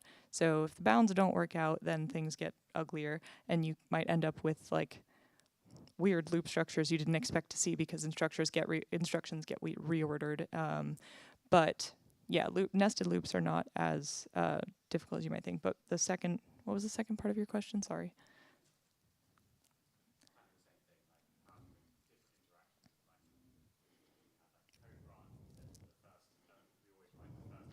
Oh, yes. Conditionals, definitely. So currently on straight line code, basically I'm just taking pieces of code that are straight line and then applying this to them.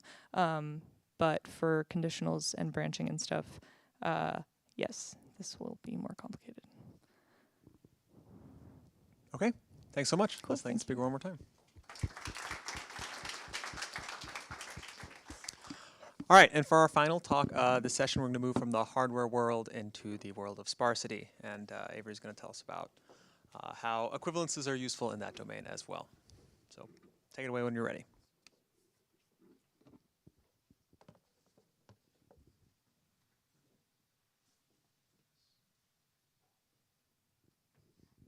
Okay, let's see what happens. Okay, perfect. Awesome. Yeah, so my name is Avery, and I'm excited to be presenting our tool spec. So yes, sparsity is very much in the name, and so is equivalences. And so today I'm actually going to focus on the equivalences part that's relevant to eGraphs. And if you're interested in all of the details about sparsity, tomorrow I'm focusing only on that at the sparse workshop, I think at the same time tomorrow. So you can check that out if you're interested. And if you want the mix of everything, then I'm doing a talk on Wednesday with the mix of everything. But first of all, I just want to, like, right off the bat, let everyone know, okay, here is what we're trying to do. This is the main goal. The idea is you have some input code. Like this is a matrix multiplication example taken from Polybench.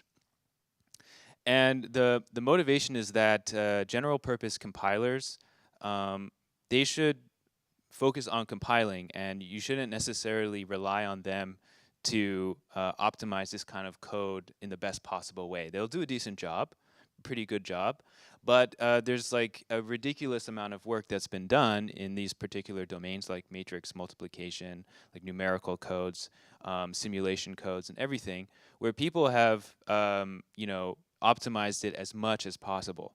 And so maybe a better thing is to step back and just say, hey, this is, I know what this is doing. This is a matrix multiplication code, and here's how to translate it into, you know, a library call for a GPU, for example.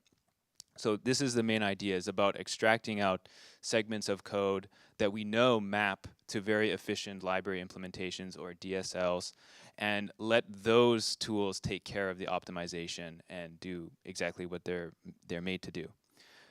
So this is the whole pipeline of spec end to end. And so you could see the beginning diamond part and the equivalence check part. That is the stuff related to sparsity. And so if you're interested in you know, Z3 and K-induction and all that kind of fancy stuff, then I'll talk about that tomorrow. And today I'll focus on the part that's more general. It doesn't, is not necessarily specific to sparse or dense. It's just about trying to find these examples in code. And just to give an idea of what can be done in this domain, I have 3 benchmark examples. One is a histogram code pattern, one is a matrix multiplication code pattern, and one is a reduction code pattern. And these are, you know, found all over the place in lots of different types of codes. And if you, this is the kind of performance that you can achieve by just, you know, taking the compiler out of the equation entirely. So in this example, we have 3 different, I'll call them backends that we use. So one of them is, we're kind of calling the DSL is OpenMP. In a sense, OpenMP is kind of like, you could argue, a DSL. And then MKL and kusparse/kublas for dense codes. Those are the libraries that we offload to. Okay. So now what I'll do is just go through the pipeline and explain each step by step, yeah, how spec works. Okay, so spec operates on the LLVM IR, and so sometimes I'll like switch between a source code representation or an LLVM representation, but just keep in mind that everything that's going on, it's happening on LLVM IR. And I can't show, you know, the whole example because that would be pretty crazy. So I'll focus just on this inner loop here. And if I give this to an LLVM front end, like in C, for example, would be Clang, then I'll get, for the inner loop, an IR that looks like this. It has at least 3 blocks. So the first block is the pre-header, and we're guaranteed that this block exists because we do a loop rotate pass, and that guarantees this block will always be there. And then we have the body block, which contains some instructions, and then there's always going to be at least one exit block. So in LLVM, the vast majority of the instructions, they take some arguments and they return some value. And that's great because you can imagine how that would be like fairly easy to map into a representation. You could put it in an EGRAPH.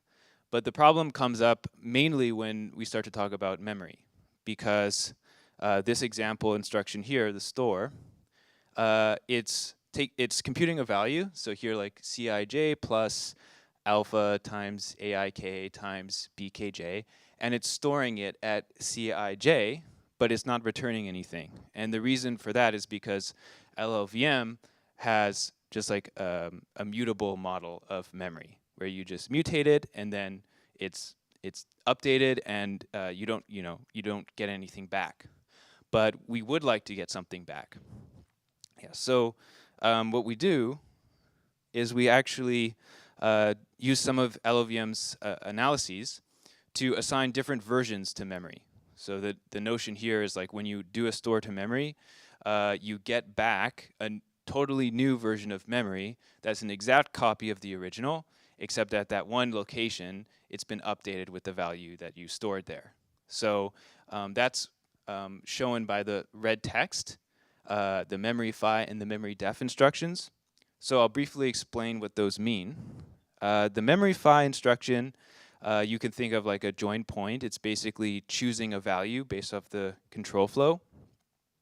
And the more interesting instruction that you most commonly see is the memory def.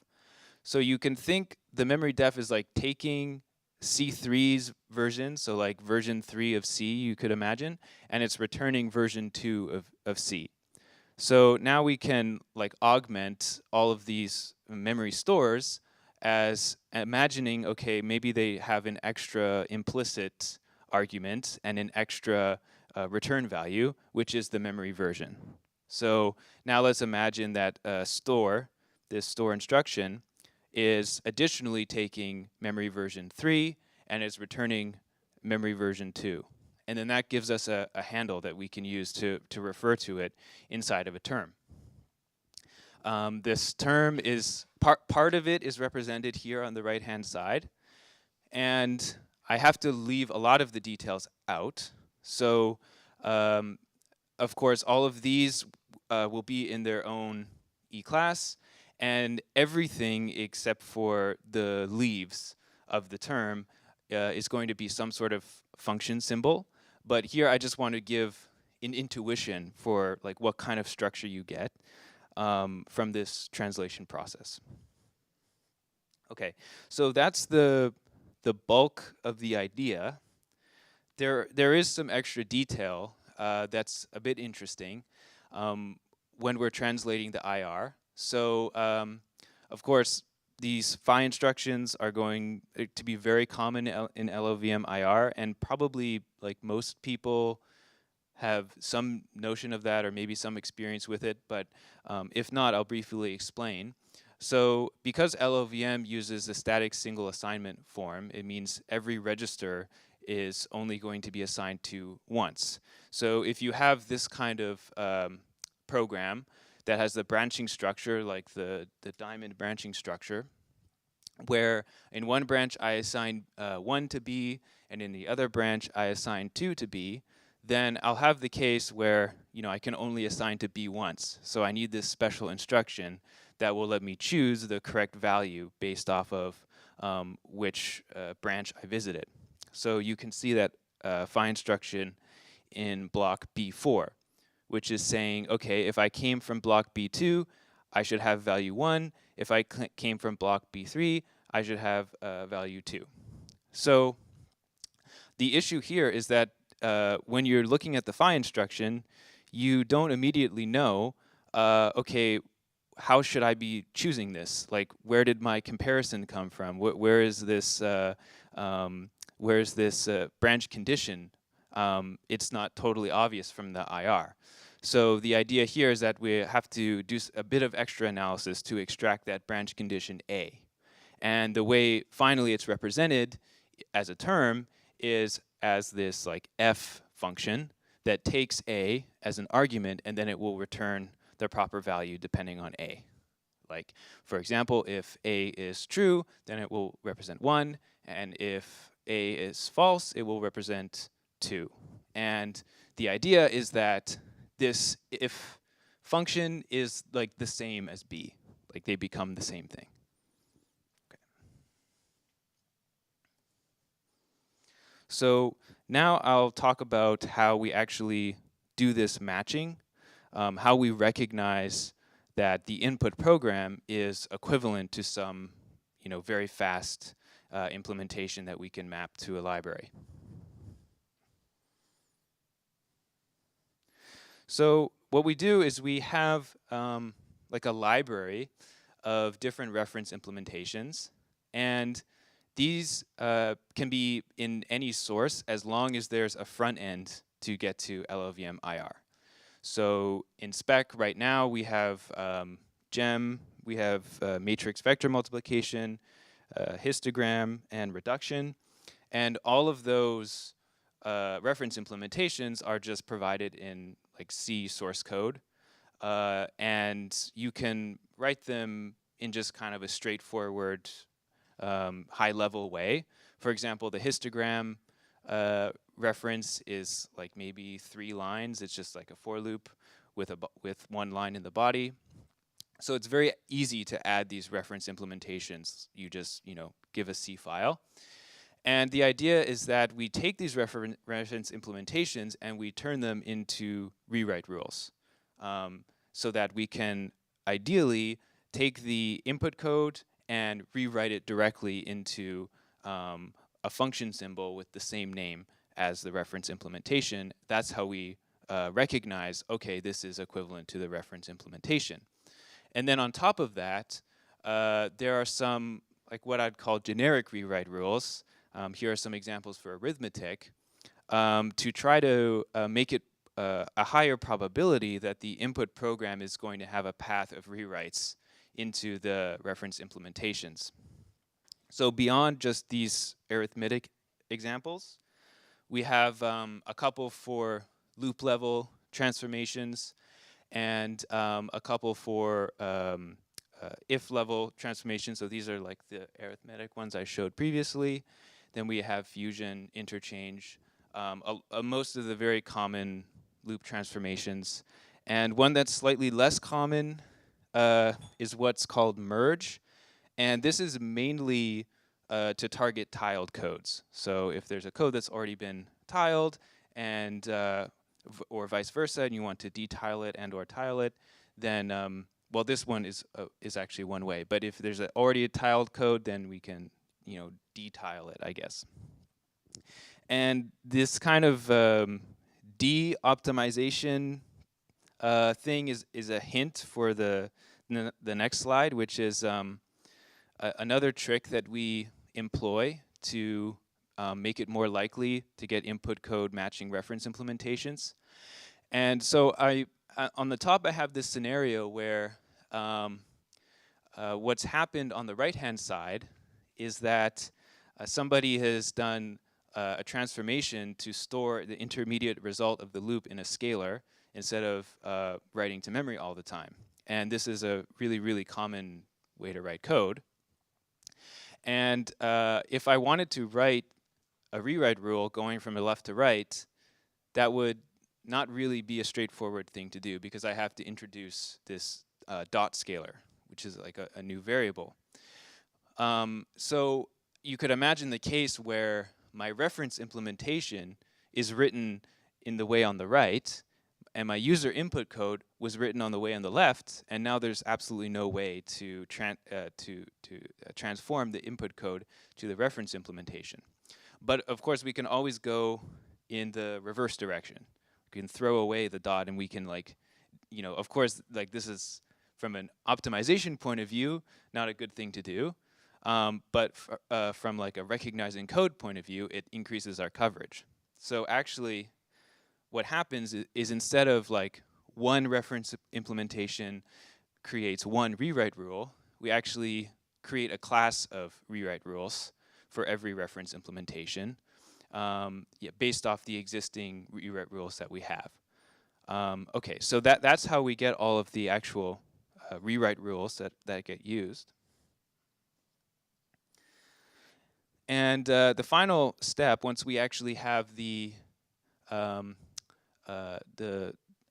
for each reference implementation itself, like how do we get from that to an actual rewrite rule, the process is pretty straightforward. So basically the left-hand side of the rewrite rule is the function body. So this is the reference implementation function body. And every time we encounter a function argument, like a parameter to the original function, that becomes a placeholder in the left-hand side rewrite rule. And the right-hand side rewrite rule is just a function symbol with a fresh name for the reference implementation, and then all of the function arguments, function parameters as arguments to the function. So this part becomes the left side of the rule, and this part becomes the right side of the rule. So now we have all of our rewrite rules, and we want to translate our input code into a term that we can put in the EGRAPHS so that we can apply those rewrite rules on the input code. So the term is created through the process, like the LLVM-IR translation process that I explained in the beginning. And here is a slightly more complete version of the whole program. Again, there's like still some stuff omitted. For example, the types here are omitted. So this 0 is not going to be just a 0. It's going to be another function that is representing a type, and that function takes 0 as input to create that type, and so on. And the main idea is that the whole program, so like every loop, every instruction, it all just becomes like a single term with a single value that you could theoretically compute and collapse. And I also want to briefly explain the fold function. So loops are represented as folds, and they take an initial value. In this case, the initial value is a C array, and they have a body represented as a lambda. And I just want to be clear that there isn't like a lambda calculus implemented in the graph or anything, but the lambda here is used to represent the capturing of different arguments as well as the instructions related to those captured variables. So in this case, like C and I are captured, and then the body is another fold, and that fold has another fold as input value, and so on. So yeah, these terms can very quickly become like really big and really complicated, but I just want to give everybody like a picture of what it looks like. And you can look in the paper for more detail. Okay, so now we have our term, and we also have this gem function. And through the rewrite rule that we defined earlier, we can match the input code to this function, and that allows us to place them in the same equivalence class and show that, okay, our input code is, with this mapping of arguments, is the same as a gem. And there are lots of cases that can happen when you have overlapping reference implementations. For example, if you have a matrix vector multiplication and you have a matrix matrix multiplication, then you'll have the case where some of your subtrees will actually also be equivalent to matrix vector multiplication and so on. So sometimes people ask how that case is handled, and we have a very simple cost model to try to target, like, okay, what is the so-called like biggest operator? So gem is going to be bigger than MV and so on. But depending on the back end and depending on the application, you may want to have a different cost model. But that's like kind of future work for us. Okay, finally, you have the translation step. So for the sparse case, this is kind of more complicated, but for the general case where your code isn't sparse, this is pretty straightforward. You have a function symbol with the name that you care about, and then your backend decides how it should be translated. So if you're targeting Kublas, for example, and you say, okay, I found a gem reference implementation in this code, then it's just a few lines of Kublas library calls to do that translation and execute the code. Okay. So we have results across 10 different benchmarks. And the red bar, the runtime check, is related to, again, the sparsity stuff. So you can basically just kind of ignore that.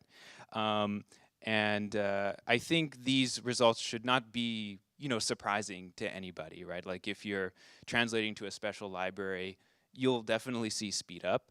So I think the more interesting results are related to detection. So there are lots of other tools that will look for patterns in your code and try to do the same sort of translation technique. And the problem is that they all have quite large trade-offs. So there's codes that are very brittle, techniques that are very brittle. So they're not able to match a large diversity of like slightly different codes. And then there's other tools that are so high level and like so sophisticated that they're just so slow, and usually they time out and they can't actually find the codes. And equality saturation is a very nice in-between because it is limited, like it is bounded. You don't have to run forever, and a lot of the space will be covered by if you have a decent set of rewrite rules. Also, we are usually pretty close, somewhat, to the LLVM 03 pipeline, even though everything is written in basically Python. Like we are using libraries written in Rust, for example, like egglog.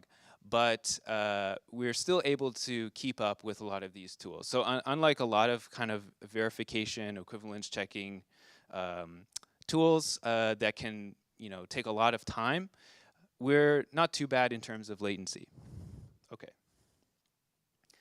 So yeah, this is a tool that is basically designed to recognize codes that you care about. If you want to add more codes to this tool, it's pretty easy to do that. This QR code is a link to the artifacts for spec, and there's instructions there on a README on how to add your own reference implementations and how to add your own backends. So I think one of the ways this is going to be the most useful for people is, for refactoring, for trying to recognize, okay, I should have written it this way. I don't want to go through and rewrite everything. So, just find this and rewrite it to this for me. So if you want to do something like that, feel free to follow the link, download the artifact, and give it a try. And yeah, in the future, we're just planning on trying to make this more usable for people. And yeah, that's everything I wanted to talk about. So thank you.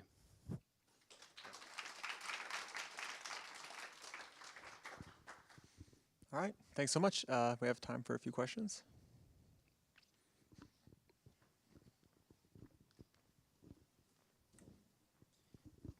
Thanks for the great talk. I have questions on both the sparse side and the equality saturation side, but I leave the sparse side for tomorrow. Okay. So for the equality saturation side, it seems actually somehow connected to the slotted graph talk. So what do you do actually to manage the scale whenever you're dealing with basically name bindings?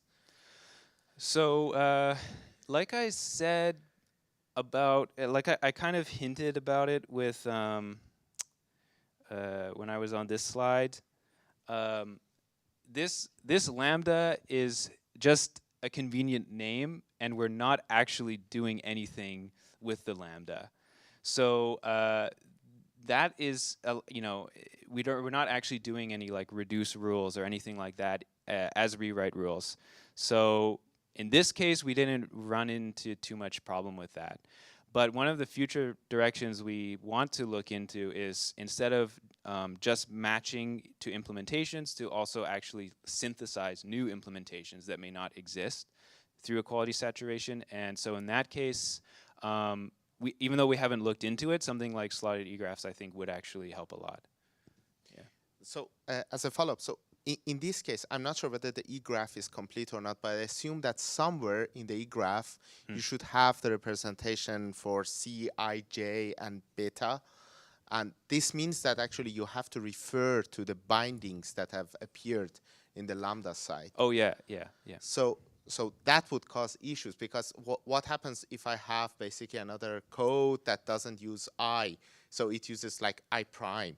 Yes. And that could basically make it problematic actually to do the matching. Yeah, good question. So it is problematic in the case you described. Yeah. The case, however, that won't necessarily, most of the time it's unlikely to happen in spec, because the variables we care about, the variables that we match against in the reference implementation, are abstracted away as placeholders. So renaming it becomes not a problem anymore. Yeah. Okay, and with that, we have one more question. Thanks for the great talk. So I wonder what is specific to the sparse applications, since, for example, for GEM and GMV, they are very general for different applications, but not limited to sparse. So imagine you have GemV, but it's doing an MV, but it's actually using CSR as a storage format. And you want to match that to a reference implementation, and you don't want to write a reference implementation for every possible combination of MV with CSR, MV with COO, MV with CSC, MV with ELL, MV with DIA. So instead, what you want is to decouple MV from CSR and match them separately. So that's what this branch is for. Okay, let's thank everyone one more time. Okay. Thank you.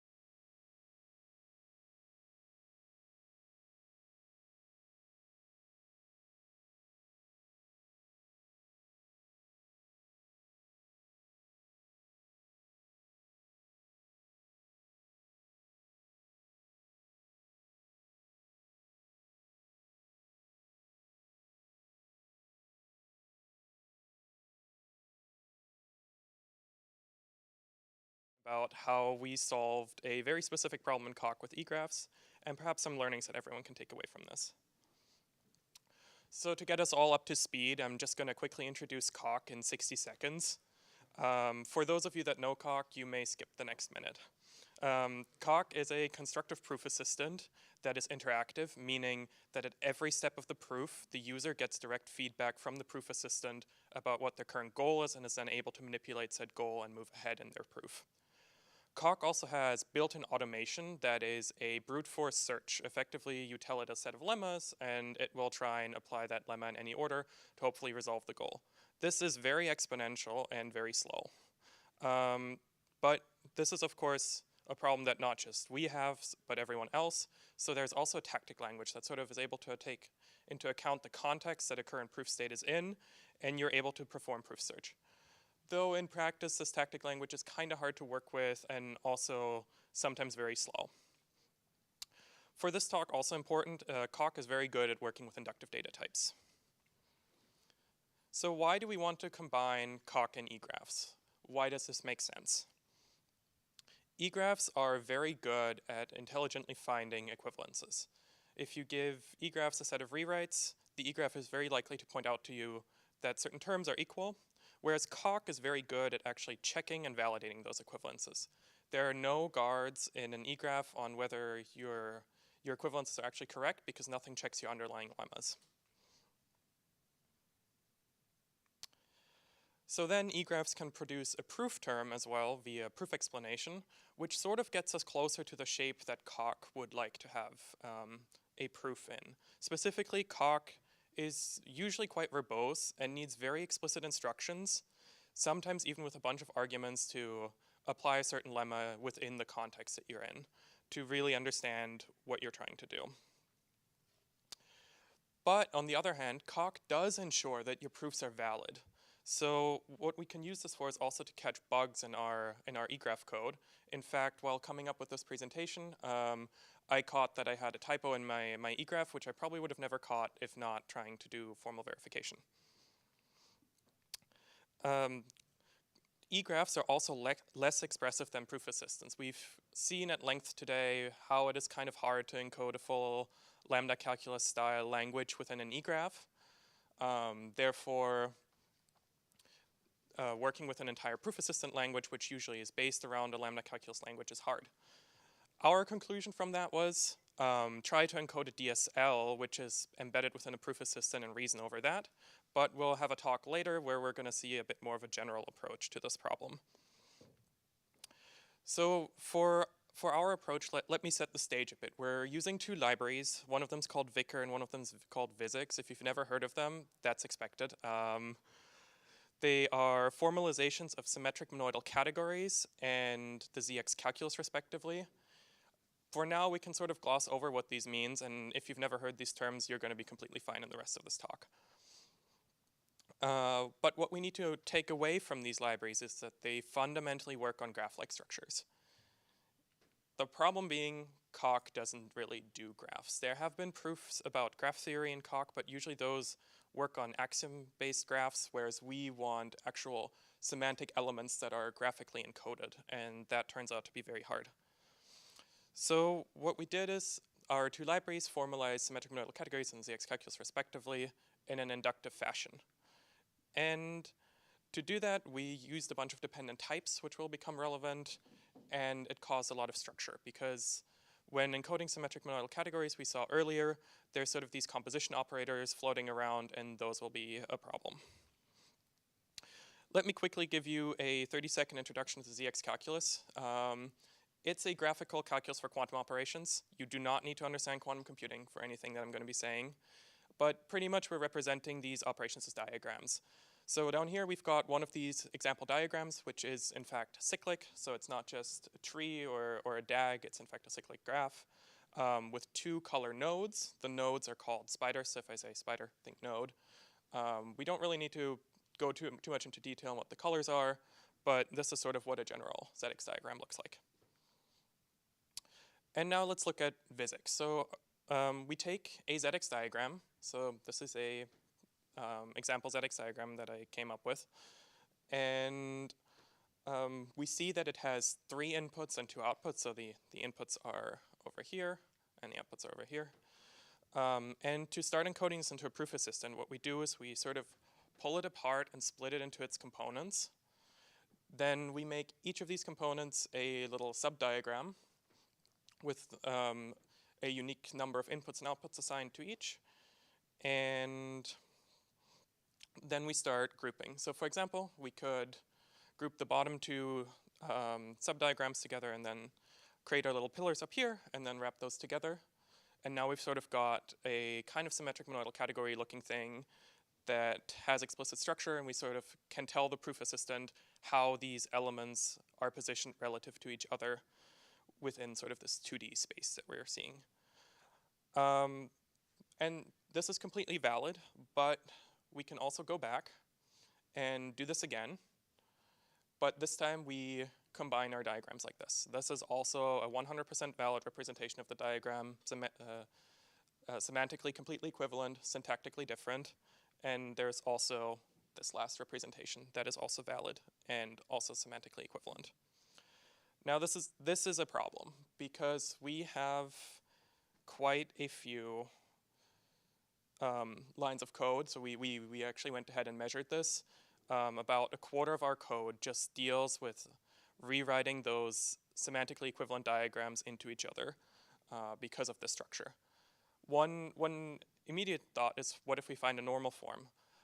That's sort of a trickier problem than it seems, because during proof you sometimes want to word your lemmas in a way that isn't necessarily conducive to a normal form.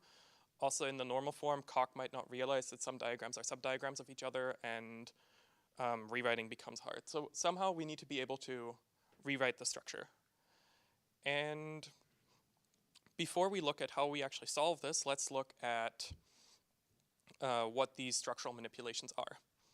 So for one, we have standard associativity for sequential composition, or as we call it, just composition.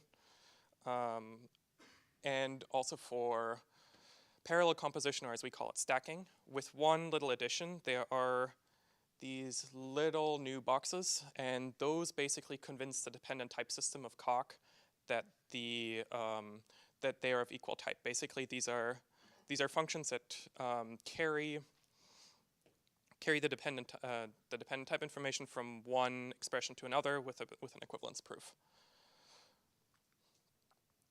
And then we have some identities both for composition and for stacking. And then we deal with wires. So wires are basically identity operators for composition, but we need to be able to somehow reason about putting a bunch of wires on top of each other, or how empty things or singular things relate to wires. And lastly, we have some rules on casting. Casting is this idea, again, of rectifying the dependent types. And so if we cast the diagram to the dimensions that it already has, the cast just goes away, as seen on top here. Or if we have multiple casts, we can, as we say, contract them and just make them one cast because of the transitivity of proof. Our last and probably most interesting property is distributivity. We've seen this earlier. This means that for this grid of diagrams, it doesn't really matter whether you first compose them or first stack them and then compose them, as long as the dimensions at the points marked are equal, such that these are still valid diagrams. Now let's finally use eglog and talk about how we address this problem in EGRAPHS. So first of all, here's some more not eglog code that describes our dependently typed type in Coq. And I know this looks like a lot of syntax right now, but I'm going to walk you through it. So first of all, we have just some elements here. Those are our base elements, like the spiders, or the very base elements, and then we have stacking composition. And what we do at first is we just completely ignore the fact that dependent types exist, and we translate this into a type in eglog, where we have our basic generators, we have composition, and we have stacking. Now, eglog is not a dependently typed language, but we need to have dependent types. So what we'll do is we'll sort of encode our 2 dependent type arguments as functions and sort of flip the problem on its head. That instead of assigning sort of giving the dependent type as a parameter to an object, we compute it backwards from an object.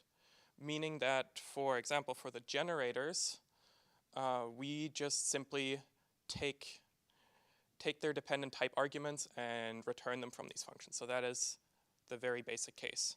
And for example, for wire, my clicker is not working. Wonderful. For wire, we can we simply define ourselves this as a basic generator, and then it will provide the dependent types that we expect through the functions zxn and zxm. For stacking, this also kind of works as you'd expect. We simply add the dimensions of the two subdiagrams together.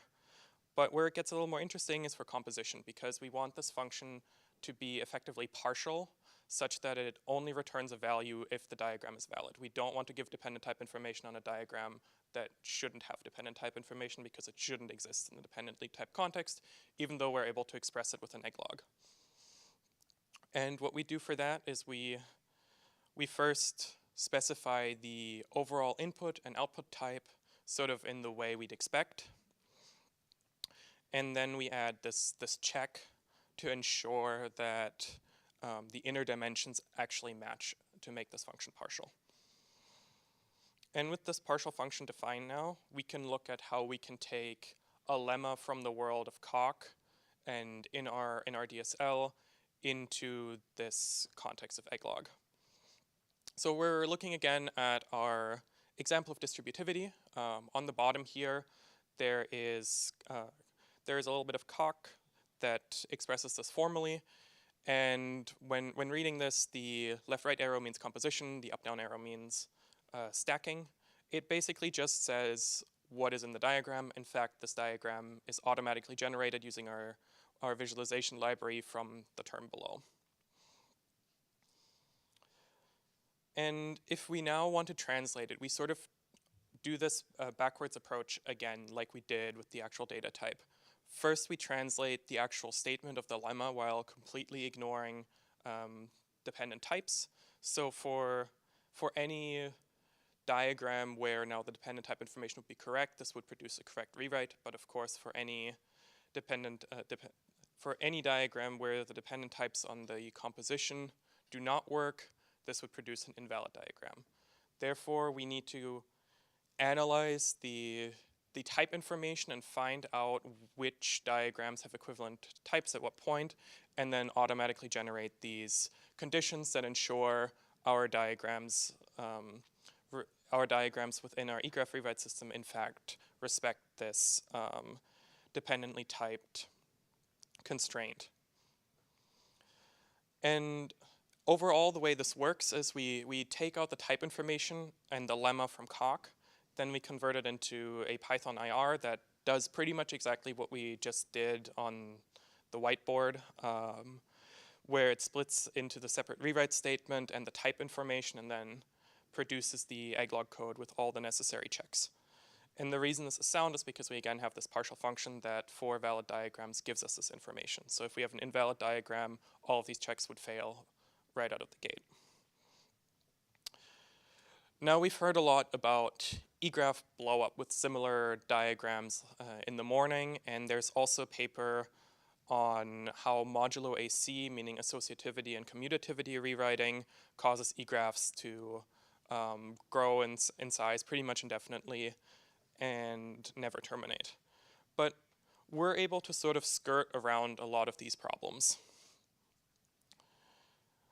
First of all, we don't have commutativity. So in the morning, in the symmetric monoidal category talk, the main culprit of the blowup was being able to commute partial diagrams through the swap or braid operator. We do not have any of this, as this is a bit more intensive in Coq, and we're really just dealing with the structure. So we're rewriting really modulo AD, which is associativity and distributivity. Then the other problem field is when we do stack associativity, we introduce this new term around the stack that then is immediately rewritable with the other associativity rule. But because we have cast contraction, this is also a problem that we avoid, where otherwise we would have infinite growth of the eGraph. And then lastly, a problem that comes up in modulo AC rewriting is that you often have to add identities somewhere, increasing the term size. If we include the identity addition into our project, this will also blow up and not terminate. But we're able, for most rules in our system where we have the identity in there, we're able to replace that identity with diagrams that just have a single output, like we see down here. And I realize I flipped this, so just imagine it's mirrored in your head. But if this has a single output, like an identity, then we're able to completely avoid the problem of carrying identities around. We're able to just remove identities. In fact, we don't have a formal proof yet, but we have a strong conjecture that if we normalize rules to this form, that we shouldn't ever run into a problem where we have to add identities, and in practice we haven't found one yet. So let's look at an example of how we can use our system to rewrite a problem that we have in practice. So this is taken straight from our library. This is a structural rewrite that we had to do at some point in our code, and it may not be immediately obvious, but these two diagrams are in fact equivalent, because all we do pretty much is we split up this identity here and then reassociate a bunch of times until we hit the left side. And below this, I put in the cock proof. It's not necessarily super long. It's about 3 minutes of development time, but about a quarter of our entire library is just dealing with these problems, so it becomes incredibly repetitive and is a real slowdown for working with our library. Now, if we do this in eGraph land, what happens is we get this beautiful diagram that I chose to not make bigger so people don't actually try to look at it too much. But the search completes within less than half a second, so pretty much instantaneous. And even compared to cock automation, this is very fast, and we're quite happy with it.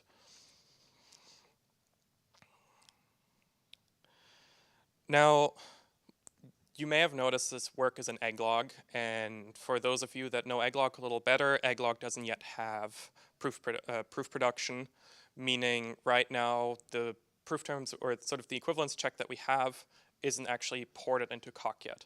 However, there is previous work by Andrei Kozyarev that uses egg proof production to rebuild cock terms, and we will be using his work and sort of adapting it to our tool to build back the proof terms into actual cock. And this is the eGraphs workshop, so I think you find eGraphs interesting, and this is a very big tangent, sort of about, can we do proofs just like plainly in eGraphs without having an underlying proof production system? And the answer is sort of. So instead of rewriting in the eGraph, we can always introduce nodes that relates to terms. For example, if we have A equals B, we add a node that says there is a path from A to B, and then we can sort of build the reflexive transitive closure over those terms. The problem why I'm saying sort of is that this blows up as soon as you have binary operations. So consider the following example. We have A equals B and C equals D. Then A plus C equals to B plus C, A plus D, or B plus D. Now, when building the closure, we want to ideally know which one should we pick. And naively, of course, we would pick the one that carries the most information. However, we don't really know what our proof in the end will look for while building the eGraph. And therefore, we need to build all of them. And that means we have exponential growth over binary operators. And in a system with a ton of binary operators like ours, that will make it unusable. All right, returning from this little anecdote to future work. As I previously said, we want to build full interfacing with cock once the proof explanation system exists in egglog. We want to add the support for users to pass in their own lemmas. This is also why we built this automatic lemma translation, so that a proof engineer is able to pass in whatever lemma they think is useful for right now automatically solving their goal. This will, of course, lead to some problem instances where the eGraph won't be successful, but it would be really interesting to see how complex of problem classes we could actually tackle in practice, and what kind of code automation we could achieve from that. So with that, sorry, one last point. We also want to get truly non-axiomatic graphical reasoning, which means that we want to have a way to reason about graphs with semantics and calc without actually having to worry about structure. And this is sort of the first step towards it. With that, a quick summary. We're using eGraphs to work on a formal verification library called Visix, where structural rewrites are a problem. So we looked at our class of rewrites and built automatic lemma translation so that we can deal with them, and we're hoping to use egglog proof production soon to reintegrate this into calc. Thank you so much for your time.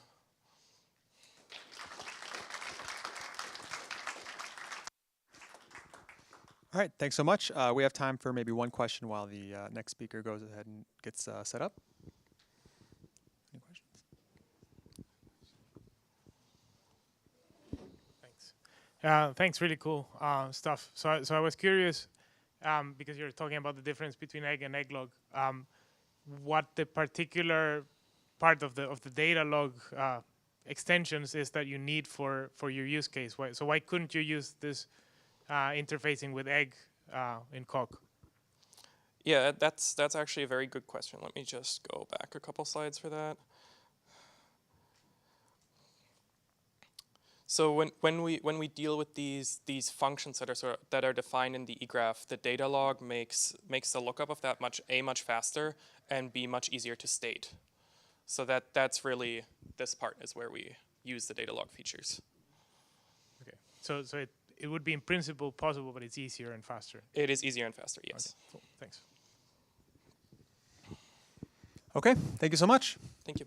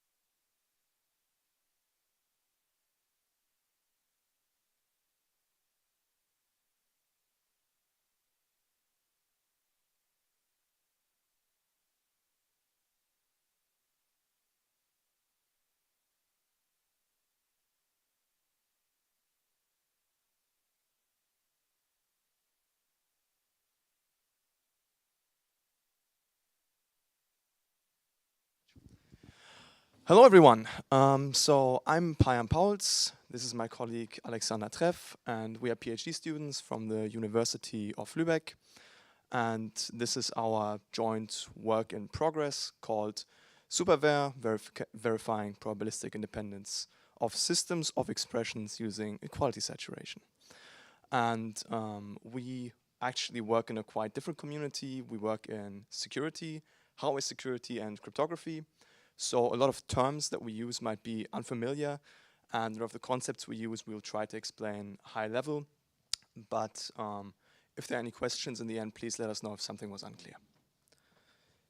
Then first off, the biggest change compared to the talks before is that the expressions that we will be talking about here are basically always probabilistic.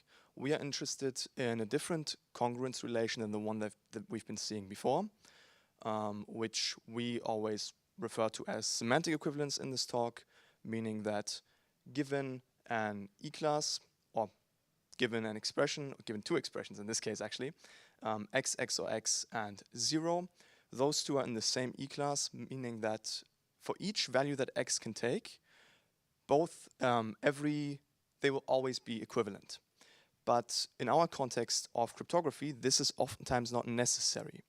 We only require a weaker notion of equivalence, which dictates that the probability distributions of two terms are identical.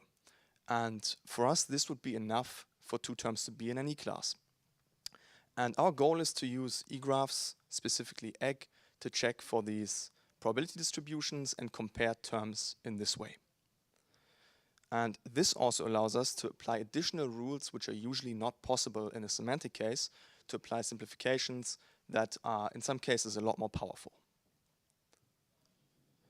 Now, since we come from a security background, we have a different use case than some of the other talks before. We consider an attacker. And an attacker in our case receives a program, let's say an algorithm that is implemented, and this can be modeled as a circuit. So we can see here a bunch of different gates. What exactly they mean is irrelevant for this talk. But what an adversary can do is he can place probes inside the circuit to receive values from the computations. And the way that we can model these probes is by displaying them as algebraic expressions, which can then be evaluated to concrete values. The reason why we look at probabilistic expressions is because oftentimes these probes that an adversary can place also contain random variables. So for this reason, we go over probability distributions. And our goal is to perform verification. So what we want to do is, given such a circuit or an algorithm, we want to show that anything that an adversary can observe is independent of secret variables. Now, these can be freely annotated by a user. Any of these values could be secret or non-secret. It's very arbitrary. But the way that this verification works is, in a sense, if I give you two expressions and one of them contains the secret and one of them does not, if you are unable to distinguish them, if their probability distributions are the same, then we consider expressions to be independent of secrets. And what we have done is we have developed a tool in Rust that uses the EGG library to perform such a verification routine. Now we come to a very powerful probabilistic rewriting rule. This is called the optimistic sampling rule, also known as, or we'll refer to it as the opt rule from now on.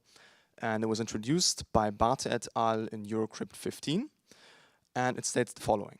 So given a function that has a random variable and a bunch of other inputs, which are irrelevant for the actual function in this case, if, the probability distribution of this function and the random variable are identical if the following conditions are met.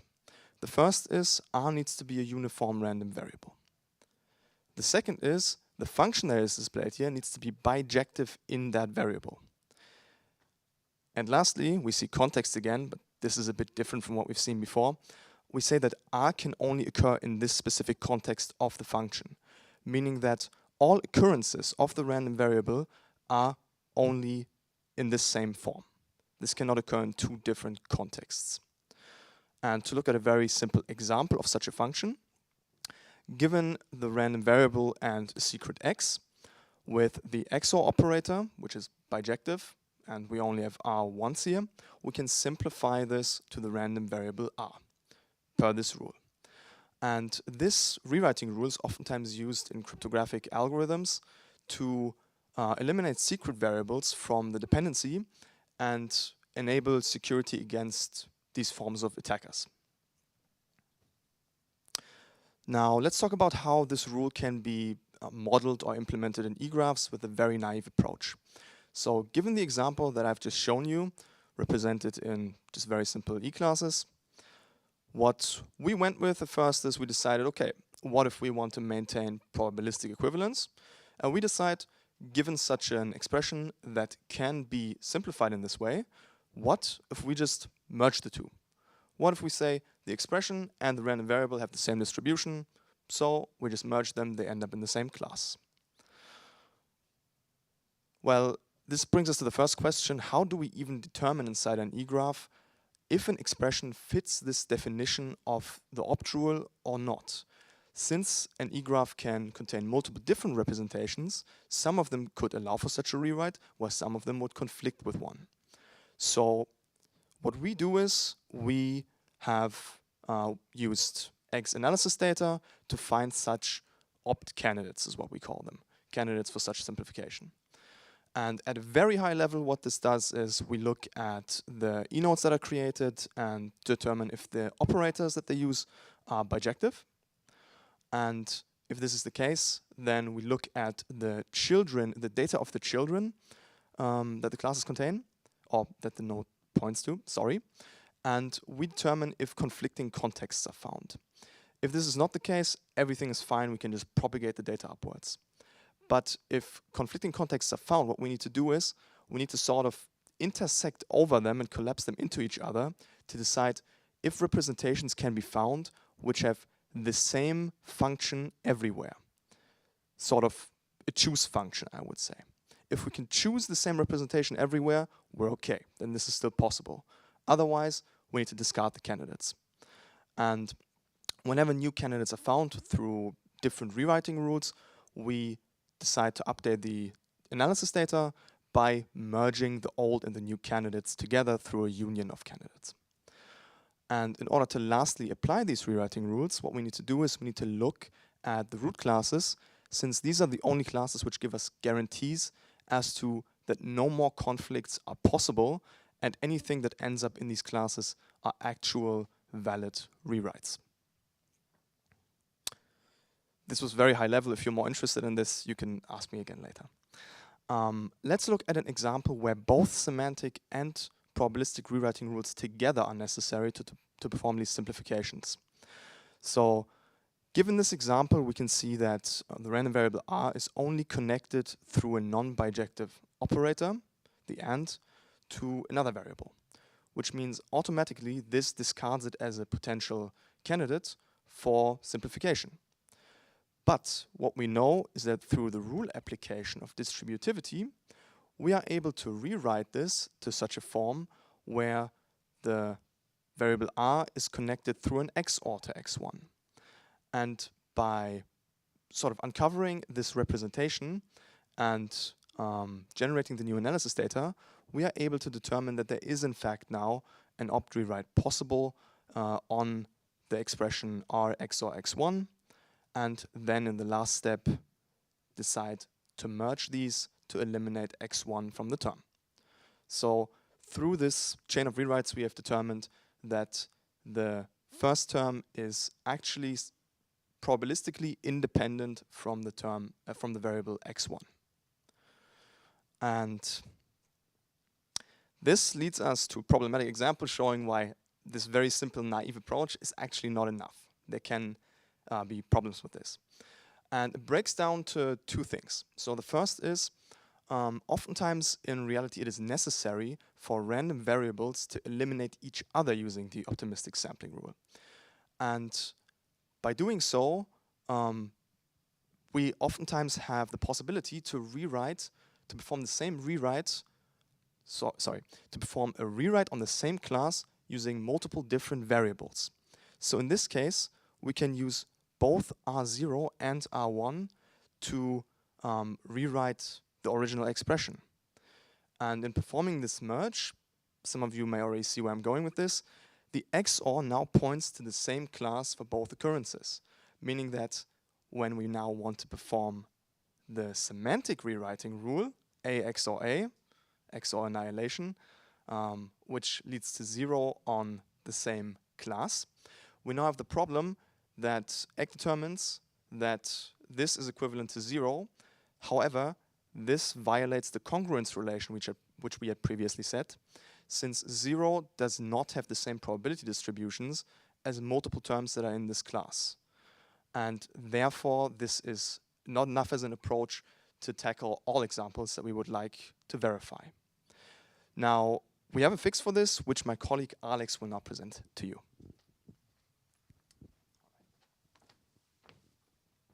All right, so our naive approach failed, as expected, I guess. But we have found a possibility how to circumvent this by introducing some kind of indirection into the eGraph. So we invented another type of class or node, which is the observation class, which only contains a special observation node. And these observation nodes are just pointers to other classes inside the eGraph, plus a potential sequence of opt rule applications. In this case, we have no application yet, which we denote by the bottom sign. So the observation node points onto the XOR class, and yeah, that's how we circumvent the total merge of everything here. And in the next example, here we in this case that's the very simple example from the beginning, where we have seen that we can rewrite X XOR R to R, so we can represent this as an additional observation node which stores some kind of context, that if we apply the rule in this order, then we can also point directly to the class containing R without merging the classes of the XOR and the R. But in the observation class, we know that these two are equivalent. And so we can still work with this without merging the actual data. So here's a quick recap from the slide that we saw in the beginning. Just if you wonder why we call it observation class, because we're in this attacker context where the attacker can observe expressions. That's why we call it observation class and observation node. And if you look at this figure, you see two magnifying glasses. So until now, we only took the case where we consider one of these magnifying glasses, so one expression. And now in the next case, we want to see how to deal with systems of expressions, so multiple expressions at once. So for this, we have again this very simple example, and an attacker now can see two different positions in the circuit. One of them is it's just pointing on the XOR as before, and the other one is that he can also observe directly the value of R. And now we want to prove that the joint probability distribution is independent of secret. So up until now, the solution with the observation classes and nodes is fine. If we just consider an isolated expression, it's all fine. We can just pick one of the observation nodes and it's always correct. But now we have a problem again, because now we have to consider multiple expressions and consider them in total. So we have a local applied rule, the opt rule, but a global context that we have to consider. And that's where we get into problems again. Yeah, here we can see it. We can, by just applying the opt rule, again, generate a new observation node and merge it into the observation class from the first. But this is not valid in a global context, because they interfere with each other. If you want to give a simple intuition, the attacker can observe. If the attacker can only observe one of the two values at a time, then if he just observes X, XOR R, he doesn't know anything about the secret because it is masked by the random value. If he can only observe the random value, he won't learn anything either. But if he learns both of them at the same time, you can just subtract the R from the X XOR R and he gets the secret. That's why we can't apply the opt rule here. And to solve this, we introduce something that we called realization analysis. And that's just simple enumeration of all possible observation nodes from the classes that we select, and then checking if they contradict each other or not. So the first two are always valid because we don't apply any opt rule. That's always fine, but it's not always optimal. So we can just iterate over all possibilities here and see which one is fine and which was not. So next case is we take again the first node from the first class, which just says we don't apply any opt rule. The second one says, okay, we replace R0 XOR R1 by R0.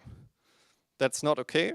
Why? Because the R0 is already also occurring in the first observation class, and we don't substitute the R0 R1 we don't apply the same substitution in the first class, so we're not allowed to do this. But we are allowed to do something different. We could, for example, substitute a term from the second class by R1. Why? Because the R1 is not occurring in the first observation class. But that's not the optimal solution. The next one is, it's the same as the first case, actually, or the first non-trivial case, where we, again, have a conflict because we perform a substitution with R0 in the first class now, but R0 is occurring in the second class as well, and we don't do it there as well. So that's not allowed either.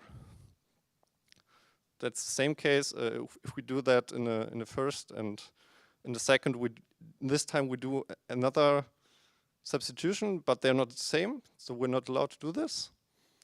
And then there is another case where we substitute x XOR R0 by R0 in the first class, and R0 XOR R1 by R1 in the second class, which is allowed if you do the substitution in class 2 in first, and then in class 1.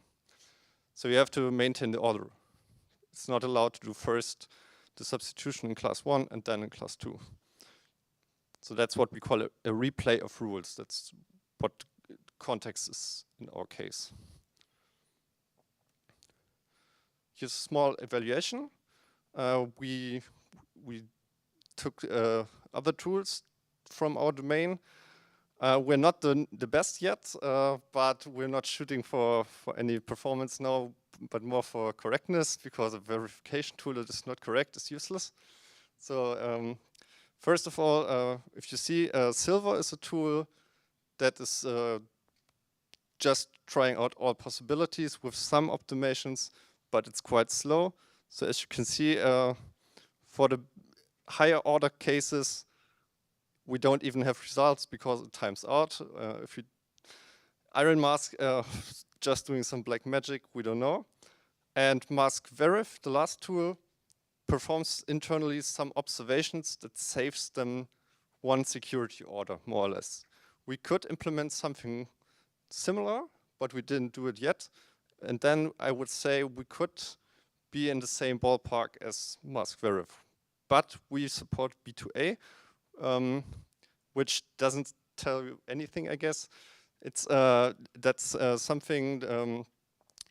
For now, we have seen the Boolean circuits, but you could also consider arithmetic circuits. And B2A is an algorithm to convert between those two circuit types. And this is becoming more and more popular, especially for post-quantum cryptography, where you do this a lot of times. So that's very relevant in our field of research. And to give you just an example of how simple this is for us, it's just a single line of code. There is a paper by Jean-Sébastien Courant who said, I prove that this complex expression can be rewritten as this more simple expression. He proved it by hand. And Payam did his master thesis in our institute, and we said to him, can you just implement this rule in one of the other tools? And I would say it took weeks, months, I don't know. Yeah, multiple months. And for us, so we prepared the tests, we wrote this one line, 2 minutes later, the test passed, and we're done. So the next steps now, as you can see, the state-of-the-art tools cannot verify all circuits that exist. There are more that they can verify, and we want to extend our tool to also verify those. That's one step, so to extend the functionality. And of course, to improve performance now that we established correctness and completeness, we want to be a bit more performant. Because for now, we just build an EGRAPH for every system of expression again and again, which is not very efficient given that the expressions in such a circuit differ just by adding one more X or one more AND, etc. So I think we can hugely improve on this if we implement correctly. and of course adapt domain-specific optimization techniques from other tools such as maskverif. And then we maybe save a security order and step up one letter in the table, which would be nice. And yeah, that wraps it up.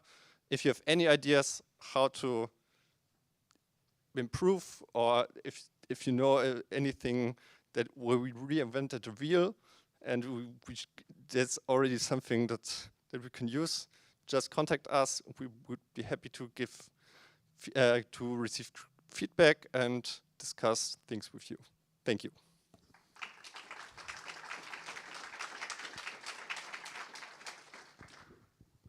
Alrighty, thank you for the talk. We have time for maybe one question. I've got a question. So, you brought up basically what looks like a context node, and that's something we've been talking about a lot today. And one of the problems with these kind of nodes is if you have a large subterm and if you have a large term with many subterms, and that term is in some context, you'll, for many reasons, want to sort of push down the context so you can see that context at every subterm level. Is that something you have to end up doing in your problem, or do these opt nodes live at the top level forever? They live in the top node, in the top level forever. So we have this, I call it standard rewrites everywhere in the graph, and the probabilistic rewrites only happen at the top node to circumvent the problems that we had with our naive approach. So we don't push anything down again. Am I right? All right, thank you so much. Thank you.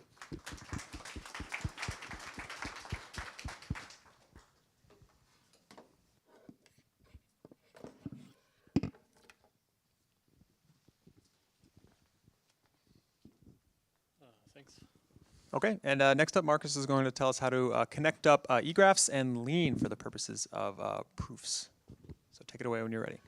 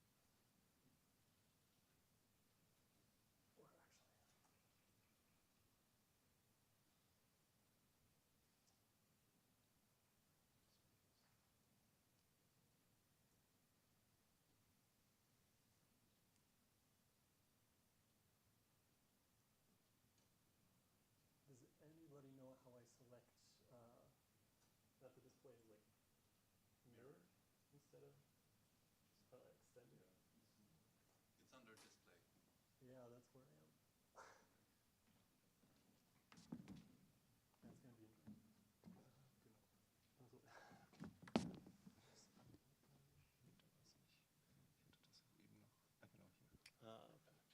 okay, cool. Thanks. Oh, spoiling. Okay. Is this on? Timer. Okay, so I think we have a very unique audience today here because half of you are probably jet lagged. The other half has just cram-packed their brain with content in the last 7 hours. And we're all still coping with Philip's mind-shattering talk this morning. So what I hope to do in this talk is to give a really simple talk, to give you some space to breathe, basically. And so I only want to talk about two things, really. So first there's EGRAPHS, which all of you already know, which is great. And then there's the world of interactive theorem provers, of which Lean is one representative. And what we want to do in this talk is to build a bridge between these two worlds, and I hope to convince you that that's actually a good idea. So to get started, since maybe not all of you have a background on interactive theorem provers, I'll just quickly motivate what they are, and that's also quite naturally going to lead us to figuring out why we might want to connect them to EGRAPHS. So you may have seen some of these names before, like Lean is a theorem prover.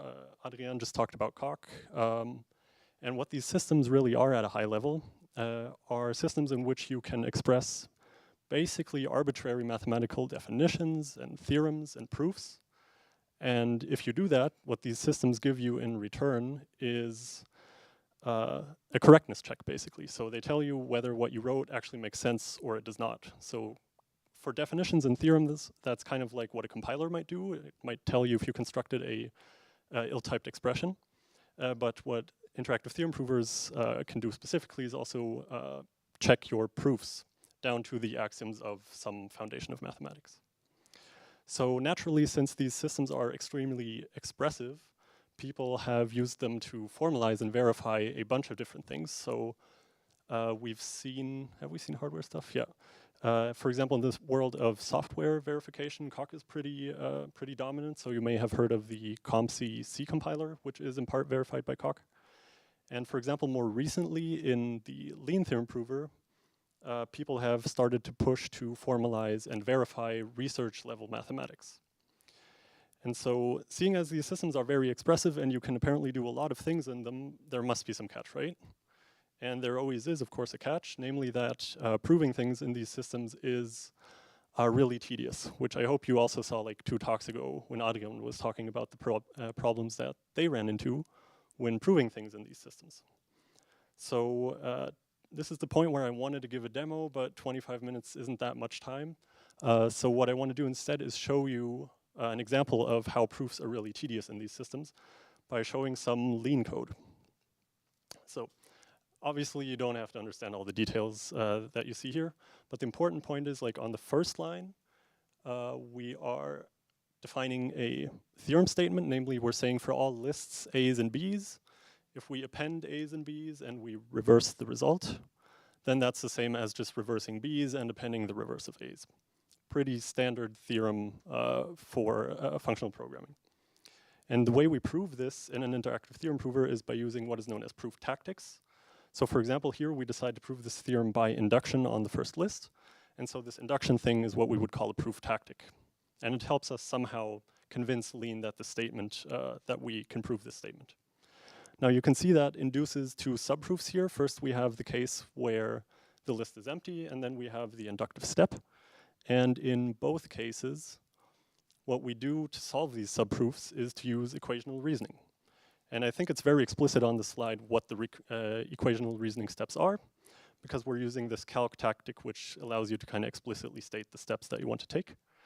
And so for example here in the nil case, one of the steps that we're taking is to show that if we have the reversal of the list called B's, then that's the same as the reversal of B's appended to the empty list. Obviously should be true, but we still have to convince Lean that that's actually true, and the way we do that is by again using a tactic called rewrite, to which we pass this lemma called append nil, which presumably tells us that a list is equal to appending the empty list to it. Okay, so this is what a, let's say, very normal proof in Lean would look like. You can see it's just absolutely tedious. Like you're not doing research level math at this level of reasoning, right? We need something which is at a much higher level. So that's kind of the problem that we're facing with interactive theorem provers right now.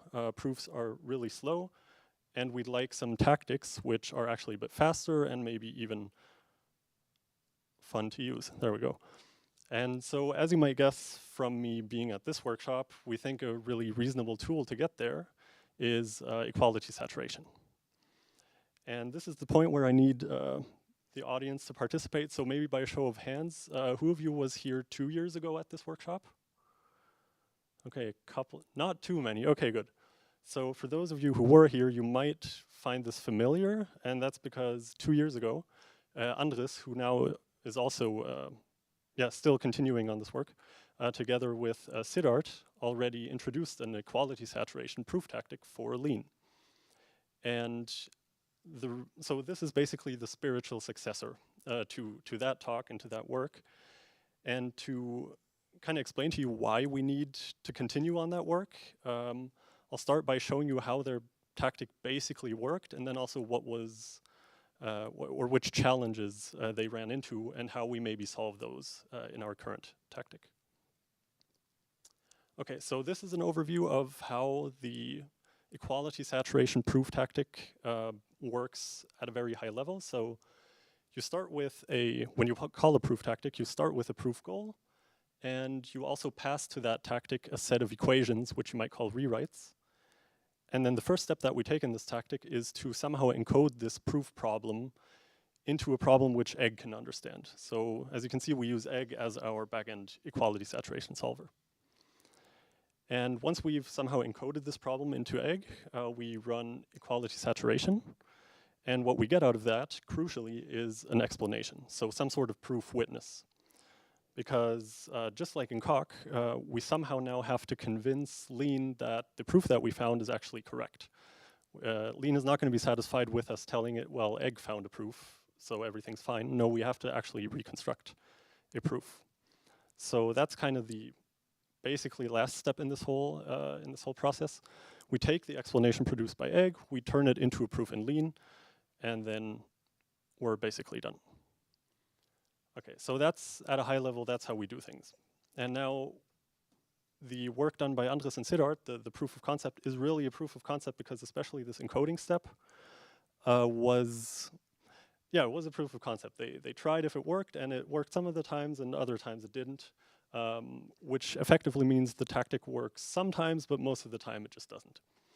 And so this is what we want to improve upon in this work, and to kind of explain to you what's hard about encoding a problem into egg and what we can improve upon. I want to show you a simple example.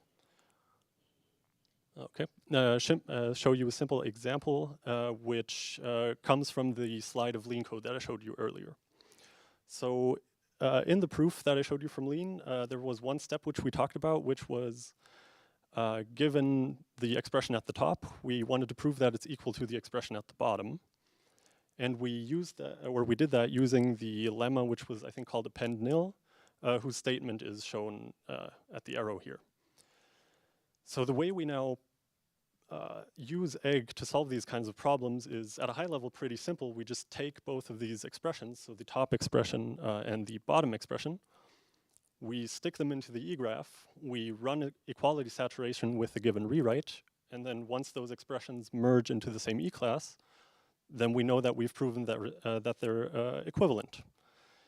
But now that, of course, begs the question, like, how do we actually take these expressions and put them in the eGraph? Because if you recall, like, for example, in egg, you need some sort of term language in which you can express things. So in this case, we need to choose how we represent our expressions. And the way we do it, for example, for the top expression is like this, which, of course, looks beautiful. And I've color-coded some parts here so you can kind of make sense of this. So for example, the gray part is actually the call to the reverse function. The red part is the empty list. And this big blue part is this append operator. And you can see this expression language that Lean uses seems to have a bunch of powerful constructs. So for example, type class instances and name definitions like list.nil. And function application and free variables, and now maybe there's a bell ringing for some of you. This looks kind of familiar, and of course it's a lambda calculus. Yep. So in Lean, every expression is lowered, or we would say elaborated, down to a expression of a specific lambda calculus, which then makes expressions look like this. And the fun part about lambda calculus is always that it brings with it a lot of problems.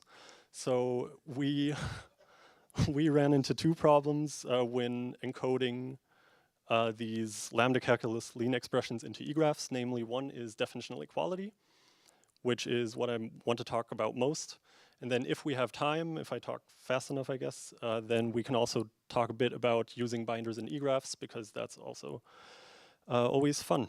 So let's start with talking about what definitional equality is and which problems arise from it when we want to solve equality goals in egg based on Lean expressions. So let's go back to our example. And let's actually now try to kind of run this rewrite step in an eGraph. So as previously mentioned, the first step that we have to take is to encode both of the expressions, so the top and the bottom one, in this underlying lambda calculus, and then we would add these expressions to an eGraph.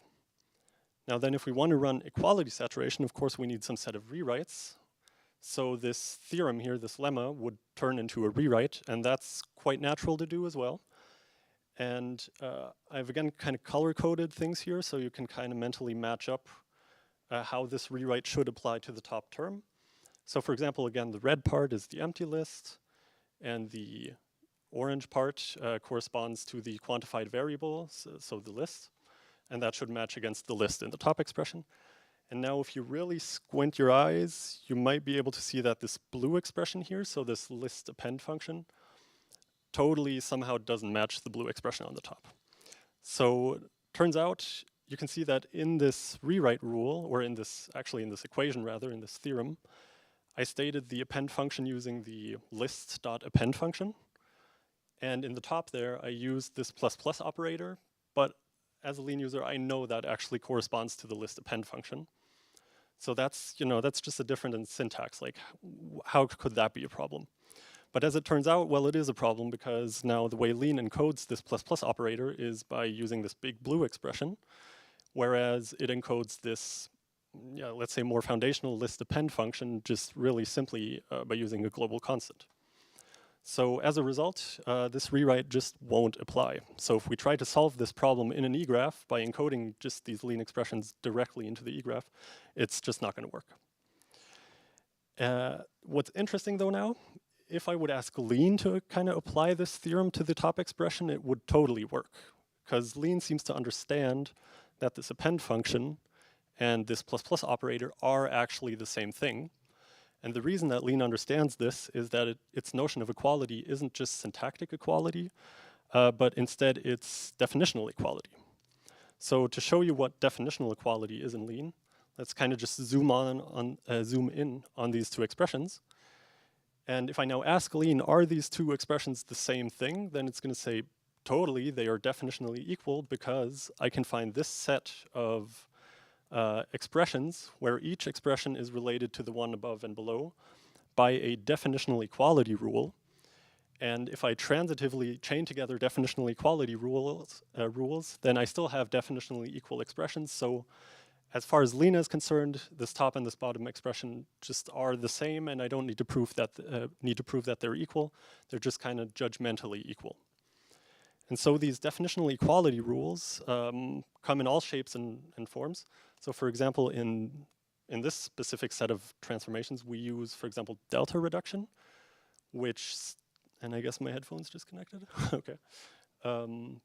We use delta reduction, which states that a definition is equal to unfolding that definition, which I hope makes kind of intuitive sense why you would want that as an inbuilt part of equality.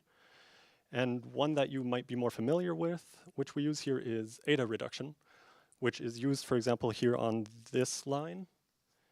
Oops. But on the line where my cursor is, where we use eta reduction to show that this expression is definitionally equal to the next one because we can just remove this unnecessary binder here. So there exists a ton of definitional equality rules which lead to a difference in what lean understands as equality and what egg understands as equality. Namely, lean has these associated semantics for its notion of equality, whereas eGraphs only work syntactically. And as we've seen before, that leads to problems. So for example, we saw that this can mean that rewrites just do not apply because they only match definitionally, but not syntactically. And also sometimes if we rewrite in an eGraph, then egg is going to saturate at some point and say that it wasn't able to prove the goal, even though, or just because it was not able to unify the E-classes of definitionally equal terms, which just happen to not be syntactically equal. So this is one big chunk of problems which we address in our proof tactic now. So we build a bridge between the equality that we have in lean, so definitional equality, and the one that we have in eGraphs, so syntactic equality, by somehow encoding these definitional equality rules into egg. And we do this in various different ways. So one approach that we take is for some definitional equalities, we can actually, before equality saturation starts, already pre-generate some equations which encode definitional equality. So for example, for type classes, that's what we do. We say that a application of a type class is equal to kind of just reducing that to its underlying function. A second kind of class of techniques that we use is normalizing expressions. So for example, Lean's expression language contains some syntactic constructs which you can just eliminate beforehand. And as a result, those can't lead to syntactic differences in an egraph. So for example, we do that with let expressions. We just eliminate those beforehand. So the egraph doesn't have to know that let expressions exist, so that can't lead to syntactic differences. And as a third example of techniques that we use, and probably the most common one, we use a bunch of dynamic rewrites in EGG. So for example, we do beta and eta reduction, and we can't do those just given, let's say, normal rewrites. We actually need dynamic rewrites. And I think this is, I'm not too familiar with egglog right now, but I think that might be one of the things which also would really be missing for us if we used egglog, because egg really gives us a lot of flexibility to just play around with terms in a sense at runtime or during equality saturation, which we just rely on. Okay, so that's kind of the first class of problems that we address, namely definitional equality. And now the second class of problems is that binders and egraphs are challenging. So, I mean, we've heard at least one talk today by Rudi with slotted egraphs, which kind of addresses this problem.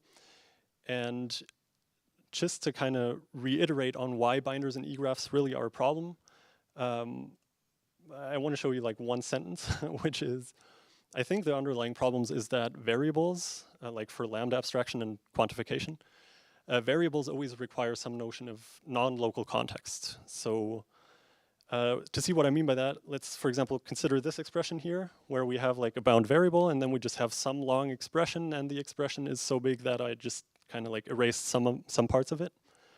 And if we consider this expression, and I asked you, are these occurrences of x actually the same? Well, then the answer is syntactically, of course they are, because they're just both a variable called x. But semantically, like, we can't tell, because there's these ellipses in between which might contain another binder which actually shadows the second occurrent of x. So this is what I mean by we need kind of non-local context. We can't just look at parts of our terms to figure out what a variable means. We always kind of have to know the whole term. And that's kind of counter to how egraphs work, where e-matching just sometimes considers local parts. And it turns out, yeah, Lean uses actually de Bruijn indices, so we also encode terms using de Bruijn indices. And that has still the same problem. So in this case, we don't know whether these two de Bruijn indices refer to the same variable or not.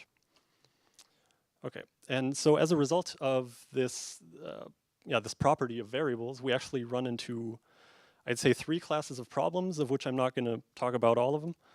So first there's invalid capturing, which probably most of you are familiar with. So that occurs when, or no, actually, I'm just going to skip that part. So invalid capturing is a known problem. The second one I call variable enode aliasing, which is basically exactly the topic of slotted egraphs. So if you represent bound variables directly in an egraph, since they're all going to be syntactically equally, especially when you use de Bruijn indices, that actually leads to, in a sense, what I call aliasing of enodes here in the egraph. So for example, we have 2 expressions here, and the left one contains a bound variable x, and the right one contains a bound variable x.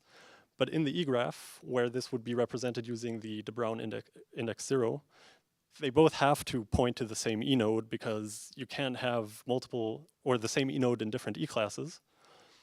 And this then has the effect that if we start doing rewrites which involve this bound variable, and for example, if other terms are added to that e-class, that's actually going to affect other terms which kind of had nothing to do with that variable, just because that variable has to be shared in the egraph. So yeah, I think one solution to this problem is precisely slotted egraphs. So we've already tried playing around with slotted egraphs together with Rudi, and see if that might fix this problem. Though we have to say in practice, it seems this isn't actually a problem. So I haven't encountered a a proof goal which failed to be proven because of this problem. So perhaps in practice, we can also just ignore it. Now, the third class of problems that we get from binders and EGRAPHS, which I find the most interesting because I kind of stumble upon it or wasn't aware of it beforehand, is what I call invalid matching. And if any of you know what this is actually called, please tell me, because I just don't know what this phenomenon is called. And what I mean by invalid matching is, let's say we start with this term at the very top here, some lambda expression, and we now try to apply this rewrite here on the bottom. Then that's totally going to work. Like egg is just going to apply this rewrite, and here I've color-coded which parts would match against which pattern variables. And so notably, you can, for example, see this pattern variable e appears twice here, and it just matches against these two variables x, because they match syntactically. But you might notice something, namely, those two variables x are actually different variables, right? One of them is actually kind of the orange one, the other one is the red one. But now they've both matched against the same pattern variable. So apparently something is wrong here. Namely, while we matched correctly syntactically, we actually kind of invalidly matched when it comes to semantics. And so this is one case of how invalid matching can occur, and there's actually another set of criteria which can lead to invalid matching. And the way we solve this actually is very simple. So again, dynamic rewrites help us with this. We just turn every rewrite into a conditional rewrite rather, where we just check whether such invalid matching has occurred, and we can check that kind of locally. And so if that occurs, we just don't perform the rewrite. Okay, so one more minute. Okay, yeah, I think that should work. So these are kind of the two big classes of problems that we address, and now I have 1 minute for my sales pitch at the end, which is I want to actually convince you that what we've done here is actually worthwhile. So in the beginning, we saw that the way we would prove this theorem that we saw here is by a bunch of small step equational reasoning, and using our new fancy proof tactic, which we call egg, we can actually compact it down to this. So we can say the nil case is proven by these 3 lemmas, and the inductive case is proven by these other 4 lemmas. How it does that, we don't care. We just want to say, obviously, these proof goals hold. And now if we're really cool, we can actually define a macro in Lean for this. So we can come up with a kind of new proof tactic called lists here, which just throws all of the relevant list lemmas into egg. And then we can just rewrite, or we can solve our proof goal using this list tactic. And if we're really cool, then we also use tactic combinators, which means we can end up writing it like this. And this is kind of what we want, right? We want to prove this theorem by saying, yeah, by induction on the list, and both cases are obvious if you use the induction hypothesis. So that's actually what we can do now. And we hope that this sort of DIY proof automation, so kind of constructing your own proof tactics from a given set of equations, could be used more generally in Lean. And so now, in the sake of time, here's some relevant links, and thanks for listening, and thanks for the organizing committee for organizing this cool workshop.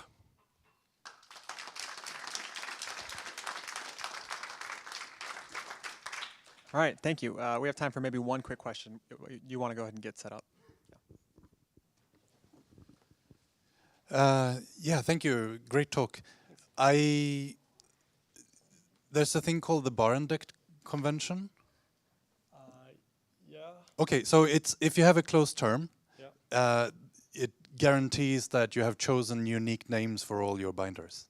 Yeah. It seems like that would help you with some of the invalid matching and invalid capture. Mm-hmm. Yeah, that's. Yeah, I considered that too, though. I guess the problem is that brings us back to the problem of trying to represent all bound variables with unique names, which was kind of what was addressed in the slotted EGRAPHS talk.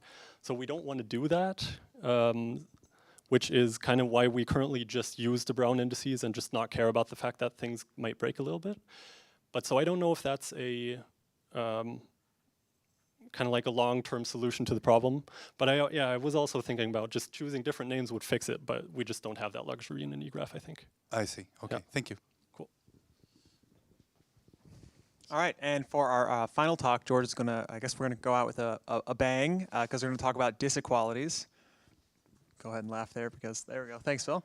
And this is also for use inside of Theorem Prover. So please take it away. Right. Thanks, Max. All right. So my name is George. I'm going to talk to you about disequalities in EGRAPHS, some experiments we did. And the experiment, the context of the experiment is our own inductive automated theorem prover. And it's automated, so you don't have to mess around with Lean or with Rock, Rock being the new name of Coq. And it's inductive because it does induction. So it does this all by itself.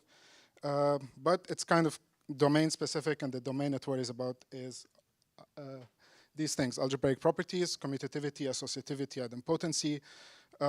We want to prove these things, and we want to show that some code, particular code, satisfies these properties, which are pretty essential both in code, so you get to see them in standard libraries such as Scala. So they are not checked, they are just there in documentation that please make sure whatever you give me is associative so that I work correctly. And they're also in some papers to enable some optimization. Our approach to checking these things is to lift them up to the types, so that just as I say that addition is a binary operation that takes two integers into an integer, now I also say that it's commutative and associative. So far it's just part of types. Just a quick example to show you a flavor of what Propel looks like so that I can get into disequalities is this thing. I hope you all agree 1 plus 0 is 1, which is equal to 0 plus 1. And the same goes for 2 and 3. Very easy. Now, what's really fun is that we can also talk about vectors of two numbers. So if I group these things in vectors, addition of vectors is pairwise addition.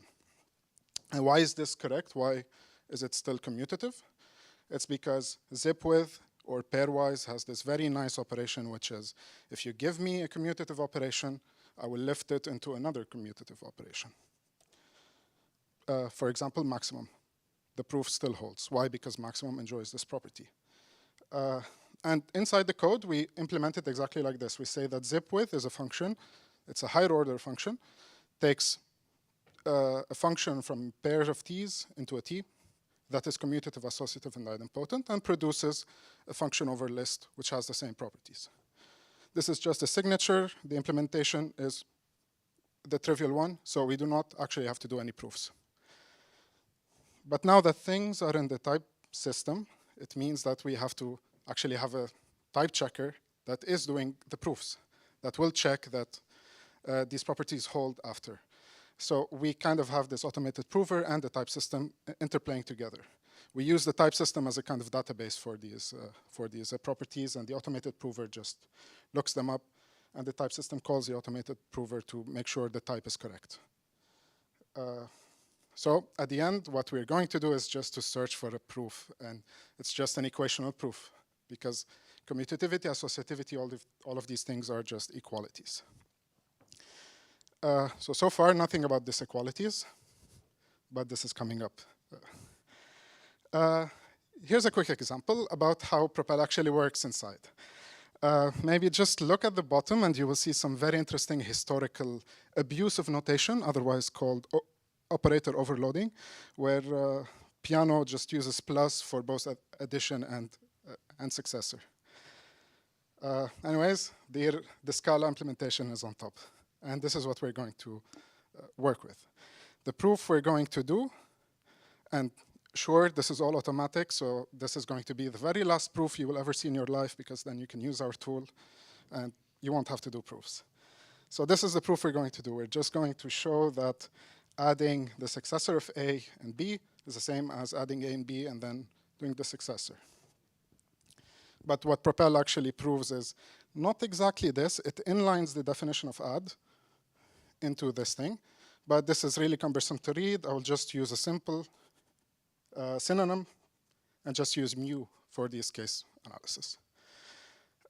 We don't have kind of knowledge of recursion. So whenever you see add again, it doesn't know that add means this function.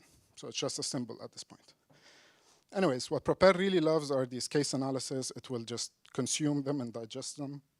And it sees two of them, one on the left, one on the right. It starts with one on the left, breaks it up into two cases. The case where B is 0, which means that B is not a successor, We can already see some kind of disequalities here. But there's the alternative case. And there we use kind of this trick from the type system to create an induction hypothesis, which we don't really need right now. But this got rid of one mu. So one case analysis on the left, there's still the one on the right? So it will do exactly the same thing. It will destruct on the right into 0, which was this slide, and then destruct on the right into successor, which is this case. Very importantly, we did not do rewrite. So after figuring out that B is 0, we did not replace it and then do symbolic evaluation. That's not what Propel likes to do. So we won't go through all of these proofs. We'll just focus on, I have a missing slide. We'll focus on the top left one, just ignore the other 3. And this one clearly is wrong. If it's not too obvious, it's because in the equality we have that B is equal to 0 and B is not equal to 0. So we can immediately get rid of this case and move on. That's finished. But most of these inductive theorem provers, as far as I know, do not have these disequality edges. So they are essentially stuck in this case. How would they progress? They have to eliminate this case somehow, right? This is how you would do it.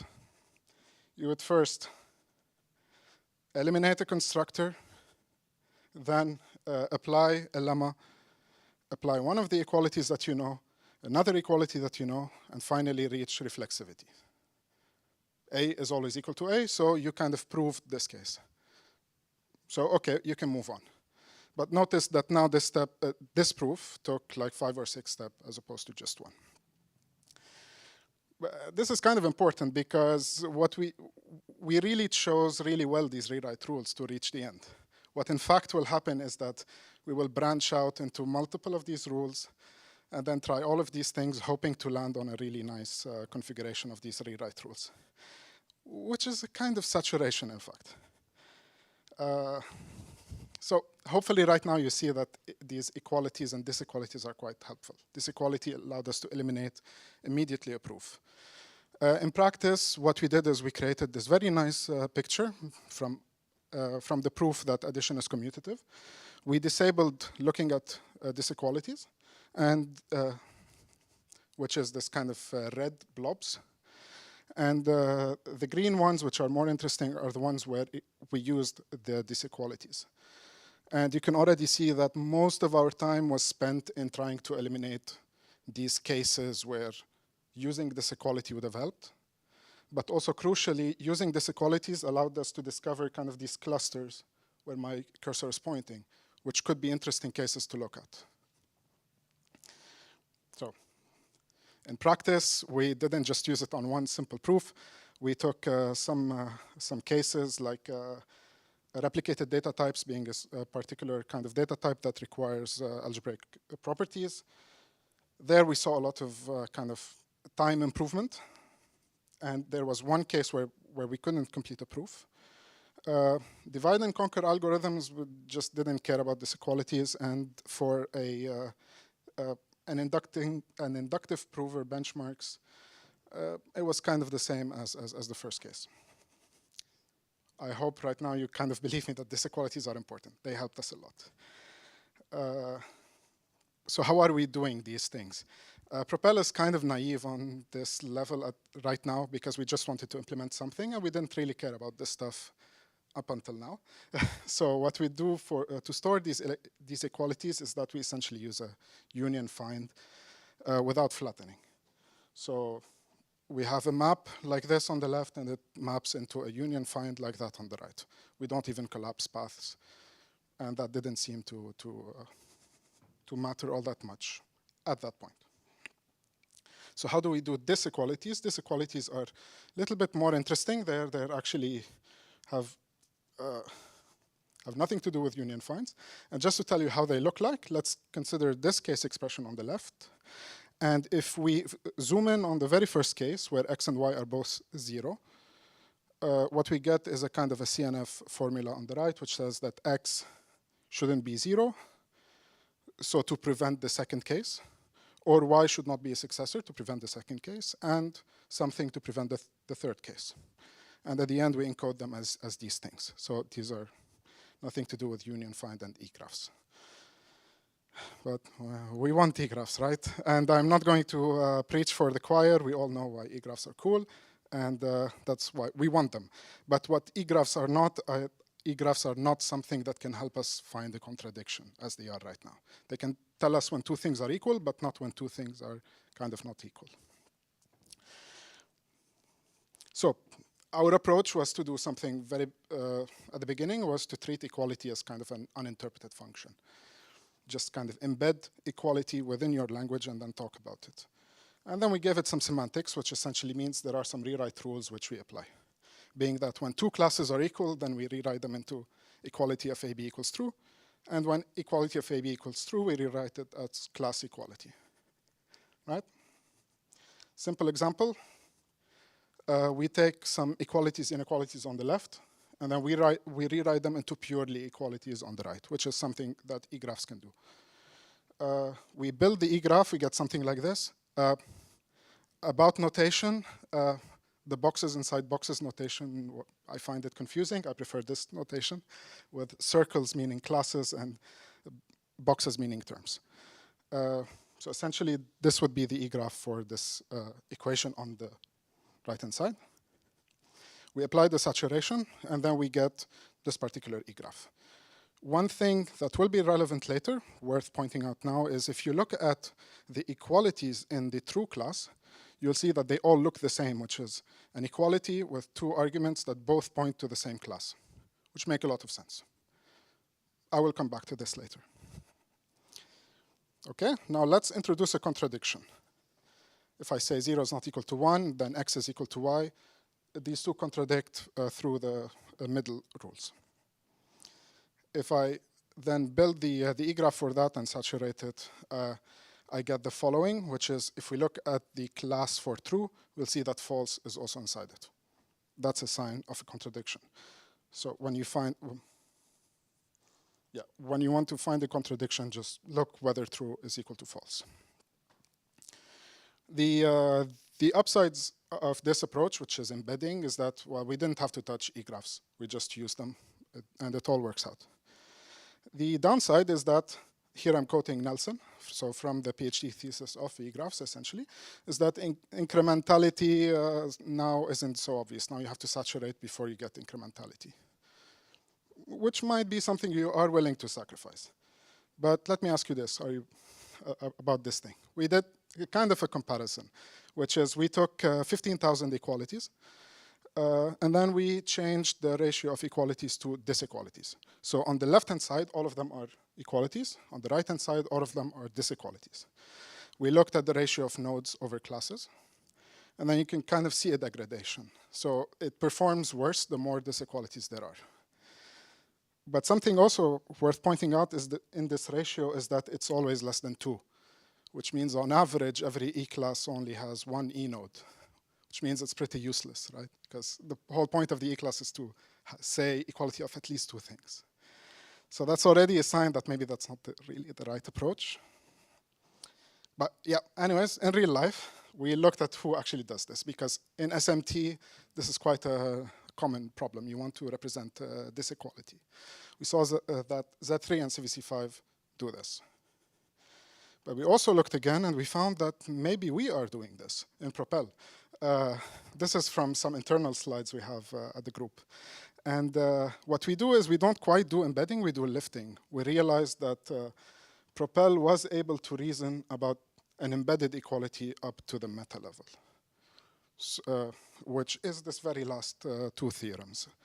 I won't stress too much, but this kind of made me reflect on myself and realize that maybe we are doing this thing and we should do something else. So we did something else, and we looked again at what disequality is. So disequality enjoys congruence. Pretty obvious, but it also means that disequality is not a relation between E-nodes. It's rather a relation between E-classes. And we looked a bit at this idea, and we found out that Nelson, for those who are very good observers, they might realize this is the same code as before, just expanded a bit longer. And Nelson also realized that, well, disequalities are important. And he says that if we want to check that disequalities, that two things are not equal, we have to modify the E-graph itself to do this through some kind of a change in structure. Alongside this paragraph, there was this very beautiful figure, and we see the structure that he did. He just introduced this extra kind of edges between classes, which are these disequality edges, meaning that what we were trying to solve was there all along. Pretty fun. So let me show you how they work. This is the same example as before, except right now we don't have these equality nodes anymore. We just simply connect the class of 0 and the class of 1 with a disequality edge. Pretty cool. Let's add the contradiction. And then we don't even have to do saturation. We just kind of rebuild the E-graph. And all of a sudden you see that this particular class is not equal to itself. Obviously contradiction. So if you have a contradiction, what do? You search for a class which is not equal to itself. And that's how you can tell. Right, that's what I just said. So how did we actually implement this? We didn't go about writing our own E-graph because that was why when egg exists. So we extended it. We called it diseg, and instead of showing you like pseudocode, I'll show you the steps so you can do it. First of all, you add this particular field to the E-class struct called forbid. It's just a vector of other E-classes. Forbid is a name that Nelson came up with.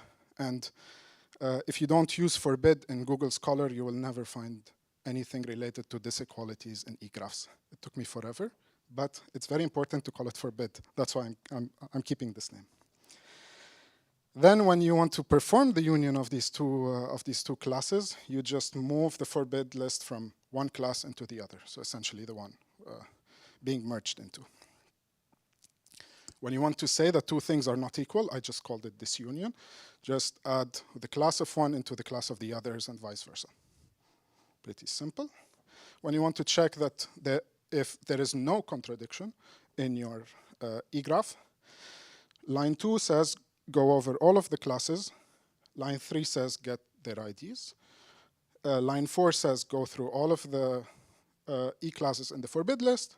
And line 5 says check that they are not the same. That's pretty much. And if you do this, you have this egg. That's kind of the changes you have to do to egg to have disequalities. In real life, we found an SMT solver that does this called OpenSMT. It's quite a competitive and good SMT solvers if you want to use it. But now back to this question is how does it compare with this embedding? And luckily the edges, which is on the right-hand side. So on the left was the same graph which we saw a few slides earlier.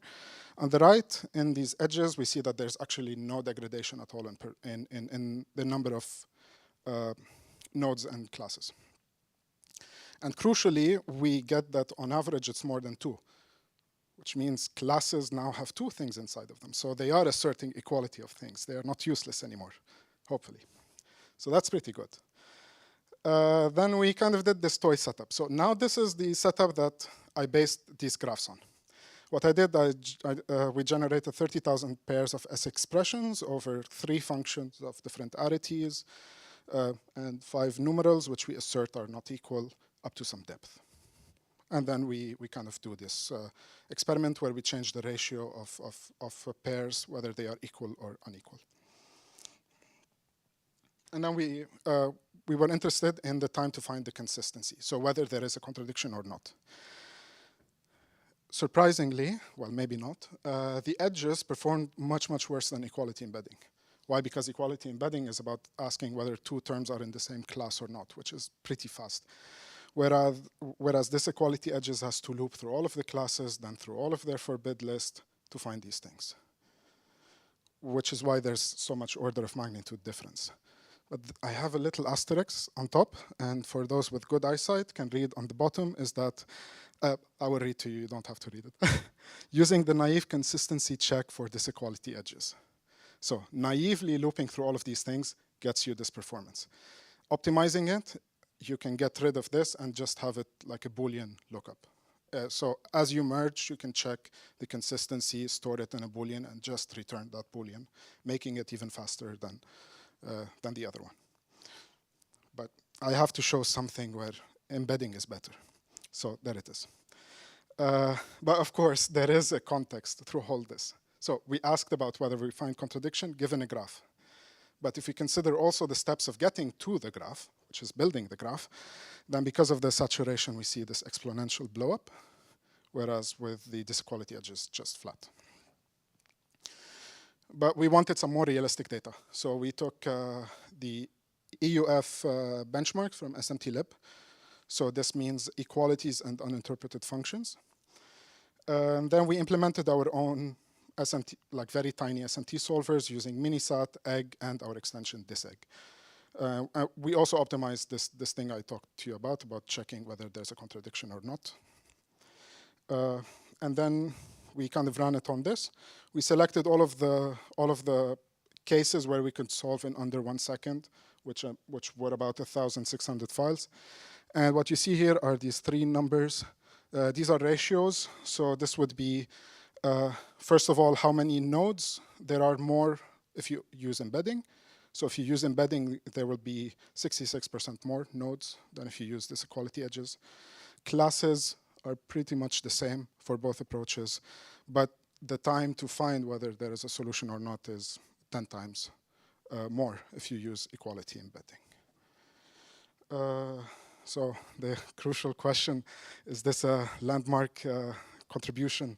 Did we just make SMT solvers 10 times faster? Sadly, no, because I did not measure the time to actually do SAT solving, which is the dominant part of solving the problem, and then saturating these universally quantified axioms that you put inside of your SMT files. And I think with that, I'm done. One thing I should say is that if you are interested in our prover, Propel, we will be presenting it on Friday at 3 in the afternoon in Popuri, in this room at 3 in the afternoon. Please show up. And there's these 2 papers for you to read. It's very fun. There will be a quiz later. And with that, thank you very much. I hope the last talk was fun. Yeah.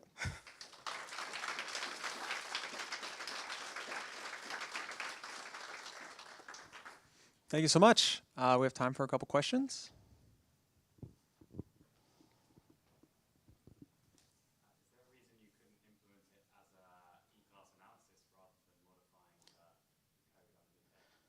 Very good question. The answer is I did not actually know about E-class analysis before doing this. It was just 2 weeks ago, in fact, I learned about it. So now I actually have something to do, an experiment. Thank you. Hi, I was just wondering how false is encoded in Propel? How false? Is it just like an empty inductive type, or? We do not encode false, in fact. I see. So when you gave the example earlier on, yeah, when you got the A equals A, so you could finish it. Yeah, just give me a second. Yeah, this Could you have encoded? No, so here the insight is that from a contradiction, B equals 0 and B is equal to successor. Well, from a contradiction, anything follows, right? So you should be able to somehow construct a kind of a reflexive term using this contradiction. So usually, yes, for example, in ROC or in Lean, false is encoded as kind of not something, and then you treat it as a function which you call with a contradiction and you get false. This is, we could do this, but well, we don't, I guess, sorry. Okay, thank you very much. Thank you.